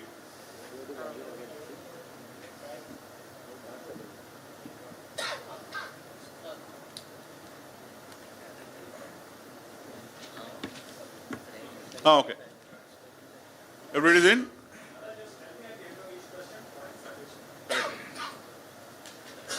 Are we ready? Okay, so Team 4 is in the lead. Team 6 is catching up. And let's see what happens. First question on the buzzers.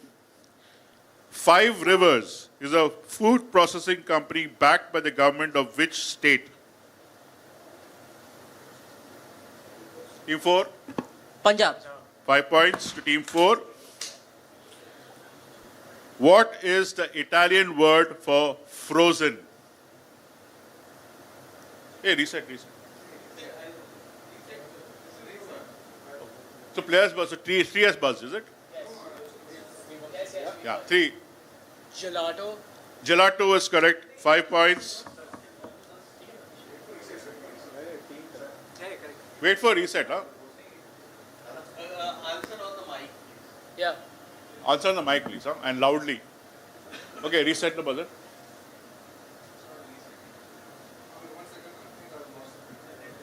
Sorry. Are you there? Okay. Good to go. Okay, third question. Which brand, one of the biggest in its segment, started out in 1923 in Sialkot, Pakistan under the name Mahasya Di Hatti? Team 4. MDH. MDH is correct. Team 4 gets 5 points. Reset. Already. Question 4. What is the English word for a robot with a human appearance? A word we today, Team 3, Humanoid? -5. Nobody else is there?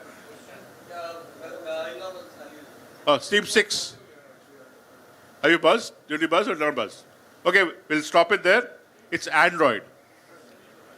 Robot with a human appearance, Android. Android phones. Yeah, sure.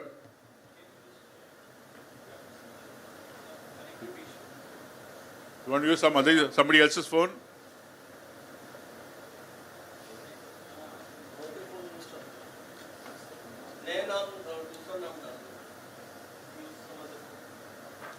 You're there. 6.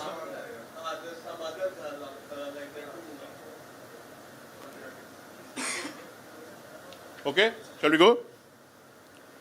Okay, question 5. Fingers on buzzers. Tudum is an annual fan event. Team 4. Netflix. Correct.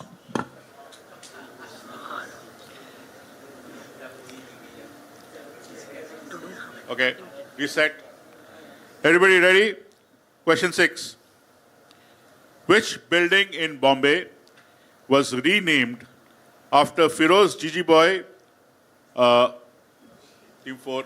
Bombay Stock Exchange. Yes. Team 7. Question 7.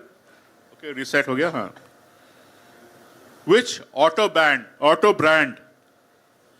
brand is informally called Char Bangdi by the Gujaratis? Audi. Team 3. Audi. Hey, Audi. Joor se bolo. Okay, so that was Team 3. Correct.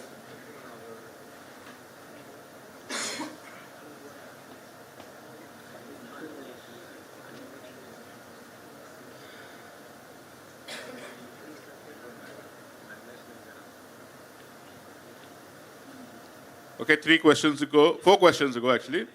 No, I'm waiting. Take your time. Sorry, 3 questions to go.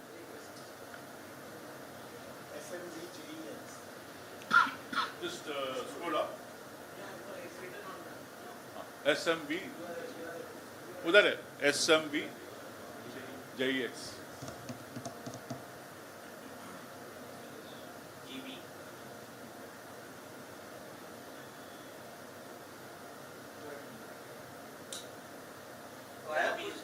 आ गया ना ये? This is your GB आ गया. Ready? Good to go? Okay, 3 questions to go. Question number 8. Fingers on the buzzers. In 2005, when the brand completed 75 years, Shah Rukh Khan became the first male to model for which soap, which otherwise has an army of Team 4. Lux, yes, of course. 5 points for Team 4. And question number 9 on the buzzers. The shape of which world-famous snack item is a hyperbolic paraboloid? Pringles. Team 4. Okay. Please wait for me to call out your team name. Otherwise, because Team 4 and Team 3 is almost simultaneous. So, Team 4. Okay, and last question. What connects the brands Ziploc, Pop-Tarts, Roomba, and Tic Tac among many others? What connects the names of the brands Ziploc, Pop-Tarts, Roomba? Team 7. Not packaging. Team 8. Quickly, under buzzer means... They're both made of two phrases, like there's a dash in the middle. Okay. -5 to both 7 and 8. Answer? Sounds, yeah. They name after the Zumba and Rumba. Onomatopoeia, basically. Onomatopoeia, Ziploc. So that with that we end this. We end the final, grand final.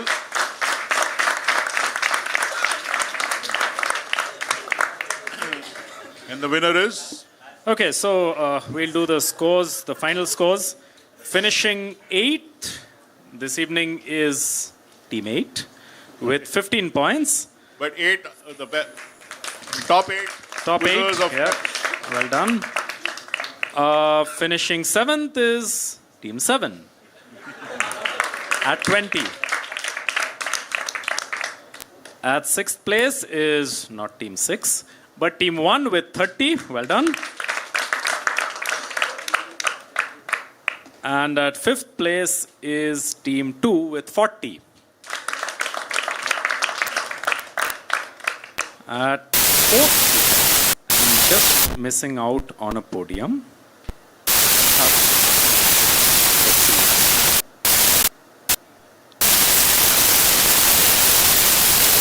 It seems there's a tie. There's a tie for third place. There's a tie for third place between teams 3 and 5. Right? Taking silver today, we spoke about podium positions earlier in the semi-final. Taking silver today is Team 6 with 50.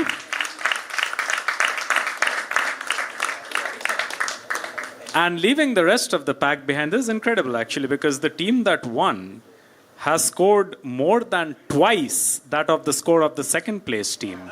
So if Team 6 finished at 50, Team 4 wins with 105 points. All right, thank you. Thank you very much. Oh, a tiebreaker.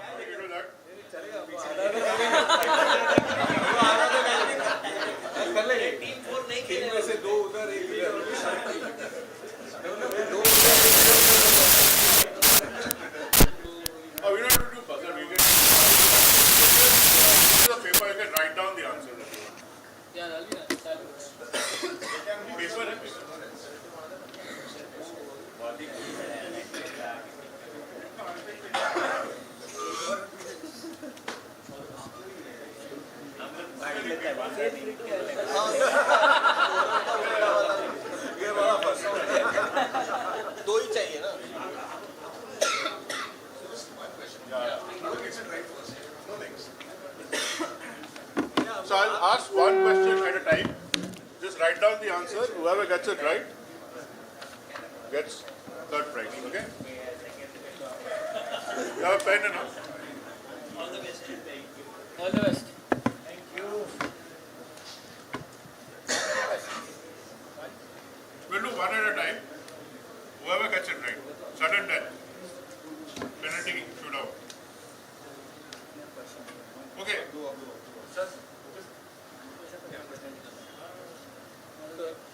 Ready?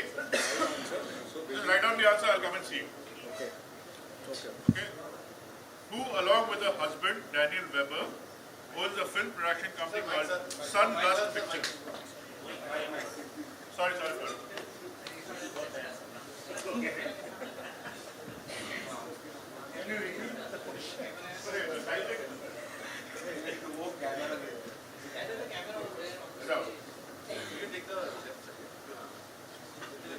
Ready? Okay, sorry. We'll start again.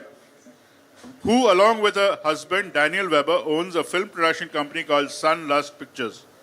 Write down the answer. I'll come and see it. Others should be silent. Yeah. Shh. Everybody else quiet. Everybody leave the... सब लोग चले जाओ. And don't talk.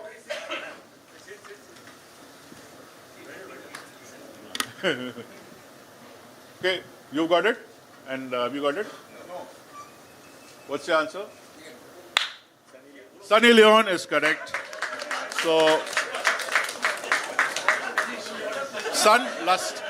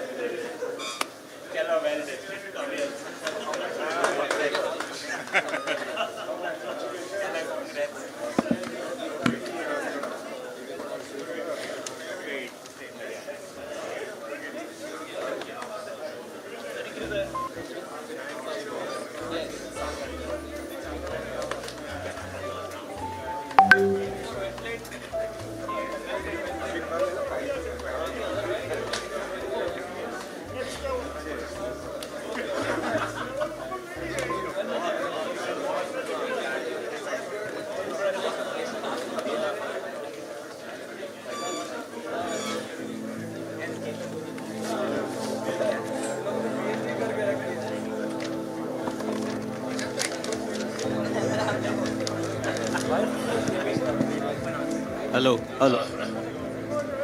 Can we have everybody seated so that we can start with the prize distribution?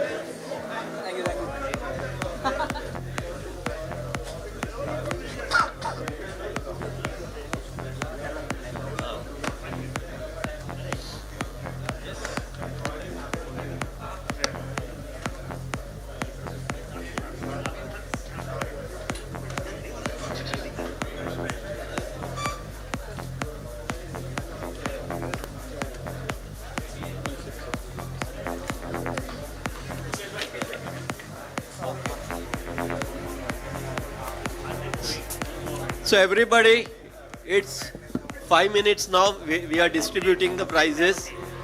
So I'll be calling for the second runner-up prize. May I call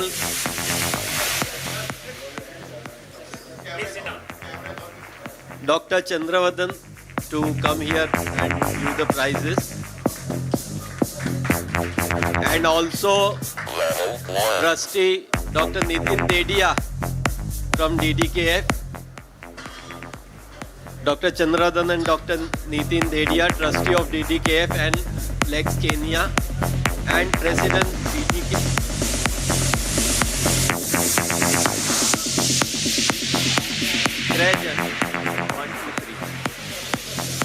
And may I invite the second runner-up team on the dais. Huge round of applause.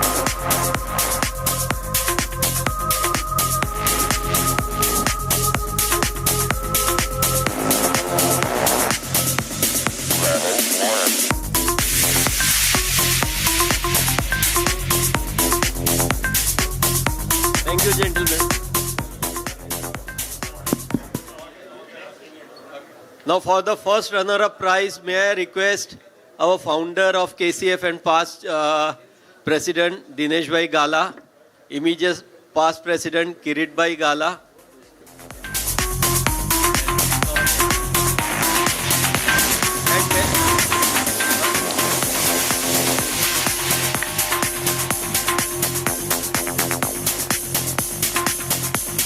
And Prashant Bhai.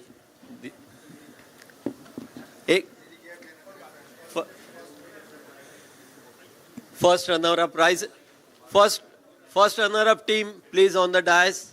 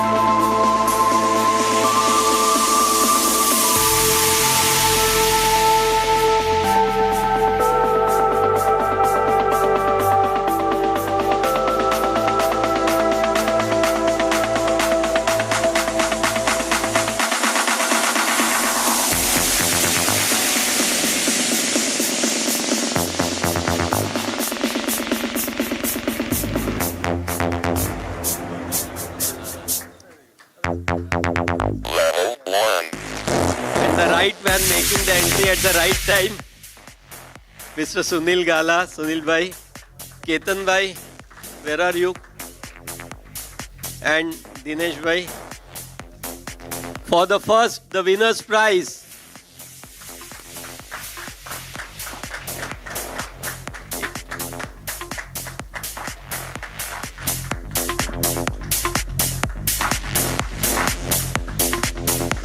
The team from Wellington, please on the dais.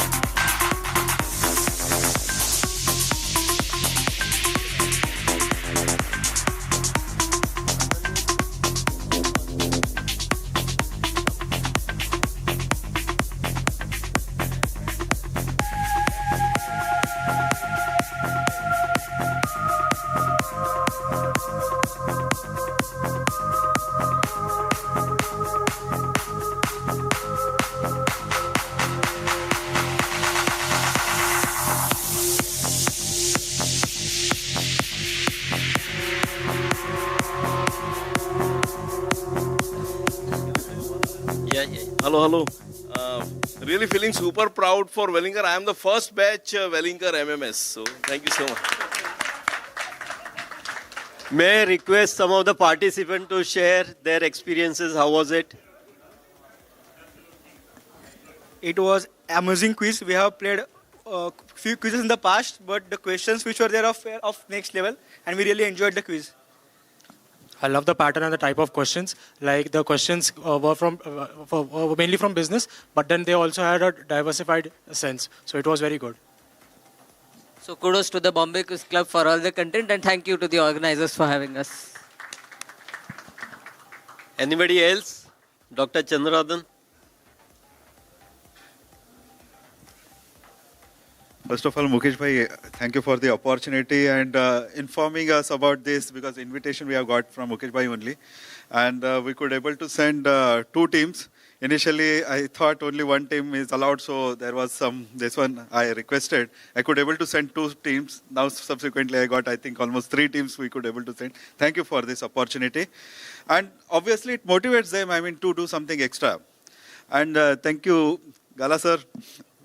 He's our alumni and always motivates her in all the institute functions and all. He joins and always you are invited, sir, for our programs. And obviously we are looking forward greater association with KCF per se. Really, we are looking forward great relationship ahead.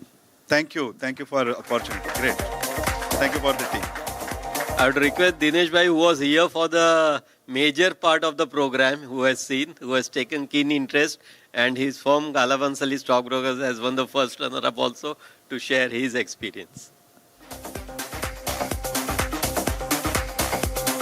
I think, first of all, congratulations to both these organizations, Kutch Corporate Forum, KCF, as well as DDKF, who have taken this initiative. As rightly mentioned, DDKF, this was the 7th program of quiz. But as far as the KCF is concerned, the joint program, this is the first edition. And believe me, I had a wonderful experience. The way the questions were put up, the way the answers were there, and the way they have treated all the 4 of them. Initially, the semi-finalists, all the 24 teams, I think kudos to everyone. And congratulations to both these organizations. Thank you very much for making me a part. Thank you. And Dinesh Bhai, I would request you to say a few words. How was your association with Kutch Corporate Forum? This was the first time. Please come on the day. This was the first time that we have jointly done something. How was your experience? Wonderful to tie with, hello, can you hear me? Hello. It was a great experience, a wonderful time with all of us to join together, and many more miles to go, I think. since it's the first venture from DDKF with KCF. So we are really happy and proud about it. And we have 2 more trophies to be given. Hello.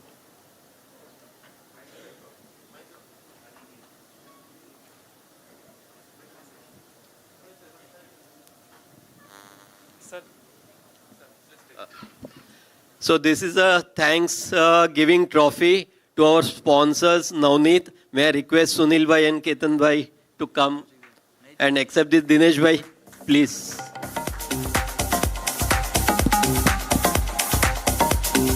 Sit. Yeah. Come. Oh.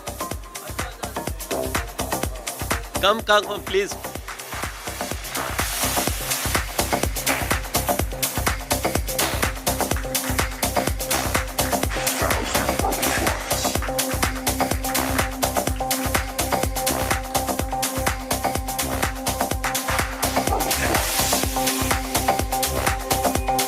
And may I request DDKF team to come. Dinesh Bhai, Kirit Bhai, please. Dinesh Bhai, DDKF team to accept our gratitude.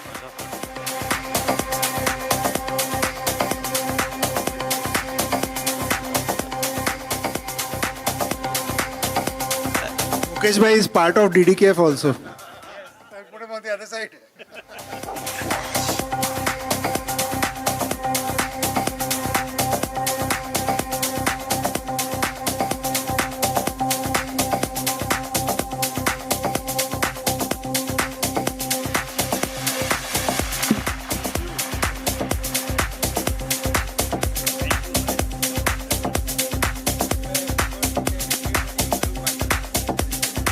And a big round of applause for the people who have conducted this Bombay Quiz Club.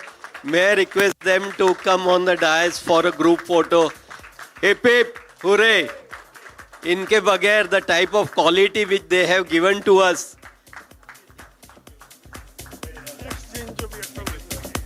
And we acknowledge Mr. Lex Jain also, who has always been promoting this event and inspiring all of us. Thank you very much. Thank you so much. I'm sure that we are going to have many, many more episodes of this. This is just the one starting.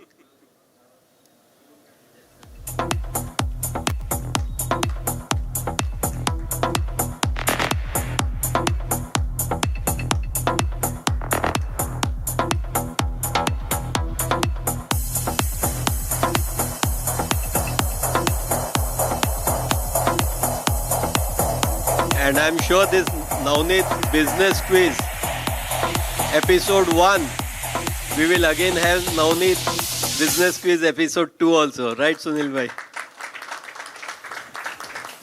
Thank you. Thank you very much, everybody. Thank you very much. Have a good day.